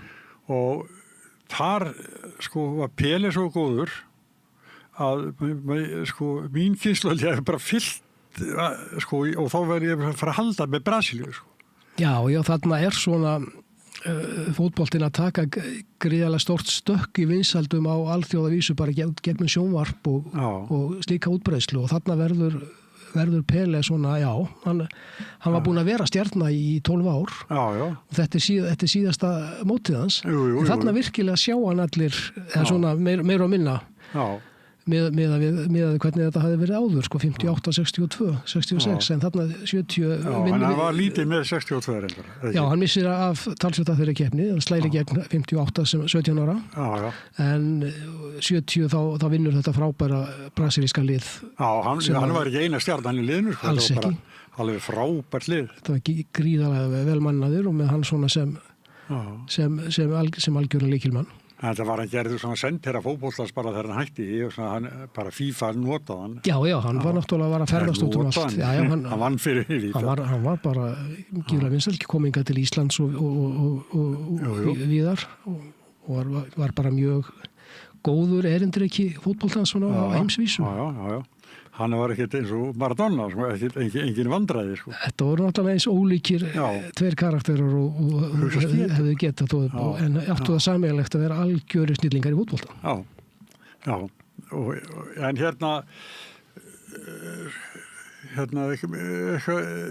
hvað þjóð heldur þú helst í þessu? Ég er eins og margir fleiri Íslendingar. Maður er alltaf að vonast eftir að englendingar nái loksins að fara alla leið og það eru alltaf sömu vonbrigðin í hvers skipti. Þeir eru alveg við megum ekki gleyma þeim samt í þessar upptalningu á liðum sem að gætu á góðum degi unnið svona keppni því að sjálf þetta er útsláttarkeppni og þetta snýst að hitta á rétta leik á réttu tímum á til rétta mótherjanum. Enska liðið er geysilega vel mannað og þeir geta unnið hvenær sem er. Þannig að við skulum alls ekki afskrifa þá einhvern veginn þá hefur maður alltaf haft þessa taug til englendinga. En er ekki Markvarslan svona mestu höfverkur þar? Er ekki súperstjarn í markinu? Nei, það er náttúrulega með reyndan markmann í Jordan Pickford. Hann er svona ólíkindatól, þú kannski veist ekki alveg 100% alltaf hvað þú hefur hann. En svo náttúrulega er maður alltaf veikur fyrir hollendingunum líka. Jú. Það er alltaf gaman þegar þeir ná langt. Það er langt síðan þeir voru alveg frábæri. Já, þeir spila yfir skemmtilega fótbolta. Ég er alltaf svo leiðilegur, ég held alltaf með þeim sem eru minnimáttar. Já. Alltaf þegar það er og þá fær maður oft augnablik til að vera mjög glaður eða ánægður með... Ég kannast við þetta og ég akkurat núna í 48 liða keppni þá sakna þess að heila lið sem hefur oft verið mitt lið á HM svona innan gæsalappa það komst ekki þetta sinn það Costa Rica. Ég hef alltaf haldið svona þeir slóu náttúrulega gegn var ekki HM í Brasilíu sem þeir fóru alla leið í 8 liða úrslit með markmannin sem var svo Real Madrid. Já. Og algjörð ólíkindatól. Þeir höfðu áður einhvern veginn höfðu þeir alltaf ég hef alltaf einhver hluta vegna haldið með þeim í þessum mótum. og núna þegar að sko Norður- og Miður-Ameríka frékk fleiri þjóðir en nokkur sinni fyrir því að mótið haldið þar að þá komust þeir ekki í gegnuna þá kom bara liðið eins og Haiti og Curaçao í staðinn Já. Þannig að það er svona til dæmis ég hef alltaf haft erfitt með að halda með Þjóðverjum nema þá bara í handboltanum að það er sko íslenski þjálfarar sko eitthvað svona sem er það sjá nærða það og hver sittur upp á slið þarna og allir ekki brjála að gera út allan heim að selja landsliðstreyjur. Já, þetta er gríðarlegu business. Varstu úti þegar Ísland fór í Ég var í Rússlandi 2018, já, ég var á öllum leikjum Íslands þar. Bara ég var þar í vinnunni bara og fylgdi íslenska liðinu þar og var þar á meðan það var í keppninni. Og það var að sjálfsögðu ótrúlega upplifun út af fyrir sig að það var eitthvað sem maður sá aldrei nokkuð tíma fyrir að maður ætti eftir að gera. Það verið að fara á heimsmeistaramóti í fótbolta að fylgja íslenska landsliðinu. Já, hugsaðu mér. Það var bara eitthvað annað. Við hjóni vorum svolítið á Spáni tímabili og spiluðum mikið golf og stundum við Englendinga og það var að Ísland hefði unnið England. Þeim fannst þetta svolítið sætt sko. Þeir voru ekkert svona þeim fannst þetta svolítið sætt sko. Svona mikil barátta í liði og svona, það heillar sko. Já, ég held að mjög margir englendingar hafi þrátt einmitt akkurat á þennan hátt heillast af íslenska liðinu á þessum tíma þrátt fyrir úrslitin sko. Það var þetta að segja að Íslendingar í heildina verið jafn margir og íbúið Coventry. Já. Það fannst sem alveg. Það er fræg samlíking. Coventry. Það er Íslandi, það er eins og Coventry á Englandi og Bonn í Þýskalandi. Já. Þetta er mikil vist að framöndan en byrja bara rólega, segirðu? Já, það eru ekki margir leikir í þessari fyrstu umferð sem heilla mig neitt sérstaklega og maður horfir á bara núna fyrstu umferð sem við spiluðum fyrstu 5-6 dagana að þá eru ekki margir leikir sem maður mun alls ekki, maður finnur alls ekki að vaka eftir leikjum til að byrja með það er nú einhver spennandi leikir á nóttunni framan af. Fyrsti svona virkilega spennandi leikur sem ég sé þarna er Brasilía-Marokko. Hann er á laugardagskvöldi. Marokko er náttúrulega bara eitt af stóru bara liðunum eftir framistöðuna síðast. Og þau mætast á laugardagskvöldið. Holland og Japan þau mætast sem að getur orðið áhugaverður líka. Og svo er England og Króatía. Þessir þrír, minnir hans sé á 17. júní. Fyrsti leikurinn í þeim riðli. Þetta eru svona þessi þrír leikir sem ég hef svona pikkað út úr í fyrstu umferðinni. Það sem að þessi 48 lið, það eru þá 24 leikir í fyrstu umferð. Og svona, ég segi þessi þrír og svo svona bara fylgist maður með öðru og svona bara eftir hendinni. Daginn 16. júní, þá er stórleikur á Íslandi. Það er Víkingur og KR. Það er Víkingur og KR. Þetta er sami dagur og Ísland mætti Argentínu á HM í Rússlandi 16. júní. Nú er það? Já. Sama dagsetningin. Jú, Víkingur og KR, hann er næsta þriðjudagskvöld. Já. Og skemmtileg lið. Já, þetta er búið að vera þau lið sem að hafa virkilega bara verið sínt bara liggur við 100% framistöðu það sem að er. Og það verður gríðarlega áhugavert að sjá þau mætast og sjá hvernig KR-ingar munu spila í Fossvoginum og hvernig Víkingum mun ganga að eiga við þennan fótbolta sem KR-ingar spila. En fyrirfram myndum við nú á Víking. Þeir eru alltaf líklegri í svona. En við sáum til dæmis þegar að eina tapið á KR-ingum á móti Breiðabliki. Það var aðeins. En það er bara þeir ætla sér að spila þennan fótbolta og þeir gera það og þegar tapið kom þá var það 6-3 það er svona fórnirna sem færa með því að spila á þennan hátt. Ég veit að Óskar Hrafn vill miklu frekar tapa 6-3 heldur en 3-0. Það er alveg hreina línur. Það er mikill munur á því. Já. En samt 6 mörk eru alveg glás. Já, sjálfsögðu. Það finnst okkur káir En þegar þú ert að skora alltaf 4 og 5 sjálfur þá svona breytist það nú aðeins sko. Já, og gerir þetta allt skemmtilegra líka. Já, það nú það sem bara eiginlega skemmtilegt við þetta Íslandsmót sem hingað til allavega. Það hefur verið skorað mun meira mörkum heldur en undanferð. Ekki bara í þessum leikjum. Við erum að horfa á bara ótrúlega markaleiki hjá öðrum liðum. Miðað við stöðuna eins og núna, þá það að mínu viti Káur og Fram sem er svona með jákvæðastu framistöðuna með að við rekna var með. Já, og Fram hefur komið mjög skemmtilega óvart finnst mér. Það var svona að horfa á þá bara í þessari baráttu áfram að ná að vera í topp 6. En þeir eru bara búinir að virkilega koma sér vel fyrir í 3. sætinu og ná þarna einhverju 5 stiga forskoti á Breiðablik og Val. Svona forskot reynda fljótt að fara ef menn tapa leik. En eftir sem áður þetta og þeir skora mörg. Þeir eru búin að skora eitthvað 25 mörg. Þannig að Kenny Tjópart. Kenny er búin að vera frábær. Hann verður bara betri með aldrinum. Já, hann er varðamaður og hann er markastur liðinu og meðal markastur mannana í mótinu. Já, það er eiginlega erfitt að bara setja fingur á það hvaða stöðu Kenny er eiginlega að spila á vellinum, hann er allstaðar.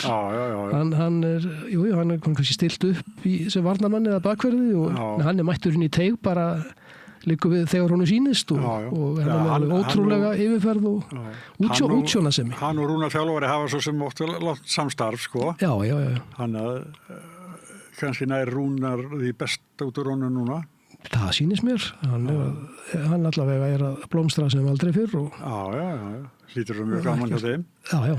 En svo KR, það er náttúrulega þeir björguðu sig frá falli í síðasta leik á síðasta móti í fyrra. Já. Og nú er bara búið að stíga en hún er bara stórt skref í deildinni. Já. Þetta er magnað. Já. Og mér finnst það og heitir hann Aron Sigursson. Hann er með glanstímabil. Já, hann er sennilega búin að vera besti leikmaður deildarinnar hingað til. Já, en hann er ekkert valinn í landslið? Sennilega, nei, hann er svona Arnar hlýtur nú að vera með hann á blaði hjá sér mjög nálagt í að vera inni eins og staðin er en það er náttúrulega hörð samkeppni akkurat á þessum þarna eru margir okkar bestu leikmönnum að spila þær í hans stöðum þannig að það er alveg skiljanlegt en það er gott að sjá það að leikmenn hérna í deildin hérna heima séu að setja pressu á landsliðsþjálfarann að gera tilkall til að komast í liðið og það er bara frábært. Já, þetta er óvenju stór hópur sem veigum að frambærilegu mönnum. Já. En eitt, sástu í sjónvarpinu Ísland og Úkraínu í kvennaboltanum? Já. Þetta fannst mér leiðinlegu leikur. Ég er ég horfa á kvennalandsliðið í sjónvarpinu alltaf og er svona frekka jákvæður en þarna fannst mér bara þetta að vera lélugu leikur. Já, það var svolítið, þetta var svona markaðist af taugaspennu. Það var svona ekta taugaspennu leikur. Úkraína varð að vinna og íslenska lið þurfti bara að passa sig á því að tapa ekki leiknum. Það gekk út á það og þannig leikir eins og bara við vitum, þeir verða ofta ekkert mikið fyrir augað. Nei. Þetta var svolítið öðruvísi leikur má segja það er svolítið öðruvísi að sjá íslenska lið þegar Sveindís er ekki með en hins vegar eigum við þarna alveg allt í einu ótrúlega tæplega 18 ára gamla leikmann en að Telmu Karen Pálmadóttur sem skoraði þarna sigurmarkið að hún er að slá í gegn í Svíþjóð og er að slá í gegn með landsliðinu og er óbóðslega fljót og skemmtileg og hún er háfætt skreflöng tekur hún stakk sér skemmtilega inn fyrir það og gott vald á bollunum í upplifinu Þarna erum við að eignast bara gríðarlega spennandi leikmann og það verður bara ég er alveg sammálaður það er margt gott við liði og til þess Glódís Perla það fyrirliðin bara frábær leikmaður. Já, við sjáum bara það er hún sem stoppar nánast hver einu skottilraun hjá Úkraínu í þenni leiknum, hún er bara mætt á staðinn og það er skotið í hana. Var ekki við hverja voru að spila á Laugardalshöllinu þegar hún náði að bjarga á línunni með ævintýralegan háttar. Það var Þýskalandsleikurinn, var það ekki fyrir 2 árum? Já. Þegar það er unnu Þýskaland Já, Ég held að það verið þar. Já, það er svona einhver ævintýralegasta björgun sem maður hefur séð í landsleik. Já. Það er búið að spila það aftur og aftur. En þær eiga náttúrulega gríðarlega erfið að leika annað kvöld á móti heimsmeisturinn Spánar. Já, ég ætla að horfa á hans. Það er, já, og sem betur fyrir að það eru ekkert undir, það eru búin að ná sínu markmiði, það eru komnar í sko umspil nummer 1 sem var markmiðið. Það var að vera fyrir ofan Úkraín og komast í betra umspilið. Þar með eru möguleikirnir á að komast á HM á næsta ári miklu meiri. Þannig að þá forðast þær að mæta bestu þjóðunum í seinni umfyrir umspilsins eða komast gegna það fyrri. Þannig að þær eru búin að gera það og hún þurfaði bara að njóta þess að spila móti Spánverjum að svo miklu sem hægt að njóta þess því að Spánn mun verða með boltan í 85 mínútur að 90. Þetta er besta landslið heims. Er ótrúlega... Það hlýtur að vera gaman. Já. Sko þurfa ekkert endilega Sigurinn getur bara farið afslappaðar inn í leik gegn besta lið heimi. Já. Þær þurfa bara að verjast og síðan bara nýta þau í tækifærið sem þau fá því að það munu fá sjensa og þurfa þá að nýta þá. En það er ekkert grín að spila móti spænska lið sem var að vinna England núna 4-0 sko. Og Spánn og England eru 2 bestu liðin í Evrópu. Og England átti ekki sjens í þess. Sem að það má bara fara að lesa spólunni. Þeir síðustu leikið hjá Spáni í riðlunum 5-0 móti Úkraínu, 4-0 móti Englandi. Ég held að Hemmi heitin Gunn hafi ekkert verið að vitleysast með það. Hann sagði mér svo oftar einu sinni að hann var eini sem meittist í fyrsta kvennalandsleiknum. Já, ok. Vissum þetta? Komdu með það. Já, sko, hann og Hensson, þeir setti sér það að fara á kvennalandsleikina og þeir eru upp í stúku og boltan sparka í stúku í andlit og Hemma Gunn sem nefbrotnaði. Nei, þetta var ég ekki búin að heyra. Hann sagði mér svo oftar en einu sinni og það hafði mjög gaman að þessu.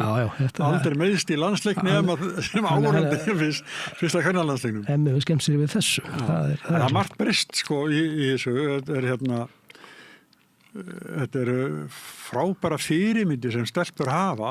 Já, og það er bara gaman að því og sérstaklega einmitt þær geta bara hort á íslensku landsliðskonurnar og mætt á landsleiki og sé þarna bara fyrirmyndirna sínar. Sáum líka þetta bara svo fallega myndir frá Ásvöllum þegar að Sara Björk kom heim. Já. Þetta er svo flott, mann fer í Hauka þó sé í næst efstu deild sko. Já, þetta er vel gert hjá Söru að slúta ferlinu svona. Bara það sem maður byrjaði. Þarna sló hún í gegn 16 ára. Búin að vera núna einhver 16 ára í atvinnumennsku bara með magnaðasta feril sem íslenska knattspyrnuskona hefur átt. Og hún kemur heim og fer í uppeldisfélagið í næst efstu deild. Það er ekki sko. Hún er 35 ára en hún ábíl í toppformi sko. Já, Sara er alltaf í formi og opaslega kröfuhörð á sjálfa sig og aðra og hún á eftir að draga þetta Haukalið yfir þröskulda þegar hún byrjar að spila með þeim í sumar og þeir munu njóta þess að hafa hana með sér þarna. Já, það heldur enginn sko sér góðum svona lengi nema vera með sko takket alveglega. Já, þetta er hvað borðar og hvernig hreyfir sig og allt þetta. Þetta er gríðarlegur ægi sem að fylgja þessu og Sara er akkurat eina af þeim sem hefur komist þetta langt á svakalegum sjálfsaga. Hún er búin að spila þetta með bestu leikmönnum heims og trekk í trekk með sínum félagsliðum og spila til úrslitaði meistaradildinni og allt þetta, þannig að það er magnað fyrir þessar ungu stelpur í Haukum að fá hana sem samherja. Já, það lítur að sko alveg bara tilhlökkun á þeim að spila bara fyrsta leikinn með henni. Já. Þetta verður fyrstmynd, en þetta er svona jákvæð sem er að gerast í þessu og fyrir kvennafótboltan sem að er fínt sko, mjög gott. Já. Mér þetta er breytast líka með þessu Íslandsmótinu, það er ekki bara Breiðablik og Valur. Nei, nú er þetta Breiðablik FH og Þróttur virðist vera, svona sem stefnir í að séu bestu liðin þar. Þau voru 3 efstu í fyrra og ég held að Þróttur og FH þau geta bæði ógnað Breiðabliki mikið núna setni hluta mótsins, sérstaklega FH svona eins og staðinu núna og Þróttur með gríðarlega vel mannaðan hóp sem á eftir sem ásvöldi inni. Það eina félagi sem að ég hef keppt fyrir, sko, það Þróttur. Það Þróttur. Já, bæði fótbolta og handbolta. Já, káringurinn sjálfur. Já, við byggum í ljóseimum og það var beint við, sko. Já, eðlilega. Já.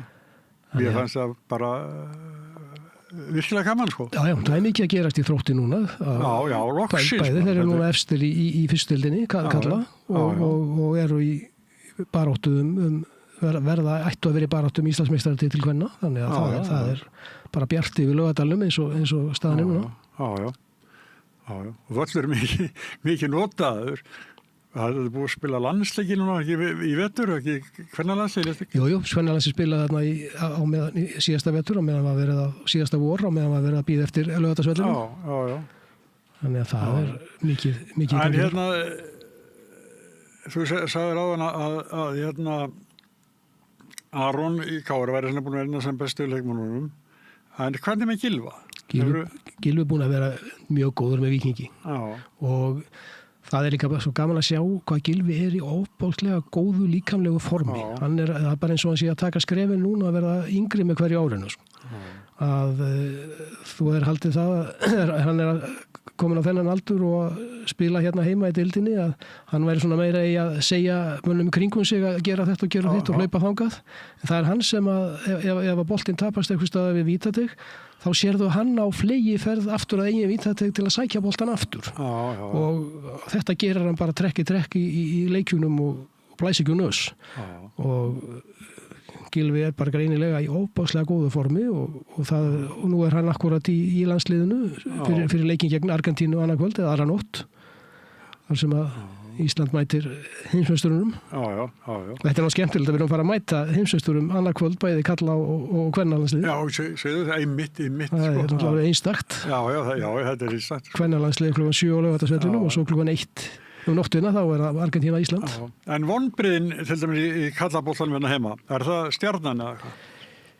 Já, Stjarnan, það er talsverð vonbrigði eftir miðað við hvernig þeir byrja vel, vinna þarna 2 leiki í byrjun og það lítur vel út hjá þeim, sterkur hópur og bara góðir einstaklingar og allt það, en svo bara fer allt í baklás. Það má alveg segja þeim þetta til varnar að þeir hafa lent í talsvert miklu meðslum, þeir hafa mist marga góða leikmenn út og spurning hvernig þeir svona hvort þeir séu að svona í þessu landsleiki hliði núna að svona ná þeim saman aftur þeir eru búin að tapa náttúrulega allt á mörgum leikjum til að blanda sér á alvöru í einhverja titilbaráttu sem að margir spáðu þeim. En þeir eru í bikarkeppninni? Já, þeir eru í bikarnum. Það getur orðið þeirra vettvangur að fara bakdýla liðina inn í Evrópukeppni. En eflaust er einhverju það sem að vilja að Jökull hætti sér þjálfari? Það er alltaf þegar svona gengur. Það er búið að vera að pressa á Jöklinu í dálítinn tíma að fara að skila einhverju. En það er bara eins og fótboltinn er. Það er nú eitt góður á lausu. Freyr Alestaðsson. Já, nú er Freyr allt í nálausu. Það er fróðlegt að sjá hvert hann fer næst. Það er svolítið hörð refsing, sko. Já. Hjá Frey? Já. Það er ekki brann? Jú, hann er með þá í bikarúrslitum bara daginn og fer með þá áfram í Evrópukeppni í vetur. Svo bara er vondur kapli hjá þeim á sama tíma núna í deildinni í Noregi og þá bara pressan er svo mikil í brann að það er alltaf verið að tala norska meistaratitilinn þar þó það sé ekkert sérstaklega raunhæft. Nei. Og þeir eru dottnir út úr, þeir eiga enga möguleika þar lengur eftir að hafa tapað allt á mörgu leikju núna framan af. Og þar með er bara létuður Frey fara. En það var engin hægt á liði myndi falla, ekki þannig? Nei, þeir eru bara miðja deild sem er bara ekki ásættanlegt í Bergen. Já, það stundum, ég segi káringum að það stundum að býða það af sér, sko. Já, þeir voru greinilega ekki tilbúin til að býða það af sér. Nei, sem er svolítið furðulegt, sko. Ekki nú hafið einhvern ákveðin til að taka við. Málið er bara samt að Freyr var þarna í einhverju ótrúlegasta umhverfi sem er til á Norðurlöndum. Og áhugin í kringum Brann svo brjálæðislegur þarna í Bergen að það líkist ekkert neinu öðru sko. Það þarna strákar sem að vera hvarla að spila þarna þegar þeir bara mæta þarna flugvöllina þá bara eru þar múgur og margmenni og allir fjölmiðlar, mögulegi fjölmiðlar sem eru mættir til að tala við þá og pressan og áhugin og hvernig fylgst með þessu liði. Það ekkert í takti við neitt sem við þekkjum nema bara eitthvað staðar sunnar í Evrópu sko. Já. Það var eins og KR var að spila, ég man ekki hvað liðið frá Tyrklandi og forsvarsmenni kom alltaf með eins og sko, og það svona fín veisla og þá KR-ingarnir að segja sko við þá að stuðningsmenn séu svolítið erfið núna og gengur ekki nógu vel og þá var KR einhverju spá vandræðum sko og þá þeir jafnvel sko hafi verið púað eða eitthvað sko og þá það mikið svo púa okkur, þeir grýta á heimilin okkar það gengur ekki vel. Já. Tyrkir eru náttúrulega alveg sérstakir í þessu. Mæta bara heim. Já. Út á fótbolta. Þetta svolítið annað umhverfi. Herðu það núna bara snýst sólarringu bráðum, snýst sólarringun eitthvað við, þetta verður allt í klessu. Já, en maður lætur að fara rólega í klessu. Ég ætla ekki að vakna til að horfa á Írak og Grænhöfðaeyjar miðjanótt sko. Ég lofa þér því. En ef þessi lið komast í 32 leið úrslit, þá lætur maður sig kannski hafa það. En það talandi líka, það svolítið, sko, Mexíkó. Sko, þó ég sé nú ekki mikið hrifinn af svona bandarískum bíómyndum, þá samt sko hafa Mexíkóar verið gerðir af svona letingjum alltaf sko. Og þú veist það búið búa til einhverja mynd af þessari þjóðu, þetta sé bara eimingjar sko. Sofandi undir stóru stráöftunum, það er svona teknimyndafílingur.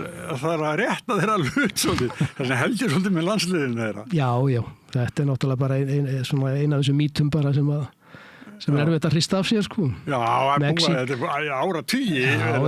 Mexíkó hefur alltaf átt ágætislandslið og verið svona alltaf svona einhvers staðar á mörkunum með að meika það sko. Þeir hafa verið í 16 liða úrslitum, jafnvel upp í 8 liða úrslit og svona í gegnum árin og í Mexíkó er alveg svakalegur fótboltaáhugi. Þetta er náttúrulega þjóð sem er búin að halda HM í tvígang. Já, alveg rétt, auðvitað. Þannig að það er mikið hérna. Það er mikill grunnur þarna. Þetta er mikil fótboltaþjóð. Herðu, Víðir, ég ætla að þakka kærlega fyrir komuna. Ég væri kannski að hóa í þig aftur, þetta fer alltaf að rúlla. Mín er ánægjan. Já, sömulegis vinnur. En Rauðaborðið heldur áfram eftir eitt augnablik. Ég heiti Þórhildur Þorleifsdóttir. Á Samstöðinni er fjörug, opin, skemmtileg og gagnrýnin umræða allt milli himins og jarðar. Samstöðin á erindi inn á öll heimili. Og þá er dagskrá okkar hér við Rauðaborðið á samstöðinni lokið í kvöld. Við þökkum ykkur hlustendum og áhörundum kærlega samveruna og minnum ykkur á að vera duglega að deila okkar efni, þar að segja því efni sem ykkur líkar á samfélagsmiðlum. En ég heiti Björn Thorláksson, við förum aftur í loftið klukkan 8 annað kvöld með nýjan þátt, verið sæl.